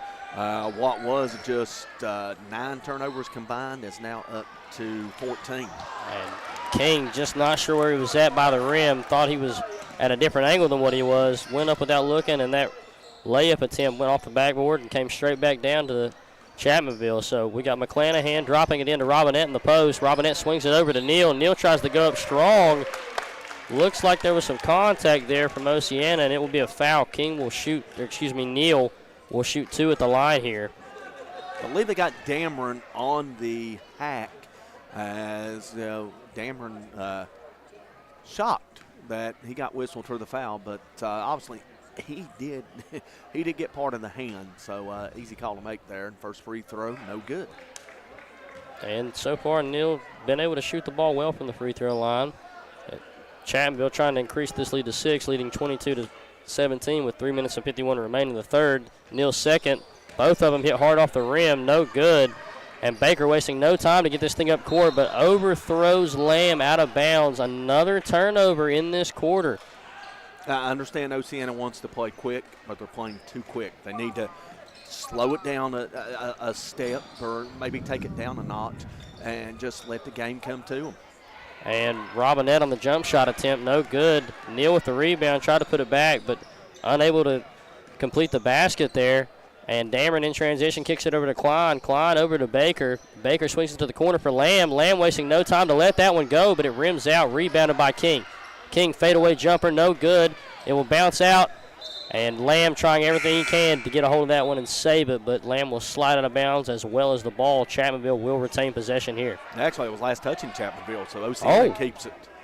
Excuse me, I just saw him went down, but yeah, I saw the same thing as soon as you said it, and then I saw the officials point to Oceana. It's a good block there by Carter, but it comes right back to Baker. He airmails it, and we're going to get a 3-second call, and I believe that's on King. And Baker letting a 3 go, getting blocked and sidestepping off the catch and letting it go again, just falls short and tried to get that one out to reset for Klein's 3. Couldn't get a hold of it. 3 in the key on King. Chapmanville's trying to push this one back down off of the mistakes made. McClanahan swung it over to Carter. Carter back to McClanahan into the high post for Neal, and Neal will kick that one out to Baldwin for a 3. Yeah, Baldwin's got 5 points off the bench for this Chapmanville club. Now a whistle on a timeout as Neal will have to tie his shoe again. That's the second time that Neal's had to tie his shoe off of a made basket. But here we go again. Chapmanville, they had a double-digit lead early in the first quarter. Oceana fought back, cut it to 3 going into the break at halftime. Now Oceana down by 8. Chapmanville's got them where they want them. Let's see if they can finally put them away. And right there, one thing we've noticed a lot in this tournament is there's many times throughout these games where players are up court wide open, and just that younger, undeveloped game of dribbling with your head down, missing a lot of open passes. Tried to get it there late. Once he did look up, had a wide open King, but smacked out of bounds by Robinette. And on the inbound to Klein, his 3 attempt blocked away there by Carter. That's his second block in a row on a 3-point attempt. Great job by him to get out there and get a hold of those. Yeah, he blocked one on this last possession by Baker, now one of Klein, and there he gets his hands up and deflects the inbound pass. And Oceana's going to take a timeout, to take a 30-second timeout here. And this is just very simple to set something up and try to, see if they can't get this ball inbounded. And, they're inbounding the ball. They don't necessarily have to throw over top of the taller Carter. There's no movement, and I'm sure that's what the timeout is about here. And you're trying to get movement on that, see if maybe you can't sneak somebody on the low block for a shot. And emotions high here. You can tell that Oceana getting a little bit frustrated, and their coach trying to get them back under control here after Chapmanville went on a little bit of a run there. So I feel like this timeout was, along with explaining what to do right, a bit of a momentum killer trying to calm Chapmanville down, because they have been on a run here throughout this quarter so far with not much of a run in scoring, but a 5-0 run here so far compared to what was going on in the second half, or the second quarter for the Tigers. Yeah, the first 5 points, and they've not come easy. I didn't say that. There have not been easy shots. Even the one that Brock Carter made, that was a contested shot. And then Carson Baldwin's 3 come after a little bit of ball movement. As there we say, the ball gets inbounded, and King can't handle it, and then Baker touches the ball, but he was standing out of bounds when he did. So another turnover for Oceana, and that's 11. And Carter pushing this one to the top of the key. His coach telling him to slow it down and set this thing up. Over to McClanahan. McClanahan at the top. Over to Baldwin. Baldwin swings a cross-court pass to Carter. Swings it to the corner for McClanahan. Banks it off the top left corner of the backboard, and it will drop in. Those are one of the hardest shots you'll see fall in a basketball game from that angle, but a great job by him to knock it down. I don't even know how that happened, and now there's a turnover, and this is danger time for Oceana. Chapmanville going, they're like a shark in water. They spew blood, and they attack, and they come away with nothing on that end. But here they come back on the other end. We'll get a foul called, because I believe they'll get Baldwin on the foul.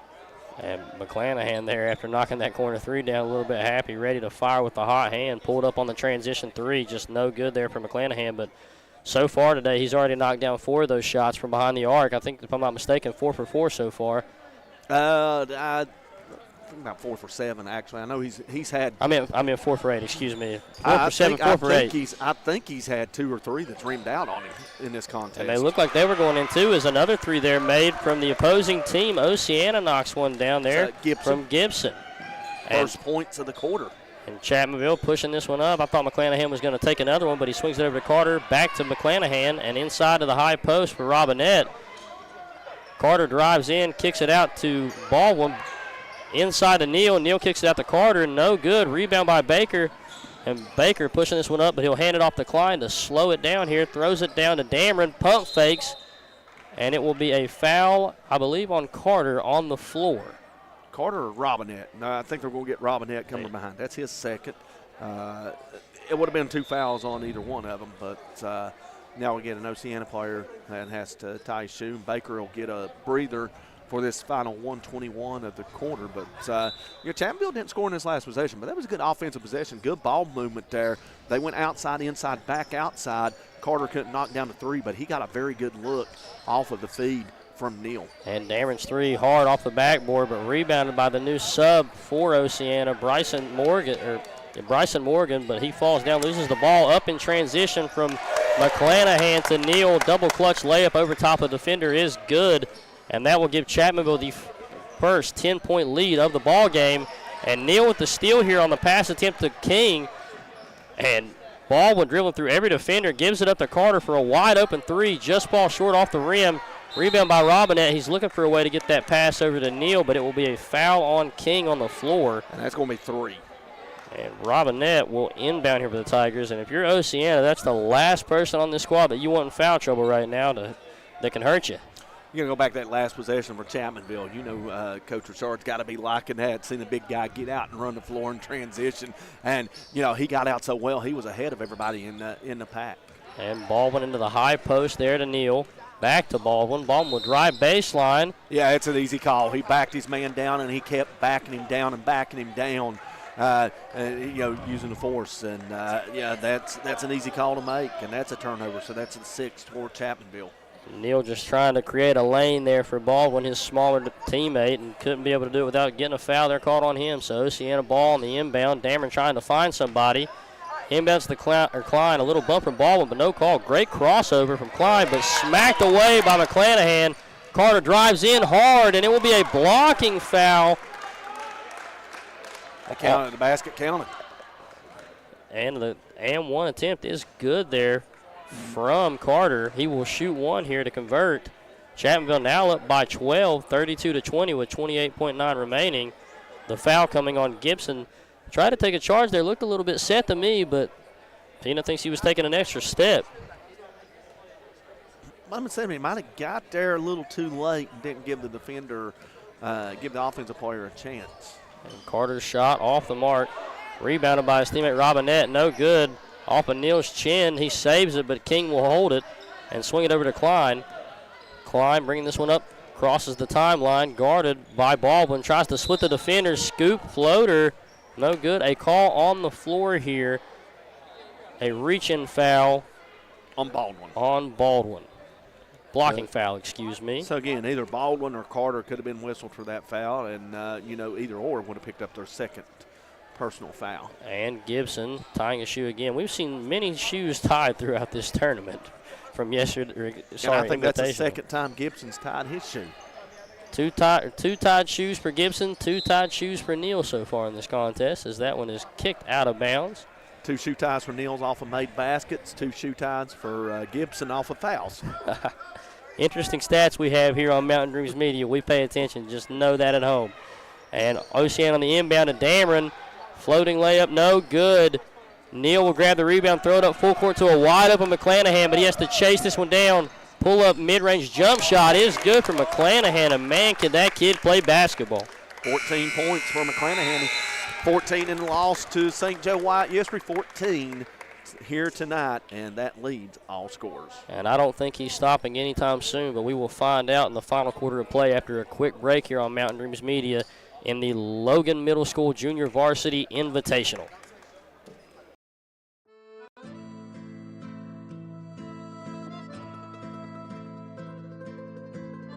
Giovanni's of Logan.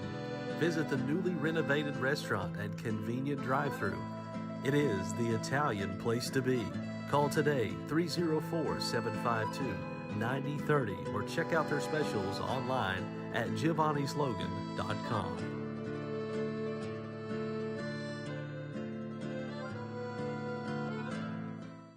Hello, I'm Tiara Farrell, family nurse practitioner at Mountain Laurel Integrated Healthcare. We are your federally qualified healthcare center offering family, primary care services, and other services for individual and families in southern West Virginia and eastern Kentucky. Integrated Care blends all of our services into a one-stop shop. We offer better results through professional treatments and a close collaboration and communication with our health experts and various services. Mountain Laurel Integrated Healthcare.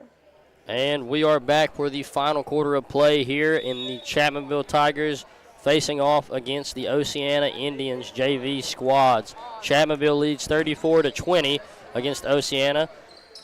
And Oceana wasting no time to get the offense started. A 3 launched up there from Gibson, but no good, and a battle for the rebound.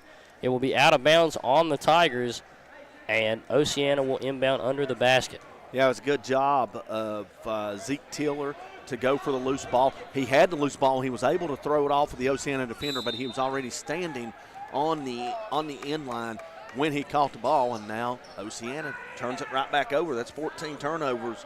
And in that third quarter, Chapmanville 14-3 advantage, and they stretched a 3-point lead out to 14 8-point margin now. And we're seeing Chapmanville do what they done yesterday in the fourth quarter to start off, running with a younger and smaller lineup here in this game. Bunch of new faces on the court, and as that rebound comes off the mark, it is tipped out of bounds by King on the attempted save. So far for the Tigers checking in, Zeke Tiller, Farmer. Oh, sorry, excuse me. Farmer with a jump shot. A little bit of a celebration there from Farmer. But excuse me, Ryland Dingus, as well as Keegan Varney and Jacob Evans. Well, no, excuse me, not Jacob Evans. Luke Crum. And this small lineup, you're going to see Oceana try their best to feed King and attack that paint. As he goes up off the rip and is fouled, will shoot 2 free throws here. The foul coming number 12 on Ryland Dingus. And King lining up for his first.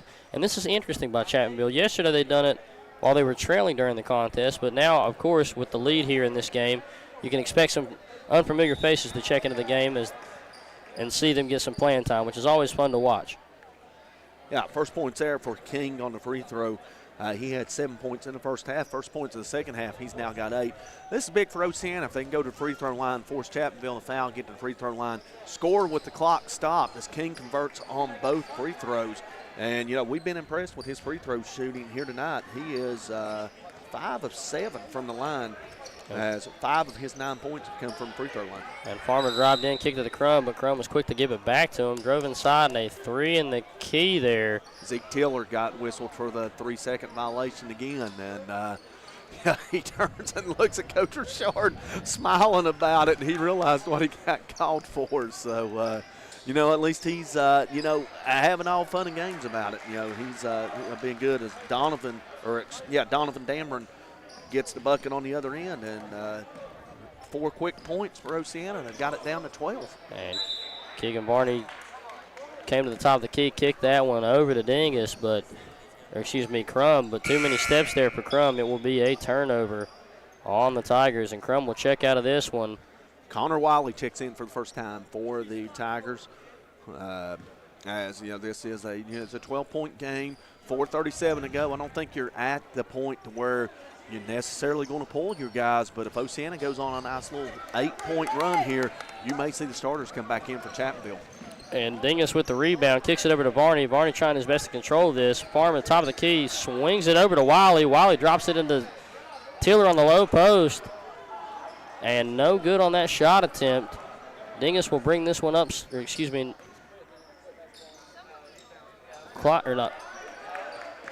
Gibson had Morgan will bring this one up. Sorry, was not on the roster earlier until we got this lined out, but the shot blocked away by Dingus, and Varney will bring this one up across the timeline and fake the 3, give it up to Wiley. Wiley for a 3, short, rebounded by King. Feels like he was tapped on the head, and Chapmanville almost walked away with the rebound, but a diving attempt at a save there from Oceana. It will still remain in Tiger possession. Oceana is going to get King a breather here with 3:45 to go. You know, they missed a few opportunities there for to get Wiley in the post, and you know, 12-point deficit could have been about an 8 or 9. And Raby just messing with some of the players about their shoes being untied. Third time Gibson had to tie his, so he's having fun with Gibson, and Gibson just fouled Wiley on a 3. And that's going to send him to the free throw line. And that was the first time we saw Varney have to tie his shoe throughout the game. As soon as he checks in, not even barely 2 minutes into the quarter, but laces are coming off. And Wiley fouled on that 3 attempt. He will shoot 3 right here. He was ready to let that one go, and a great shot there to draw contact.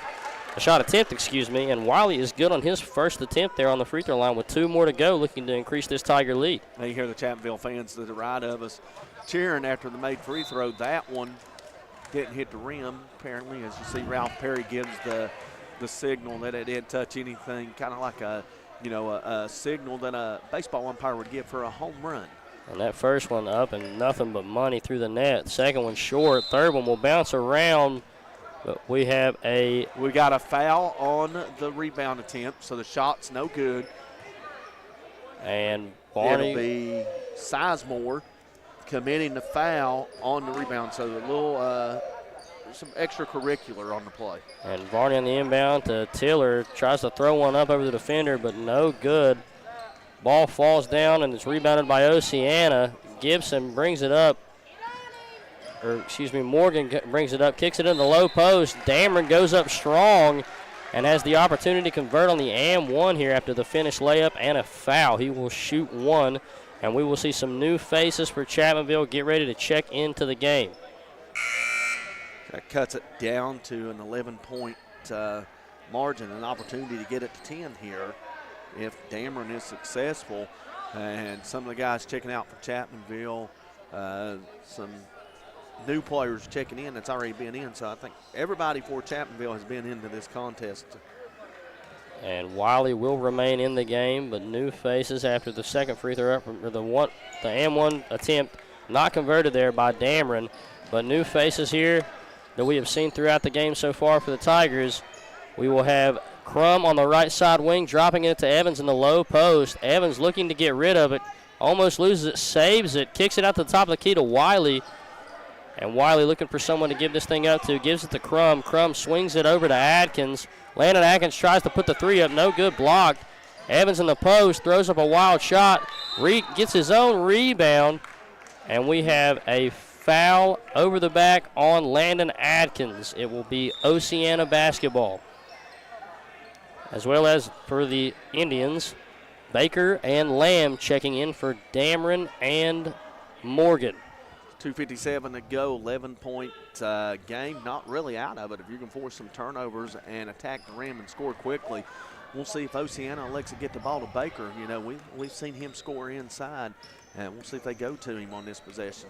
And Lamb drops it into Baker. Baker drives in strong. Layup on the opposite side with the right hand. He will be fouled, but it will just roll out of the rim.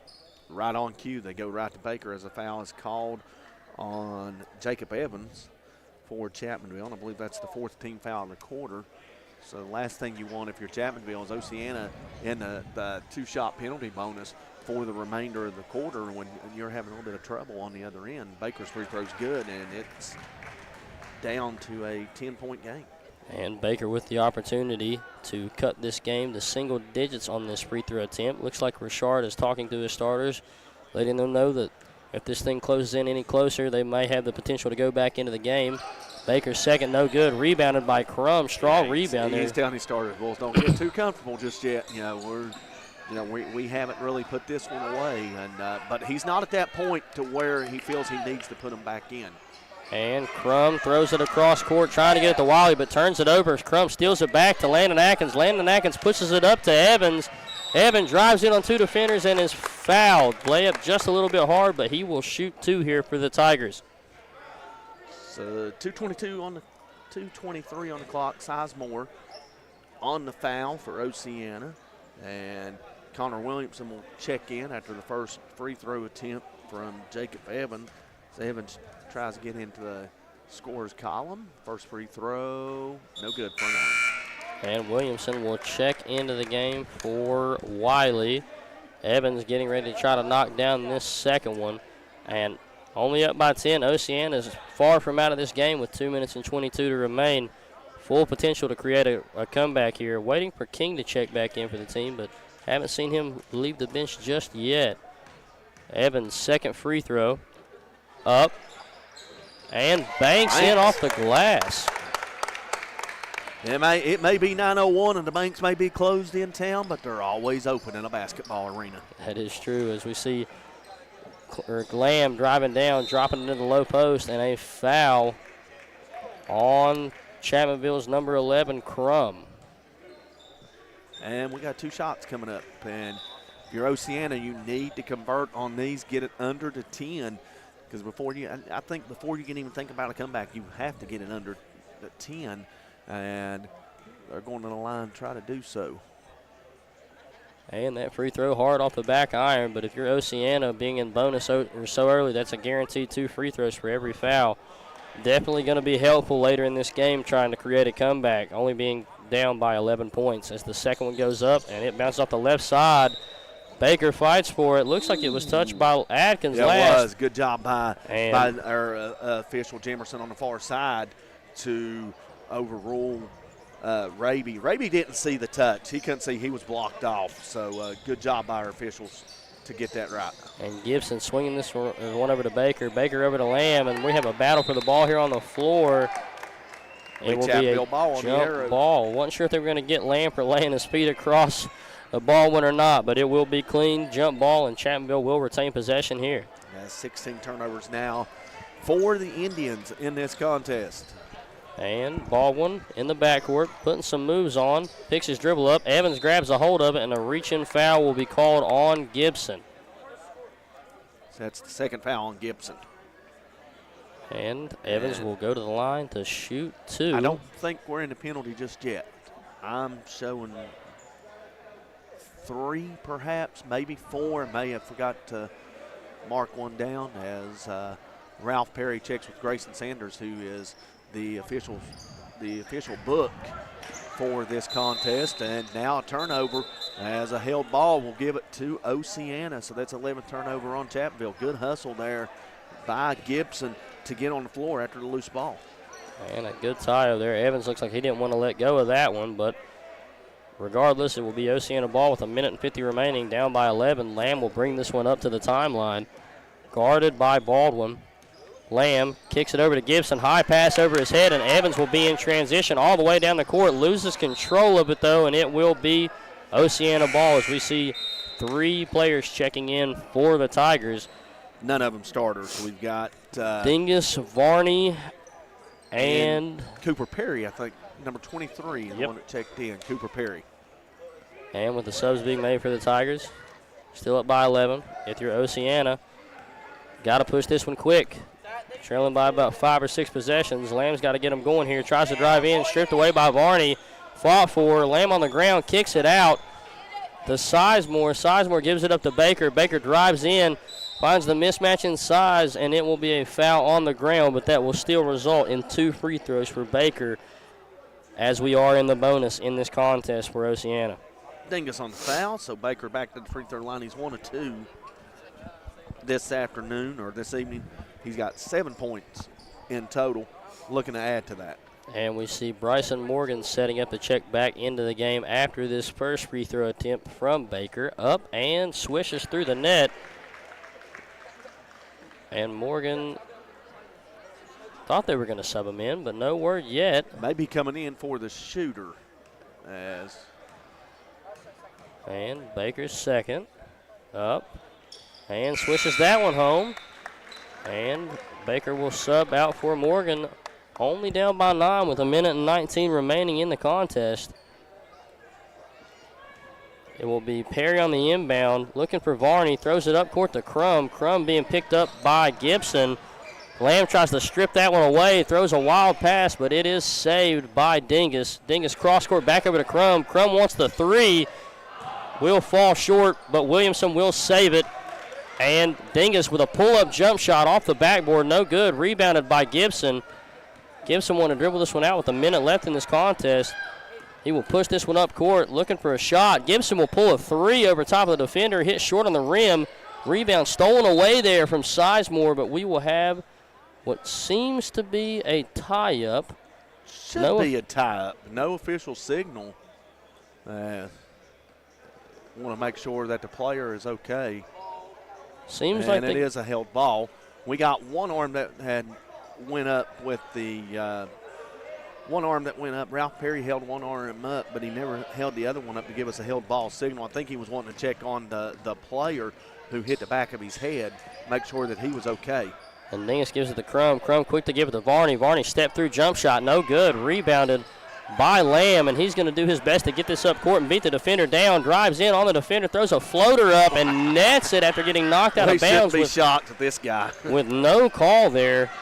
Got the speed of lightning behind that kid, beating everybody down court, despite most of them being in front of him. Way to create a shot there for him, and tipping it out of bounds there against Chapmanville. But Chapmanville will retain with Perry on the inbound.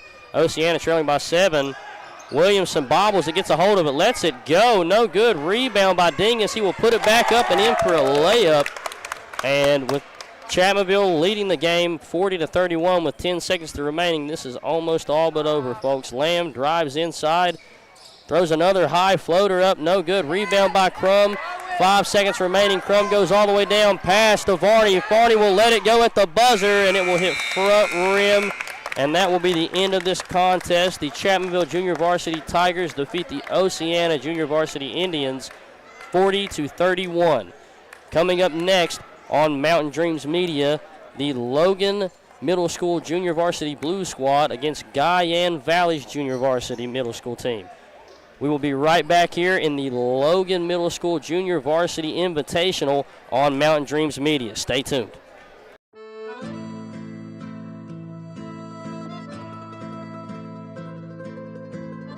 Giovanni's of Logan. Visit the newly renovated restaurant and convenient drive-thru. It is the Italian place to be.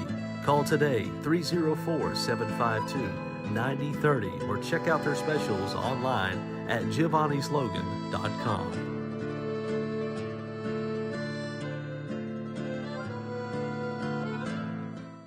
Hello, I'm Tiara Farrell, family nurse practitioner at Mountain Laurel Integrated Healthcare. We are your federally qualified healthcare center offering family, primary care services, and other services for individual and families in southern West Virginia and eastern Kentucky. Integrated care blends all of our services into a one-stop shop. We offer better results through professional treatments and a close collaboration and communication with our health experts and various services. Mountain Laurel Integrated Healthcare, where change begins.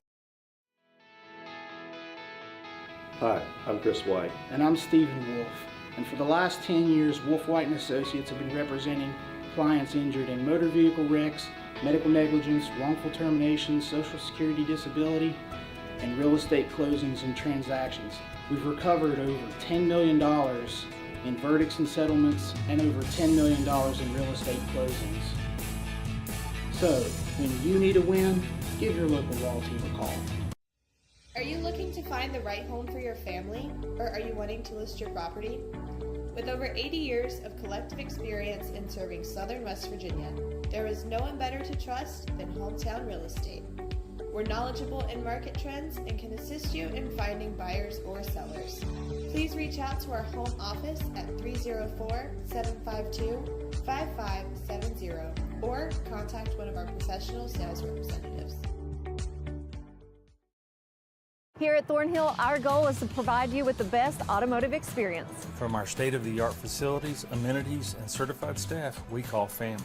You'll be offered the best experience you deserve. We take pride in our focus for customer care, bringing the best quality and support for all of our customers' needs.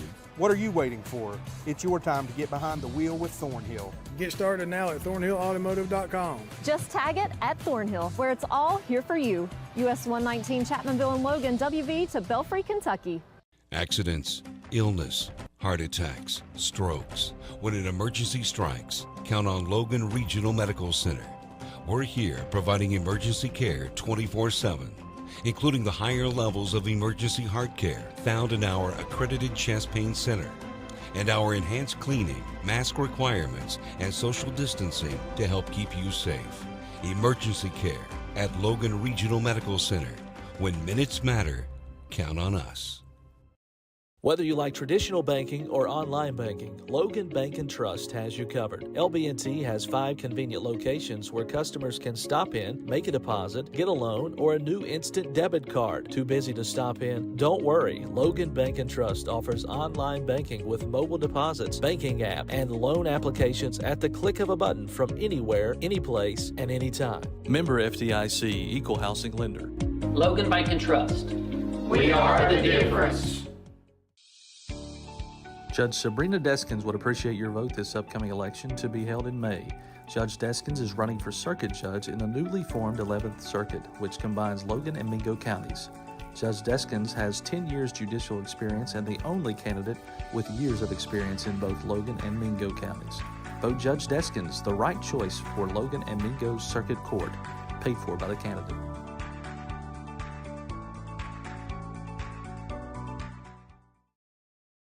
Shayna O'Brien Thompson is seeking your vote for circuit judge for Logan and Mingo counties in May 2024 for one of 2 Logan seats. Vote Shayna O'Brien Thompson, your choice for a fair, respectful, working circuit judge. Paid for by the committee to elect Shayna O'Brien Thompson.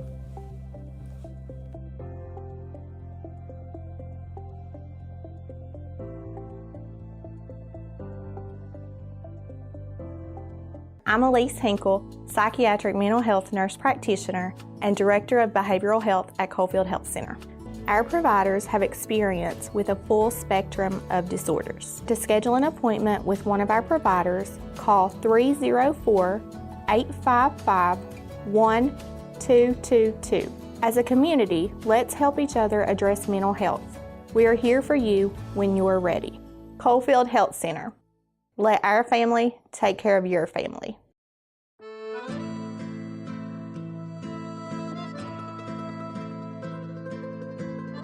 Giovanni's of Logan.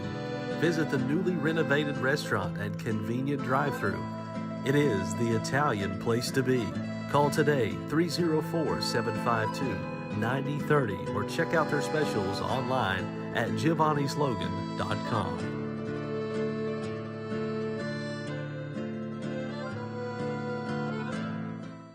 Hello, I'm Tiara Farrell, family nurse practitioner at Mountain Laurel Integrated Healthcare. We are your federally qualified healthcare center offering family, primary care services, and other services for individual and families in southern West Virginia and eastern Kentucky. Integrated care blends all of our services into a one-stop shop. We offer better results through professional treatments and a close collaboration and communication with our health experts and various services. Mountain Laurel Integrated Healthcare, where change begins.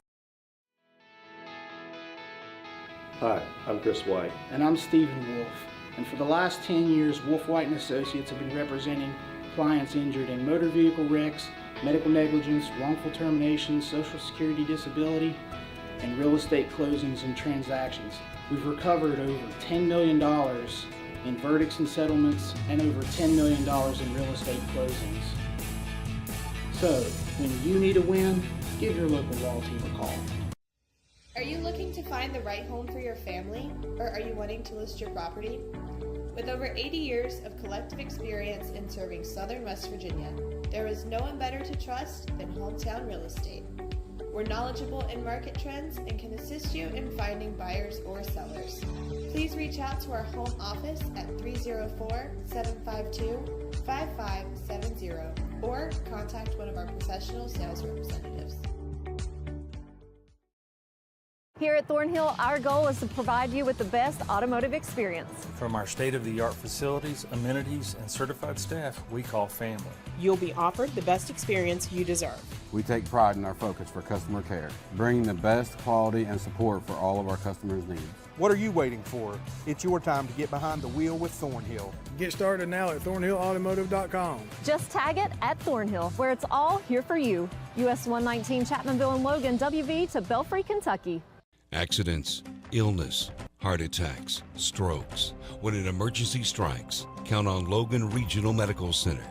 We're here providing emergency care 24/7, including the higher levels of emergency heart care found in our accredited chest pain center, and our enhanced cleaning, mask requirements, and social distancing to help keep you safe. Emergency care at Logan Regional Medical Center. When minutes matter, count on us. Whether you like traditional banking or online banking, Logan Bank & Trust has you covered. LB&T has 5 convenient locations where customers can stop in, make a deposit, get a loan, or a new instant debit card. Too busy to stop in? Don't worry. Logan Bank & Trust offers online banking with mobile deposits, banking app, and loan applications at the click of a button from anywhere, anyplace, and anytime. Member FDIC, Equal Housing Lender. Logan Bank & Trust. We are the difference. Judge Sabrina Deskins would appreciate your vote this upcoming election to be held in May. Judge Deskins is running for circuit judge in the newly formed 11th Circuit, which combines Logan and Mingo counties. Judge Deskins has 10 years judicial experience and the only candidate with years of experience in both Logan and Mingo counties. Vote Judge Deskins, the right choice for Logan and Mingo Circuit Court, paid for by the candidate.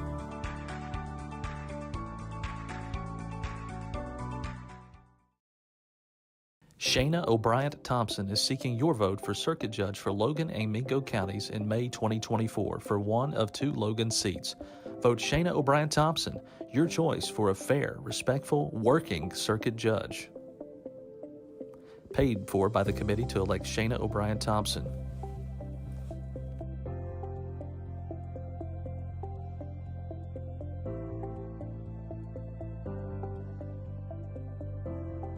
I'm Elise Hinkle, psychiatric mental health nurse practitioner and director of behavioral health at Coalfield Health Center. Our providers have experience with a full spectrum of disorders. To schedule an appointment with one of our providers, call 304-855-1222. As a community, let's help each other address mental health. We are here for you when you are ready. Coalfield Health Center. Let our family take care of your family.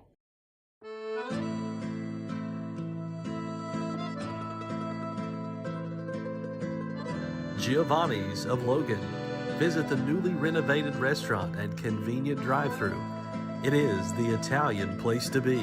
Call today 304-752-9030 or check out their specials online at giovannislogan.com.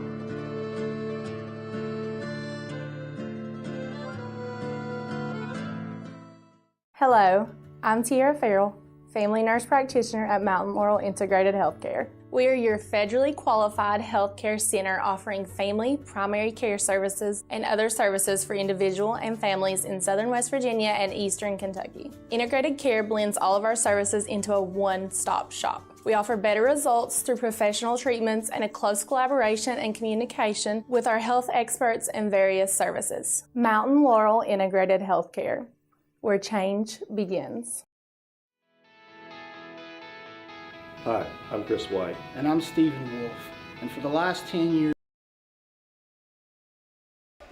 And welcome back here on Mountain Dreams Media. Kyle Spalding here. Joined with me is Bill Lusk in the final contest of the Logan Middle School Junior Varsity Invitational. In this matchup, the Logan Middle School Blue Squad versus Guyan Valley's JV teams.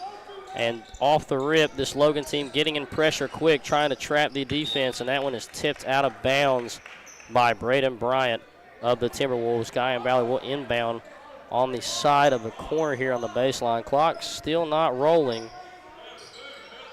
And the inbound to the low post here. Kick back out for a three is off the mark for Guyan Valley. And the Timberwolves pushing this one up. Full court pass to Braden Bryant, just hard off the rim. And we will have, I believe, an over-the-back call. Yeah, they're going to get Alex Good going over the back for Logan Middle School. Braden Bryant, Carson Hill, Alex Good, Brody Belcher, Caleb Johnson, the starting five for Logan Middle School. For Guyan Valley, Zayden Ellis, Jackson Shortridge, Colin Gibson, Bryson Plumley, and Trey Whittington, your starting five for Guyan Valley. And the jump shot there, no good. The putback attempt also off the mark, but another rebound for Guyan Valley. The layup up and in on the other side. A great shot there from Gibson. And Braden Bryant over to Good. Good inside to Johnson. Johnson got a lot of contact right there, but the pass comes out to Bryant. Bryant looks for the shot. Nothing there. Kick back out to Good. And the screen coming here from Johnson. He will back it out, run a different play here from head coach Seth Hayner. Good kicks it over to the right side. Back to the top. Potential drive here and a foul on the shot on Carson Hale's attempt at the layup. And Carson Hale will shoot two here on this attempt. Whittington picks up the foul, his first, as Hale is at the free throw line.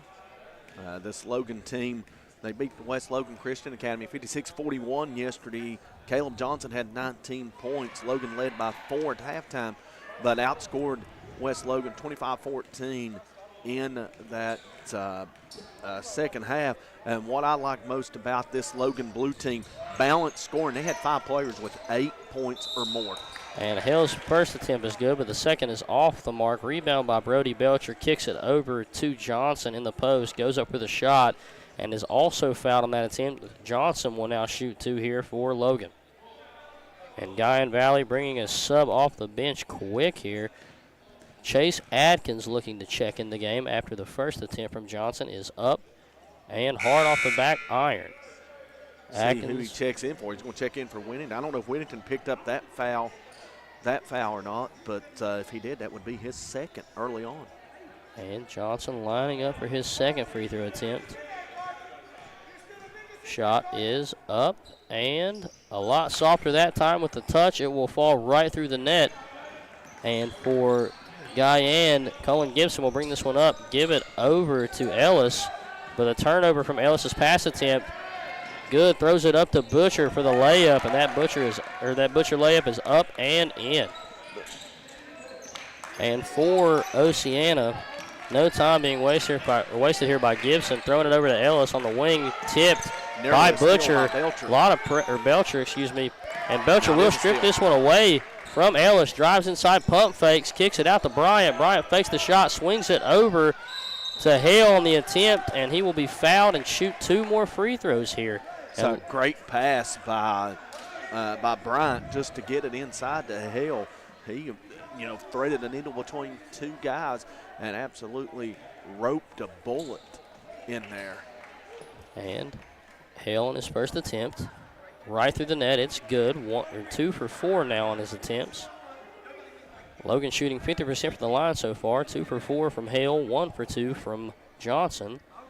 Looking to increase that, and it rolls off the rim. No good from Hale, but the rebound there from Good is up and in for 2. Logan leading 7-2 here with 4 minutes remaining in this quarter. Gibson gives it over to Shortridge. Shortridge over to Ellis. Inside, stolen away from Good. And the length of this Logan team is definitely helping on these passing lanes, but stolen back away from Guyan Valley. And they will push this one up the court. Gibson drives inside. Great handle. Curl layup, no good. Loses it. And Logan will walk away with this one, trying to push this fast break. Braden Bryant wasting no time. Gives it up to Good. Good drives in. Drop pass to Gibson. Tapped away, but Hale gets a hold of it. And a 3 in the key called. Thought that would reset after the shot attempt there. I thought it would Johnson. have after the tip. Nobody really had possession there, but you know what he got? He had to get Caleb Johnson in the lane.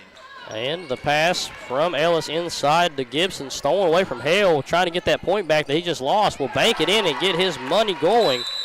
And a timeout quickly taken from Guyan Valley. The Logan crowd as well as the team are hyped up here. We're going to see if it's a 30 or a full here to find out. Looks like it's a 30. Both teams are staying up on the floor. So, good start by Logan. Guyan Valley got that 2 points early on, and since then Logan has scored the last 9, and they're doing it on the defensive end. They're forcing turnovers, getting out in transition, and scoring buckets at ease. And, it's kind of hard to, sit here and try to talk about Guyan Valley when, we haven't seen them this invitational. This is the first time that they will take part in it. Williamson being the team that played yesterday that didn't make the trip back today, and now they are, making their first appearance in this tournament. And some of these kids are JV kids. Some of these kids are varsity kids that played in the King Cole Classic last week at Logan against the Logan Middle School JV team, and that game was won by Logan Middle School going away. And Logan leading right now 9-2, 7-point lead early on. Been putting a lot of pressure on this Guyan Valley team, and now we're going to see this Logan's Timberwolves full court press get into action after the ball comes off the foot of Shortridge. Didn't know if there was going to be a tie-up right there, but Good walks away, that throws it to Bryant. Bryant over to Belcher. Belcher trying to put some moves on him. Floater high off the glass, no good, and tipped out of bounds by Johnson. It will be Guyan Valley's basketball. Yeah, Belcher had the right idea to go in there and bank the shot. Just didn't have the right angle to do so. And Guyan Valley grabbed the basketball much like you would play in your backyard and get it out. And official John Raby said, "Well, no, wait a minute, give me the ball here. We don't play that way." Trying their best to break that press up, but Raby stopped it. And the Shortridge pass over to Adkins, no good. Logan pushing this one up the court. Bryan in the corner. Over to Good. Good to Johnson in the low post. Turnaround double clutch hook shot. No good. Johnson fighting for his own rebound, but Gibson will walk away with it. And now Plumlee on the drive. Goes inside. Wide open layup, but rolls off the side of the rim. Just too much touch on that one. And Johnson will slow this thing down. Hand it over to Bryant at the top of the key. Swings it to the corner for a Alex Good three. Short off the rim. Rebound by Ellis. And Ellis looking to walk this one up for the Wildcats and get their offense set up. Swings it over to Gibson. Gibson guarded by Belcher. And a little bit of a tie up there. Braden Bryant stripped that away, and it went off the knee of Gibson. So Logan will retain the ball here.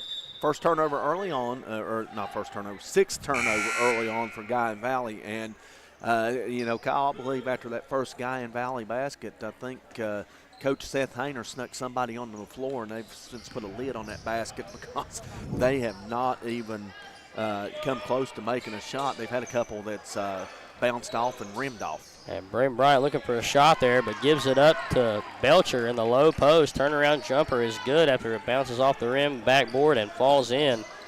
And Gibson here getting triple teamed by the Timberwolves. Gives it up, and there will be a foul.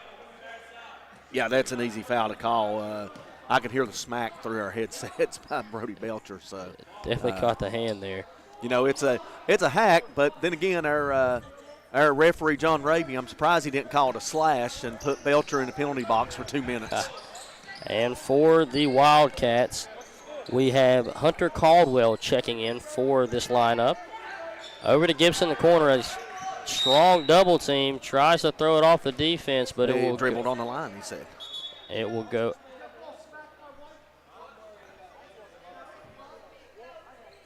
And a little bit of confusion there. If the ball was smacked away, Guyan Valley's coach thinks it was, but the call is Logan ball. Raby didn't see the call, and the Guyan Valley coach said the ball was smacked by White. So he asked Lily if the ball was smacked. Lily didn't see it as well, so the call remains Logan basketball. And a great find there from Bryant on a cutting Belcher. And a steal there from Johnson off the inbound, wasting no time. They were pressing. The whole team got back, but Johnson was there to just sneak in and steal that pass on the inbound, and he was fouled on the floor. So Johnson will inbound here for the Timberwolves. And Kyle, if anybody's at home watching, wondering how could Logan have 5 players, they only dress 8, how could 5 players score 8 or more points as a 3 drops by Braden Bryant? It's the ball movement. You see here, Brody Belcher's already got 6 points, and the reason he's got 6 points is because the guards are finding him in the right spots, putting him in position to come up with these buckets. And good in the right passing lane on the pass attempt from Ellis, stolen away quickly, and we have a foul on Ellis for the Wildcats. Belcher will shoot 2, and we saw just now in that last possession from Logan, Braden Bryant came up here to the booth and spoke to us a little bit earlier and said one thing's for sure, he's letting the ball go tonight, not hesitating whatsoever. And on his first 3 attempt of the night, nothing but net there for Bryant, as well as this first free throw coming from Belcher. So I said it yesterday, once Bryant gets hot, it's hard to stop him. And if you're him, seeing that first one fall means a lot to the rest of your game. He got a good look from the corner. He set his feet and was able to knock it down. And now Belcher adds to his total 2 free throws. He's got 8 points early in this contest. Now this Logan lead is 16. They've scored in the last 18 points. 18-0 run since Guyan Valley scored the first bucket of the game. And this trap defense they're running is doing a great job of preventing Guyan Valley from getting anything going, as Gibson's corner 3 attempt off the mark. Pass from Johnson up court. Loses it, saved by Bryant, and the ball is rolling on the floor. Alex Good will save this, throw it into Johnson, pump fakes, goes up over top, no good. Another rebound from Johnson off the glass, but it will be rebounded by Guyan Valley. And this one being pushed up the court, tries a scoop layup, but he will get hit hard as Caldwell goes down and draws a foul. See who they get on the foul, whether they get Johnson or Bryant, and they will get Bryant. And that's the 3rd of the quarter. And Guyan Valley, the free throw line, looking to end this 18-0 Logan run as Hunter Caldwell goes to the line. And Bryant walking by jokingly looks at the referee and says, my fault, didn't mean to get him that hard. So Caldwell's first shot off the back iron, no good. And he will look to sink this one to give Guyan their first point and end this 18-0 run that Logan has been on with 5.3 remaining in the first quarter. First point in nearly 5 minutes if it goes, and it drops. And it rattles in for the Wildcats, 5.3. A baseball pass up court from Johnson to a wide open Belcher for a deep three to capitalize and end this half, putting that lead back to 18 for Logan. And we saw him yesterday, very impressive play from Belcher, coming out wasting no time to show it again tonight. And with the first quarter coming to an end, 3 more quarters remaining in the final contest of the Logan Middle School Junior Varsity Invitational. Stay tuned here to watch the rest of this contest on Mountain Dreams Media.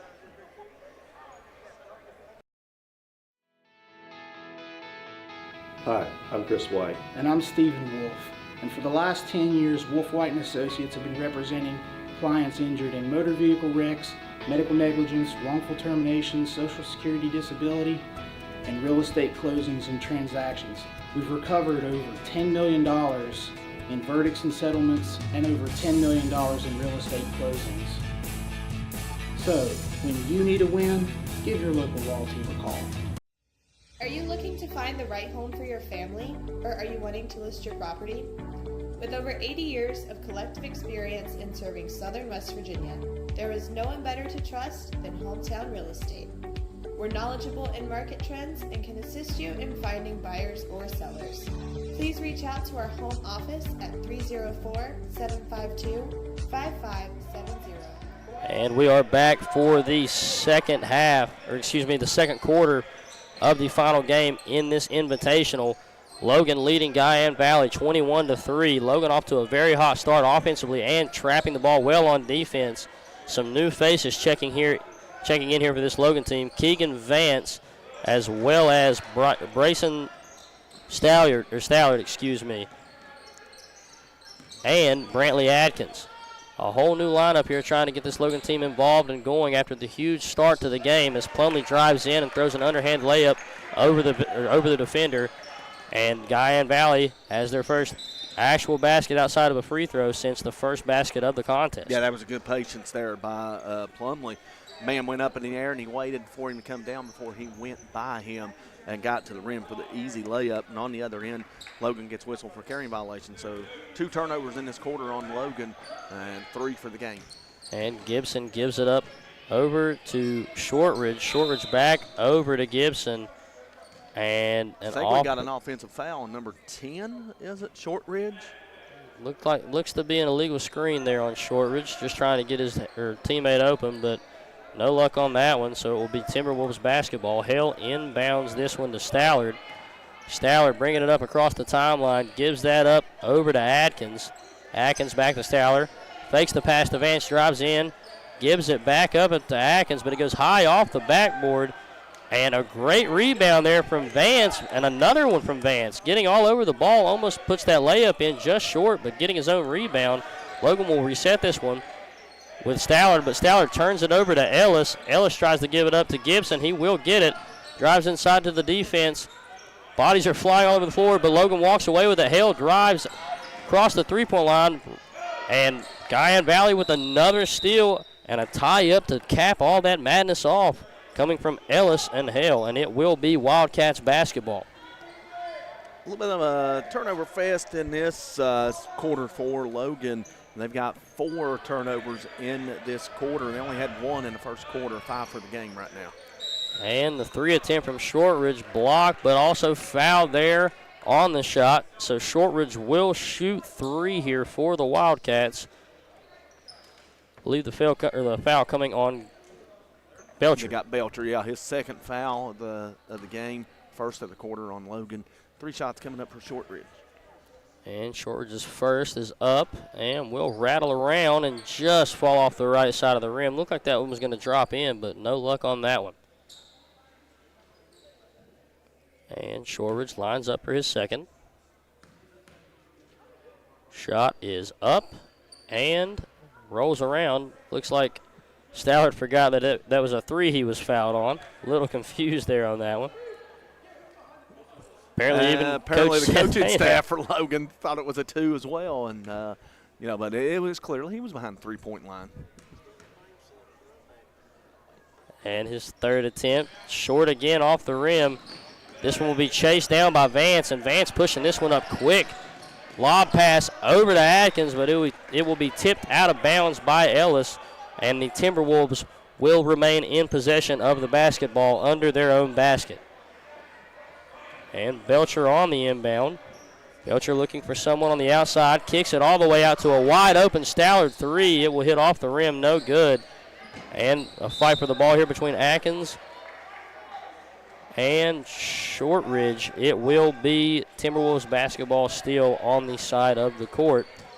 Inbounded by Belcher to Hale, over to Vance. Vance drives into Ellis, and he will be called for a travel. Got in there and just slid a little bit too much, and that will be Wildcats basketball. And we've got a final score from Ripley tonight. Logan High School girls in action tonight taking on the Ripley Vikings. And Ripley gets out to a good first half start, and they ride that momentum to a 63-39 win over the Logan Lady Wildcats. Coach Kevin Gertz and his Lady Wildcat team will be in action tomorrow in a makeup game from last Monday against the Lady Skyhawks of Scott, 7 p.m., and we will have coverage on Mountain Dreams Media. And a foul there on Hale on Ellis's shot attempt. So with that being said, Hale and Belcher will check out for Bryant and Good. Ellis is good on his first attempt at the free throw line. And a new face checking into the game for Guyan Valley. Jesse Crawford checks into the contest. Ellis is second, up and nothing but net there for the young Wildcat player. Bryant pushing this one up. Went right, stopped at the top of the key, gives it up to Vance. Vance puts a move on him, gives it up to Bryant. Bryant's going to slow this one down, go left side, give it up to Good at the top of the key. Back to Bryant. Bryant swings it to the corner for a wide open Stallard, just short. And Stallard will fight for this rebound, but takes too many steps before he puts the ball down after getting the steal away. Yeah, he did a good job of coming in, getting the board. Just unfortunately not knowing how many steps he took, and gets called for the travel. And Crawford on the inbound throws it into Gibson. Gibson pushes it up, gives it to Ellis. Ellis finds Gibson back in the corner, looking to get this one inside. A step through there from Plumley. Some looking for a walk, but no call. Gibson with the rebound. He will dribble this one back out, guarded by Vance. Almost loses it off his knee. Shortridge guarded. Kicks it over to Gibson. Gibson drives into the high post, looking for someone to give this thing up to. Drops it over to Plumley. And Plumley will reset this one to Ellis, but Ellis quick to give it to Shortridge, guarded by Vance. He drives in hard to the basket. Kicks it all the way out for a three from Gibson. Will net that one home. Nothing but the bottom. Great ball movement in that squad. Any movement there by Seth Hayner. Get some of these other guys in there. 21-10 now, as Logan has yet to score in this quarter, and they continue to be scoreless as Guyan Valley has scored the only 7 points and now whistle in the backcourt and a double dribble on the Wildcats, and turnover number 12. And Stallard drove inside, a little wild behind the head shot for a layup, doesn't go in, and the Logan Wildcats will get a hold of that one after the turnover, but looking to talk to his team here a little bit. Coach Seth Hayner will take a timeout. It will be a 30, so we will stay here with you on Mountain Dreams Media. And like you said, trying to get some of those younger players involved and your bench as well. Only up by 11. The lead hasn't increased that much yet. They had a great start with that 18-2 run going into the half, up 21-3. But now the score closing in here, 21-10. Logan leads with 2 minutes and 30 seconds left in the second quarter of this contest. What do you see Guyan Valley needing to do to try to cut this lead down a little bit more and close the gap? Make more shots on the offensive end, cut down on those turnovers. They've turned it over 12 times. Of course, the majority of them turnovers came in the first quarter against the Logan starters, and now that Logan has a mix in here of reserves and starters, Guyan Valley needs to continue to see if they can't get more points on this scoreboard and cut into this lead while the starters are out. Go in the locker room on a little bit of momentum and try to build that in the second half. And Logan inbound high lob pass to Bryant, but Bryant overshots the pass to Stallard, so it will be Wildcat ball, and Gibson wasting no time attacking the basket, going right through the defender and laying that one up and making this lead for the Timberwolves single digits. Logan leads 21-12, but Braden Bryant answering back, coming down quick and letting a three go, and it hits the wire, so that will be out of bounds on the Wildcats, on the Timberwolves. And the Wildcats will inbound here. Crawford inbounds to Gibson. 2 minutes remaining. And if you're the Wildcats, you're trying to close this gap fast. So I'm assuming quick offense, but Ellis trying to get that one in quick, stolen away by Good. And then Gibson out on the pass back from Good, steals it back again, drives in strong, and didn't go up with the shot. Tried to stop his pivot foot, but ended up sliding a little bit too much for referee Jenna Lilly, so that will be another turnover on the Wildcats. Yeah, you see the head coach down there for Guyan Valley. He's telling him, you got to stop sooner. And, once he gets into the lane, he comes to a stop, but that pivot foot's still dragging. And on the pass coming from Stallard inside to Atkins, he drives in Euro step and is fouled on the shot attempt. Atkins will shoot 2 here at the line. Plumley on the foul, so 2 shots coming up here for Brantley Atkins, a chance to get Logan on the scoreboard here in the second quarter. They've not had a very good start to this quarter. Free throws up, no good.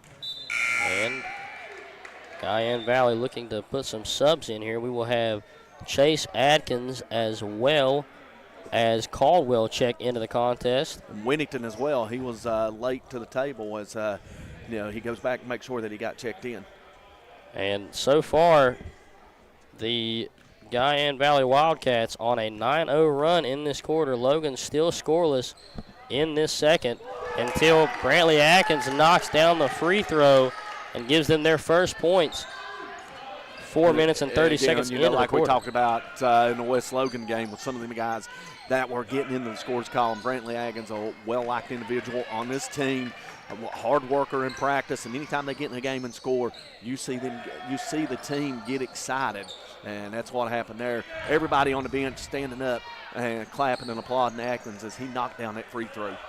And the Wildcats trying their best to fight for that rebound. A lot of shots going up, but nothing's falling. Kicked it out to Gibson. Gibson drove in, but it will be a 3-second call on Chase Atkins for the Wildcats.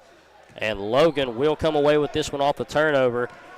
Bryant inbounds to Stallard, but gives it back to Bryant with a minute remaining.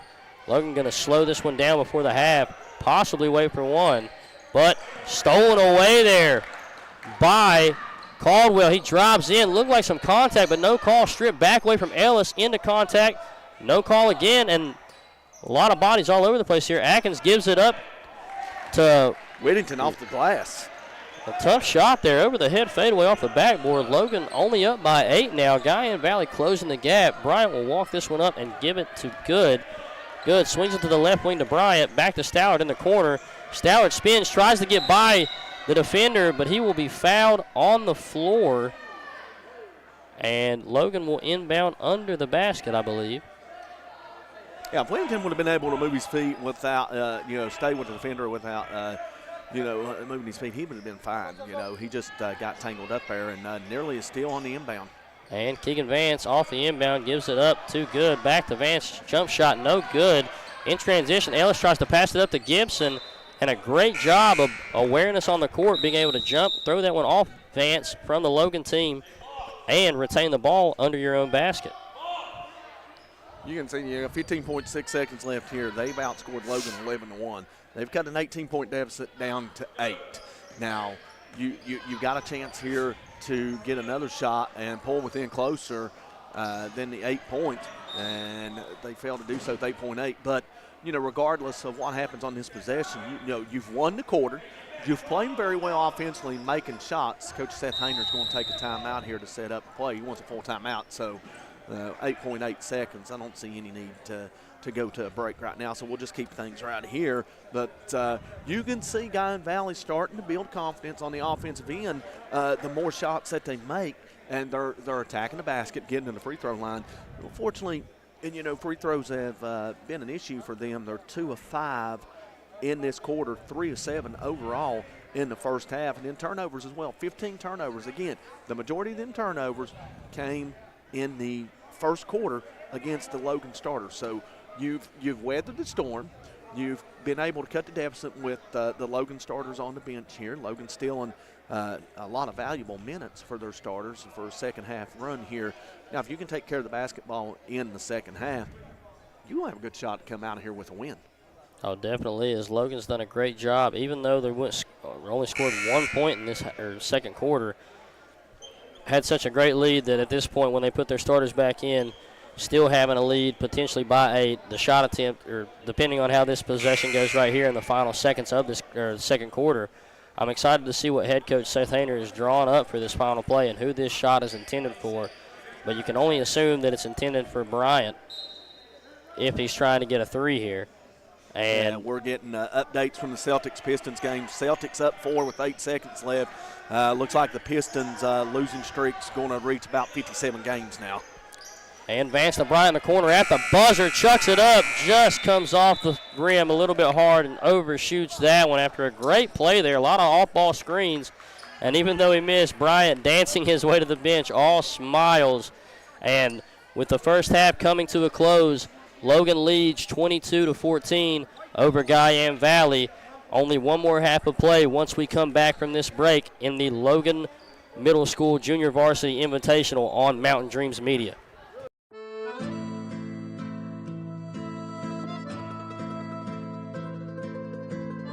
Giovanni's of Logan. Visit the newly renovated restaurant and convenient drive-thru. It is the Italian place to be.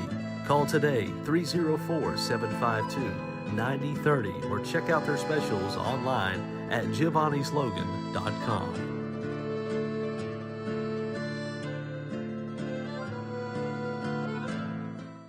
Hello, I'm Tiara Farrell, family nurse practitioner at Mountain Laurel Integrated Healthcare. We are your federally qualified healthcare center offering family, primary care services, and other services for individual and families in southern West Virginia and eastern Kentucky. Integrated care blends all of our services into a one-stop shop. We offer better results through professional treatments and a close collaboration and communication with our health experts and various services. Mountain Laurel Integrated Healthcare, where change begins.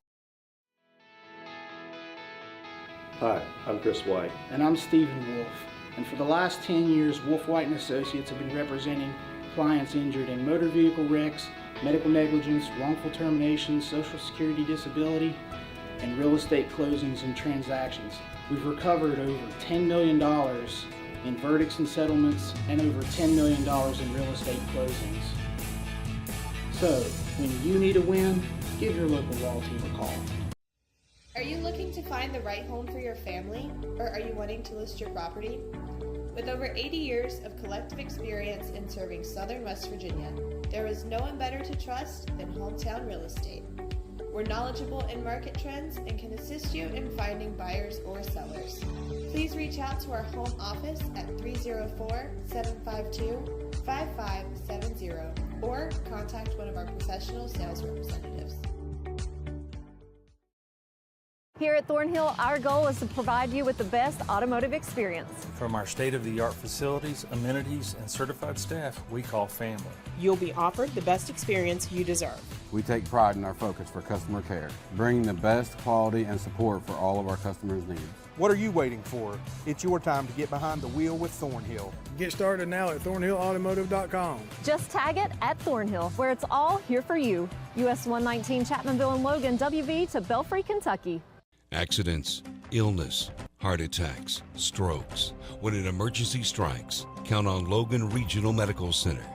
We're here providing emergency care 24/7, including the higher levels of emergency heart care found in our accredited chest pain center, and our enhanced cleaning, mask requirements, and social distancing to help keep you safe. Emergency care at Logan Regional Medical Center. When minutes matter, count on us.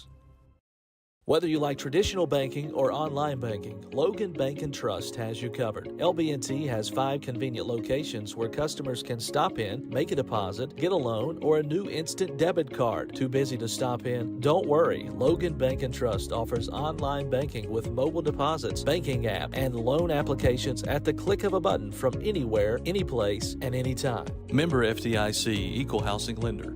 Logan Bank & Trust. We are the difference. Judge Sabrina Deskins would appreciate your vote this upcoming election to be held in May. Judge Deskins is running for circuit judge in the newly formed 11th Circuit, which combines Logan and Mingo counties. Judge Deskins has 10 years judicial experience and the only candidate with years of experience in both Logan and Mingo counties. Vote Judge Deskins, the right choice for Logan and Mingo Circuit Court, paid for by the candidate.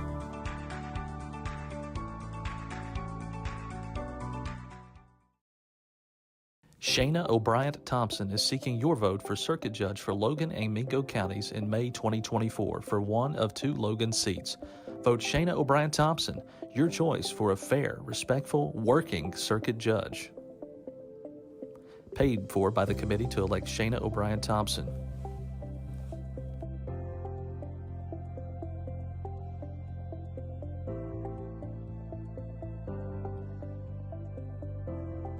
I'm Elise Hinkle, psychiatric mental health nurse practitioner and director of behavioral health at Coalfield Health Center. Our providers have experience with a full spectrum of disorders. And we are back for the second half of the final contest in the Logan Middle School Junior Varsity Invitational here between the Logan Middle School Timberwolves blue team and the Guyan Valley Wildcats. So far, Logan had a great start, went up 21-3 at the end of the first quarter, but only scored 1 point in the second, and a great run there from Guyan on an 11-1 run against the Wildcats in the second. But for the first time since the first quarter, all of Logan's starters are back on the court, as well as Guyan Valley, so we're excited to see how this one plays out as that ball goes into the low post to Johnson, and he is fouled by Whittington. Yeah, Whittington, I believe that's his 3rd personal foul as they get Crawford up off the bench to check in for him. And Whittington, fought foul troubles in the first quarter set for the majority of that quarter. And he's got just 2 points thus far. Gibson leads the way for Guyan Valley with 7, 2 for Ellis, 2 for Plumlee, 2 for Whittington. As Caleb Johnson gets his 3rd point on the inside. And Logan starts the quarter off with the basket and get back up by 10. And Shortridge answers right back for the Wildcats with a 3 wide open. Strong finish from Johnson on the other end, but Wildcats wasting no time on the offense.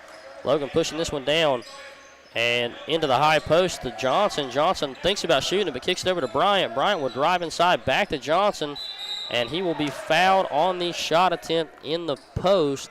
That will be 2 shots at the line here for Johnson. Logan coming out wanting to attack the post and establish dominance on the inside, get some easy buckets and stretch this lead. That was once 18 at the end of the first quarter. Stretch it out.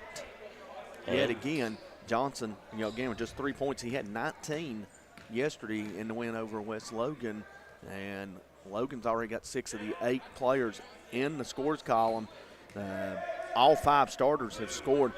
Bryant has 3, Hale has 4, Good has 2, 1 for Brantley Aggins, and leading the way with a game-high 11 points, Brody Belcher, all of those coming in the first quarter. Of course, Belcher and some of the other starting 5 set for almost all of the second quarter, if not, set for the majority, if not all of the second quarter, as both free throws are missed by Johnson.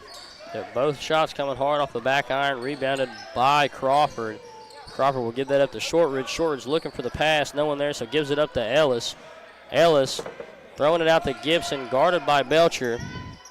And Belcher will Gibson will take this one to the right wing, getting double teamed, gives it up to Shortridge, almost loses it, looking for a shot, gives it back up to Gibson, and they will bring this one out to the top of the key and try to get the offense rolling.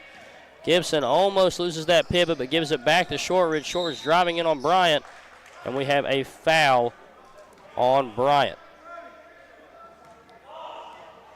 On Belcher. I believe that might be 3 on Belcher. Belcher just reached inside last minute. Couldn't really see him over there. It looked like Bryant had a hold of him, but nevertheless, Wildcats ball. Crawford off the pass to Shortridge, back to Shortridge. Ball bouncing around off of players, and it will be Hale walking away with it for the Wildcat. Timberwolves almost double dribbles there. Belcher, guarded by Ellis at the top of the key, swings it over to Good. Good high post for Hale, jump shot off the back rim, rebound by Johnson, and it will hit hard off the backboard, almost roll off the front of the rim, but it will fall back through the net for 2. So Johnson's come out, asserted himself in the middle early on. He's got 4 points early on. He's got all 4 points this quarter, the only 4 points for the Timberwolves. And Gibson testing the limits with that pivot foot, 3 in a row of him extending his leg, trying to find someone to give the ball up to, but Raby seen enough on that one, and that will be a travel called here for the Wildcats. Hale inbounding to Belcher. Belcher will be picked up by Ellis at the top of the key. Seems like it's a box, not a box and one, but more of a 2-3 with that man extending all the way up to the half-court line to guard the point guard, as the 2 is good there from Hale. Nothing that Guyan Valley can do to stop Logan on the inside, and Wildcats trying to break the pressure in transition and get an easy bucket, but a good job by Bryant to close and get a deflection so the Wildcats don't get an easy bucket. But, Logan, they've made it clear. They're coming out in this second half, and they're going to pound the post. They're going to pound the inside, get some easy buckets, get this Guyan Valley team in foul trouble, get some of these bigger players out. And Shortridge on the inbound, gives it up to Gibson in the corner, and that double team wasting no time from Logan. Tries to step through, but stripped away by Belcher. Spins and gets a hold of it, almost loses to the defender, but grabs it, tipped over by Gibson. Pump fakes by Hale into 2 defenders and lays that one up strong for the and 1. Looking to convert here on the free throw. Logan back up now by 13 with 3 minutes and 17 seconds remaining in the third quarter. 8-0 run to start this quarter for the Timberwolves, and all 8 points have come in the paint as Logan is continuing pounding. Now you'll see some substitutions getting in and out for the Timberwolves, and they're going to try to steal some minutes for some of these starters, as I imagine they'll go back in the start of the fourth quarter with 3:17 to go here in the third. And Hale's chance at the and 1, no good. Rebounded by Gibson. New faces for Logan checking back into the game. We have Vance, Adkins, and Stallard all leaving the bench again. Left in the game with Hale and Good. Ellis on the right side wing, throws it over to Gibson in the corner. Gibson drives in strong, double clutch layup. No backboard, just right through the net there on the floater. And Stallard wasting no time to get down here on the other side. Drives into defenders, looks for the pass down to Adkins, but cannot find it. It will be a jump ball, and it will be in possession of the Wildcats. That basket by Gibson will end a 6-0 mini run by the Timberwolves, and it pulls Guyan Valley back to within 11. They were down 8 to start this quarter. And Gibson looking to break this press. Got a little tied up. Ball back to Shortridge, driving right into the press. And Guyan Valley will take a 30-second timeout here after some frustration on trying to get out of that press with the time that they had. And if you're Guyan Valley, Logan coming into that trap quick, we all know ball movement's the way to get out of it, but keep driving inside of the middle of the court trying to find that lane when this left side's wide open for him. Yeah, I mean, that's easy for Guyan Valley there. It's either take the 30-second timeout or get a 10-second call. And there was no way that Guyan Valley was going to break that pressure and get it across the court before the 10-second mark, because for every time that they dribble, they kept going further and further away from the timeline. So Guyan Valley, calling a timeout, needing to regroup there and set up the offense here to try to come up with some offense here and try to get this offense going again. Again, they only got 5 points this quarter after they scored 11 in the second quarter. They had just 3 points in the first quarter against these Logan starters. Now that you've got a mix of starters and reserves, 2 starters, 3 reserves, you've got to make your run with 3 starters sitting on the bench. And after a lot of passes coming from the lineup, finally broke through that press, but Adkins just took one too many steps before putting the ball on the floor. Another Wildcats turnover, and Logan will be in possession of the ball on the inbound. It will be good inbounding here to Stallard. Stallard going to walk this one up slowly for the Timberwolves. Setting up the high-low play. People line up on the block. And the wing, Adkins on the wing, gives it back up to Stallard, back over to Adkins. Adkins looking for that post, but there's no one there. And back out to Stallard. Ellis dives for it, doesn't get it. Vance with it, drops it into Good. Good goes up strong, fade away, will bounce out, and it will be rebounded by, Caldwell. And gives it up to Shortridge. Shortridge driving into defenders with 1:56 to go. 3 people all over him, and Alex Good will walk away with this one. Pump fake on the layup, and looked to step through with the opposite foot of his pivot. Thought that was a walk right there, but no call. May have got away with the walk as he came to jump stop that. Pivot foot did move, but nobody saw it. And Guyan Valley misses a wide open layup on the other end. And beautiful ball movement from Guyan Valley. The best we've seen all day, just didn't result in a basket as the block coming from Caldwell. Gibson will take it away, drive all the way in, and be fouled by Stallard just coming off the bottom of the rim. So Gibson will shoot 2 here from the line after that layup attempt. And it looks to be Braden Bryant getting ready to check back in for the Timberwolves.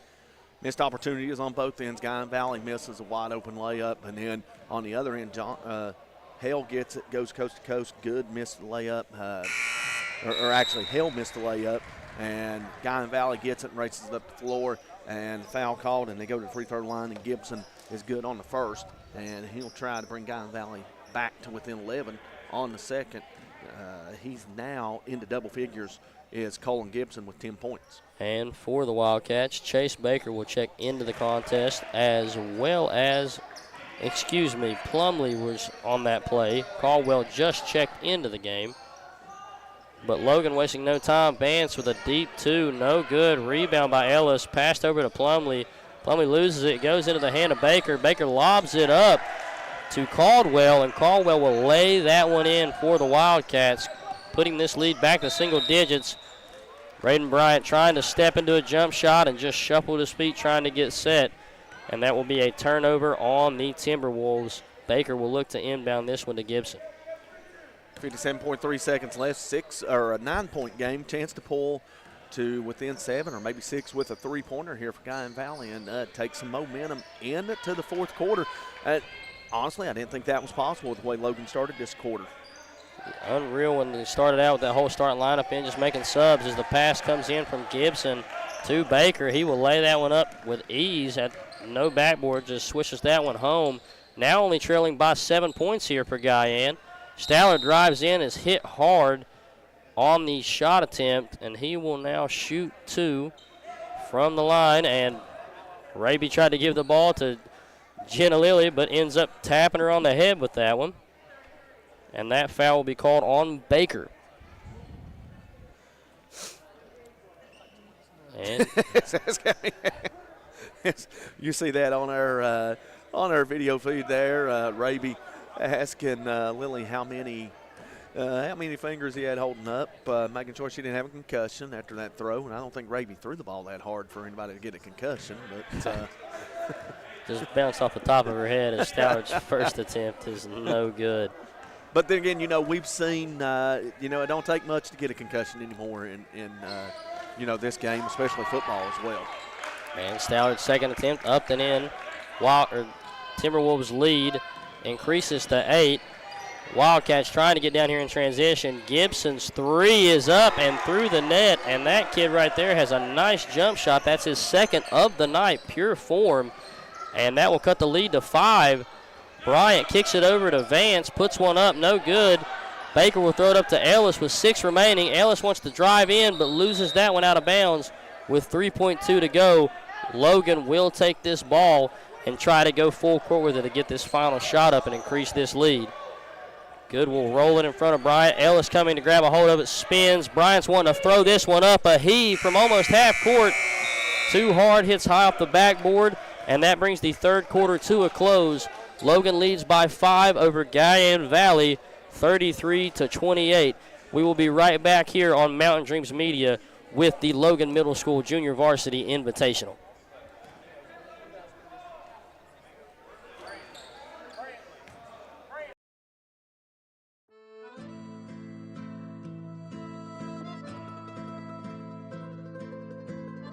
Giovanni's of Logan.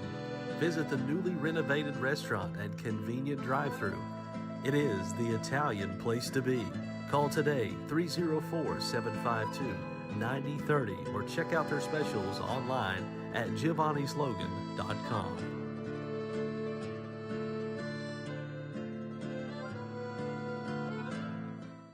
Hello, I'm Tiara Farrell, family nurse practitioner at Mountain Laurel Integrated Healthcare. We are your federally qualified healthcare center offering family, primary care services, and other services for individual and families in southern West Virginia and eastern Kentucky. Integrated Care blends all of our services into a one-stop shop. We offer better results through professional treatments and a close collaboration and communication with our health experts and various services. Mountain Laurel Integrated Healthcare, where change begins. And we are back here on Mountain Dreams Media for the final quarter of play in the final game in the Logan Middle School Junior Varsity Invitational. For the final quarter, Kyle Spalding here, joined by Bill Lusk. Logan leading by 5 over Guyan Valley. And they're going to be quick with this one to get this inbound. We're wanting to see who can increase this lead first. Guyan trying to make a comeback. And Staller driving into the defense and stolen away there from the Wildcats. Pass up to Caldwell and dropped inside to Crawford. And the shot attempt, no good, but he is fouled on the attempt. He will shoot 2 here from the line. If you got in Valley, you got what you wanted. You got a defensive stop coming out of the timeout to start the quarter. You get a steal. On the other end, you nearly get a basket to fall, an opportunity for an M1. Now you got to go to the free throw line and knock down these free throws and make this a one-possession ball game and keep the pressure on Logan. And Crawford's first attempt hits iron and bounces off the backboard, no good. Chance to cut this lead to 4 here. 2 layups and the game's tied if he sinks this one. Shot is up high, arcing shot. Hits the left side, no good. Rebound stolen away from Johnson, or by Johnson. It will be a foul on Caldwell. And Johnson looking to inbound this one. That's a quick foul in this quarter. If you're Logan, you want to get in that bonus as fast as possible to increase this lead. Belcher driving right by the defender, wants to go inside but gets cut off by Crawford. Over to Johnson, back to Belcher, wants to drive, drops it into Johnson the post. He fakes the spin, goes up with a jump shot, and is fouled on the attempt. Just a little bit too much body there, leaned in by Crawford. And Johnson will line up to shoot 2 here for the Timberwolves. And again, Logan coming in, trying to establish dominance in the paint. Now Johnson going to the free throw line, 1 of 4 from the line tonight. He needs to convert on these 2. Whittington gets up off the bench for Guyan Valley, and he will check into the contest after the first free throw from Johnson. Again, Johnson only 5 points tonight. He had 19 in last night's win over West Logan. First free throw's good. And if you're Guyan Valley, you have to, if you're anyone watching at home, you have to assume that Whittington, being a starter and one of the taller players on this team, getting 2 quick fouls early in that first, and then as soon as he checks back in the third, getting another foul. So only 2 fouls left before he's fouled out. They tried to save him for this final moment and try to make a run. Outcome may be a little different right now if he stays in the game and doesn't get into foul trouble. But Whittington receives the rebound from Plumlee. He gives it up to Caldwell, drives in, scoop layup on the opposite side, and that will bounce hard off the backboard. Rebound by Johnson. He will give this one up to Belcher, checked by Plumlee. Big screen from Johnson, pull up mid-range jump shot off the mark by Belcher, and Whittington will snag this one home. Give it up to Gibson. Gibson putting some moves on here in the backcourt, gives it over to Shortridge on the right side wing, drives in, kicks it out to Plumlee, back up top to Caldwell. Caldwell will drive inside on Belcher, pump fake, kick it out to Shortridge for a short 2 off the rim. Caldwell with a rebound, gives it up to Plumlee for a short mid-range, and we have a 2-point ball game here at Logan Middle School. It's a 4-point game. It was 4 point. Yeah, first points. I had to look up and make sure that we hadn't missed one either. First points of the quarter for Guyan Valley, and we get a carry in the backcourt. And Caldwell just raised that one too high on the back of his hip, brought it up over top of his shoulder, and that will be Timberwolves ball. We will also see Alex Good check into the contest here for Adkins. Get a couple of score updates. NCAA basketball, Tennessee Tech and Arkansas Little Rock. Tennessee tied up 41-41 in the second half. David Early, 9 points for Tennessee Tech. And the Boston Celtics avoid embarrassment. They pull away from the Detroit Pistons as Johnson's going to get called for an over-the-back call. They pull away from the Pistons. They win in overtime, extending the Detroit Pistons streak to 28 games. 28 straight games. I mean, how bad do you have to be if you're a professional team to lose 28 in a row? And who knows who knows when the streak will end, because the schedule's not favorable. This could reach 40, 45 games. Not a team that you expect to win too many games with the roster they had, but nonetheless, not the winning streak, or not the kind of streak you want to be on either. Just a young team, a young coaching staff, underdeveloped, and it shows when you watch the team play. And to add the frustration, Kyle, they started the season 2-1. And now they're 2-29. And it's the Pistons' curse. It's been like that for a while, ever since Ben Wallace and those guys left. But we have a 30-second timeout here between the Timberwolves and the Wildcats. Has the curse been like that since Ben Wallace and him left, or has the curse been like that since the Malice at the Palace with, back in 2004, I believe it was, Ron Artest laying across the scores table after an ugly scene in the Palace at Auburn Hills between the Pacers and the Pistons, and the fans throwing stuff onto the court, and a cup hitting Artest, and Artest going into the stands after a fan, and it was just one of the ugliest scenes that you've seen one of the ugliest scenes I've ever seen in professional sports. And Artest swinging away at everyone he could see. You thought if you were in the way, you were getting hit. And you thought things would change whenever his name changed to Meta World Peace, but still throwing elbows in the NBA as soon as that name changed. So clearly the name had nothing to do with the personality. But back into this game right here, a foul called right before that timeout, and it will be Wildcats ball. Gibson gives that one up to Ellis. Back to Gibson, splits through the defense, drives in strong, tries to get past Johnson, and Johnson will be called with a foul on that layup attempt coming from Gibson.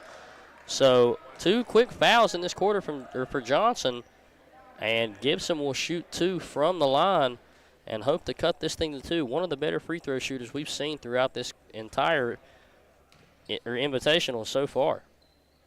Got a chance to cut it to 3. First free throw, no good. Still got one more attempt here to cut it to 3. Gibson was 2 for 3, and we'll see Hale check in after this free throw, as well as Bryant. So 3, 2 of the starters will check in. We'll see who checks out. I got to imagine that reserves will check out here as Stallard and, Stallard and Vance will check out. We got a 3-point game, man. This is the closest that Guyan Valley has been since it was 5-2. Yeah, only a 1-possession game. They leave Johnson wide open at the mid-range. He will turn around and bang a mid-range jump shot home, putting that lead back up to 5. Was a 1-possession ball game, but he quickly put it to 2. And a steal here from Alex Good, wasting no time getting in this press. But right back from Ellis for the Wildcats. Strips one away on the pass. Drives in, heard Johnson's feet trailing behind him, got a little nervous and put that one up short.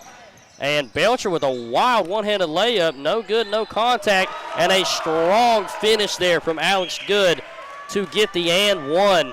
And he will shoot 1 to attempt and convert and increase this lead to 8 points.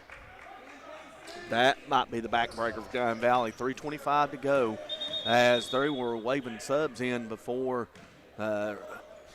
Raby didn't recognize that Ralph Perry, our official, had already waved the sub in because basket was good. You're not shooting 2 shots, so the subs get to come in. And Raby bounces the ball back, not knowing that Ralph had waved him in. So, kind of, I don't guess this is a good game for Raby. He's had his moments in this contest. Definitely, as we see Caldwell and Baker check in for the Wildcats. But yet at the same time, he's smiling about the mistakes that he's made. Raby's always having fun no matter if mistakes made or something funny's happening on their court. But a jump ball there tied up between the two teams. It will result in Wildcat basketball. The inbound coming from Caldwell to Gibson. Gibson trying to break this press, throws it over to Caldwell. Caldwell will run this one up court, almost loses it, tries to give it up to the man cutting through the paint. Whittington with a 3, no good, but the rebound is there from Caldwell. Just hard, tipped over to Bryant.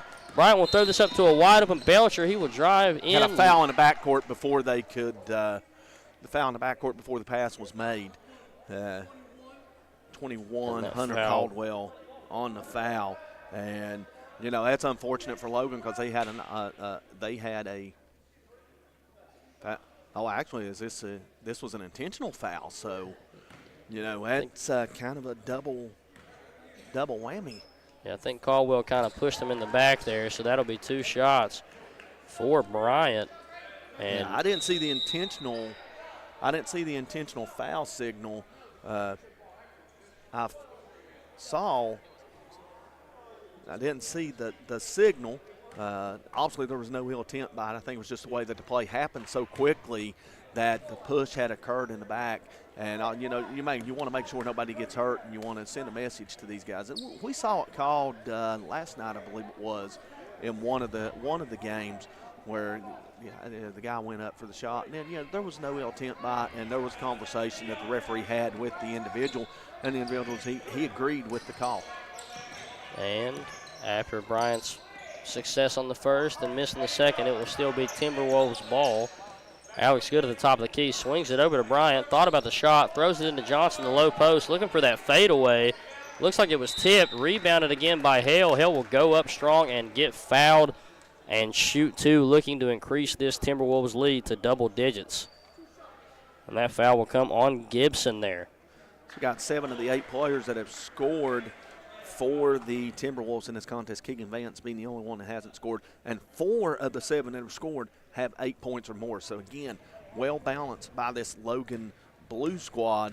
The White squad, pretty impressive in their own, but, this squad right here, I think overall in this JV tournament with the balanced scoring has been one of the most impressive, if not the impressive squad in this 2-day event.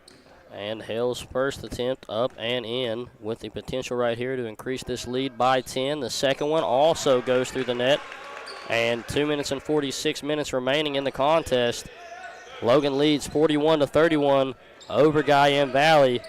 Gibson pushing this one up to the top of the key, guarded by Belcher. Splits the defense, looking for a shot, doesn't have it, tries to give it up to his teammate, stripped away. Bryant just a little hard on that layup attempt. And Belcher trying to get a putback, wasn't sure where he was, threw it straight up, and a rebound by the Wildcats. He will dribble this one out. Bryant looking to put pressure, swings it over to Ellis into the low post for Plumlee, stolen away by the Timberwolves. Hale comes up with it and gives it to Johnson. Johnson driving inside, wants a floater, ends up throwing a one-handed floater off the backboard to put this lead to 12. With 2 minutes and 6 seconds remaining, Guyan Valley will take a timeout. And it will be a full timeout, so we will take a quick break here before the final 2 minutes of play on Mountain Dreams Media in the Logan Middle School Junior Varsity Invitational. Stay tuned.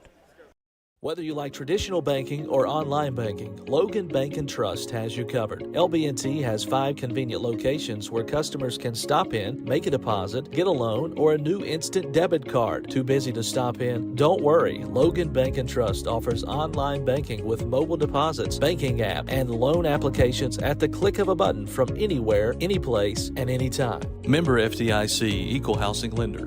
Logan Bank and Trust. We are the difference.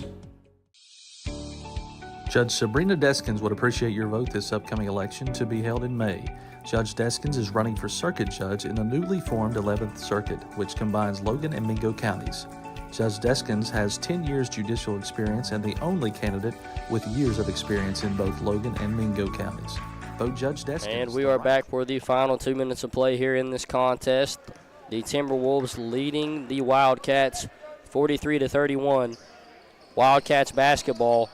Caldwell gives it up to Shortridge. Shortridge throws it into the corner for a 3 from Crawford. Haven't seen him shoot a jump shot yet, but he was ready to let that one go. And another timeout called quickly by Guyan Valley to get Gibson back into the game, looking to check in here. I think all we got is full timeouts unless they're just going to grant them a 30-second timeout. But that will bring Guyan Valley to within 9 as Crawford knocks down the 3. Looking at the scoring, on the side for Logan, we mentioned about the balanced scoring. Brody Belcher, 11. Caleb Johnson, 10. 10 points for Carson Hale. 3 players in double figures for this Logan Blue squad. Again, good good balance. Alex Good has 6 points. I mentioned there was 4 players with 8 points. I should have said 4 players with 6 or more. And you got Braden Bryant that has 4, 1 point from Stallard, one from Brantley Agin. So 7 of the 8 players that have scored have cracked the scores column for the Logan Blue Squad. And Guyan Valley, they've had some pretty impressive showings here. You got 15 points from Colin Gibson. He leads all scores, but he's been the main offense for Guyan Valley. And Vance's 3 attempt for the Timberwolves, no good. Wildcats in transition. Crawford gave it up to Caldwell. Gibson trying to put the moves on him, spins out of the post, and we have a 3 in the key called on Crawford. So it will be a turnover on the Wildcats. Timberwolves will regain possession, and we will see Belcher, looking to inbound here and break this press. Finds a wide open Atkins. He will push this one up, slow it back down. Looking for Belcher, not there, but gives it up to him with a bounce pass. Belcher staying high at the top of the key, drives in past Plumlee, goes all the way in, skips through, and has a wide open layup on the right side of the court there for the Timberwolves. 13 for Belcher, first points of the second half, and his first points since he had 11 in that first quarter. And Gibson's floater looked like a little bit of contact. No call, but still sinks that one home. 9-point lead here for the Timberwolves. Braden Bryant driving in strong and is hit hard on the shot attempt. Bryant will shoot 2 here. The call, it was a foul on Crawford. So Bryant looking to increase this lead back to double digits here for the Timberwolves and help close this one out with 53.8 seconds remaining. Bryant's first shot lined up. It is up and short off the front iron. We have a sub checking in for the Wildcats. Chase Ellis will sub in for Crawford. And we will see some adjustments here on the box for the rebound. Bryant ready for his second. Shot is airborne, and it will fall right through the net there for the Timberwolves, putting this lead back to 10. Gibson wasting no time getting down court. Picked up by Stallard. Over to Shortridge. Shortridge pull-up 3 off the step. No good. Stallard walks away with a rebound, but no call for the jump ball. It will be a turnover on Stallard. It will be a walk, and Wildcats will inbound this one on the sideline. Kind of tough for the officials to see that. Got 2 guys that are screening off Stallard, and all 3 officials can't see the tie-up as 3 launched by Gibson. No good. Guyan Valley down by 10. Just looks like they've appeared that they may have run out a little bit of gas here in this fourth quarter. And, Logan Blue Squad's going to come away here with a win. And it really looked like that it could have been a blowout early on, 21-3. But give credit to Guyan Valley. They fought and clawed their way back in this game. And they had it down to 3 points in this fourth quarter. Just run out a little bit of steam heading in to down the final stretches here. But, I guarantee you that coaching staff is proud of the fight in this Guyan Valley club. And Staller's first shot rims out. We will have 2 subs checking in, one sub checking in for Guyan Valley. It will be Chase Atkins stepping in for Plumlee. One more shot attempt up here for Stallard to try and shoot 50 on this attempt. Stallard shot up. And just bounces around. He crossed the line, though, before the shot hit the rim. Got a little excited there, so it will be Wildcat ball with 24 seconds remaining. Almost stepped over the line there on the inbound. Threw it up to Atkins. Shortridge deep 3 off the rim. And Belcher will push this one up court and try to hold this one out and let the time tick down. Putting some moves on to hold on to it, showing off the dribble style that he has. Great move from Belcher, drives inside. After that move, he had to get a basket. And a very pretty finish after the move from Belcher, up and in, and with the chance to convert the and one with 2.3 and win this game by 13 here for the Timberwolves. Belcher shot up and will fall, and that will give Logan the lead, 49-36 with every bit of 2.3 remaining. They'll roll it in. Caldwell will grab it, sling it from half court, and it will fall short. And with that final shot of the contest, in the final matchup of the night between the Logan Middle School Junior Varsity Blue Team against the Guyan Valley Junior Varsity Wildcats, The Logan Blue Squad is your winner by 13, 49-36. And that will wrap up the Logan Middle School Invitational, or Junior Varsity Invitational here on Mountain Dreams Media from Kyle Spalding and Bill Lusk, as well as our producer, Brennan Goff. Thank you all for listening, and we will see you next time here on Mountain Dreams Media.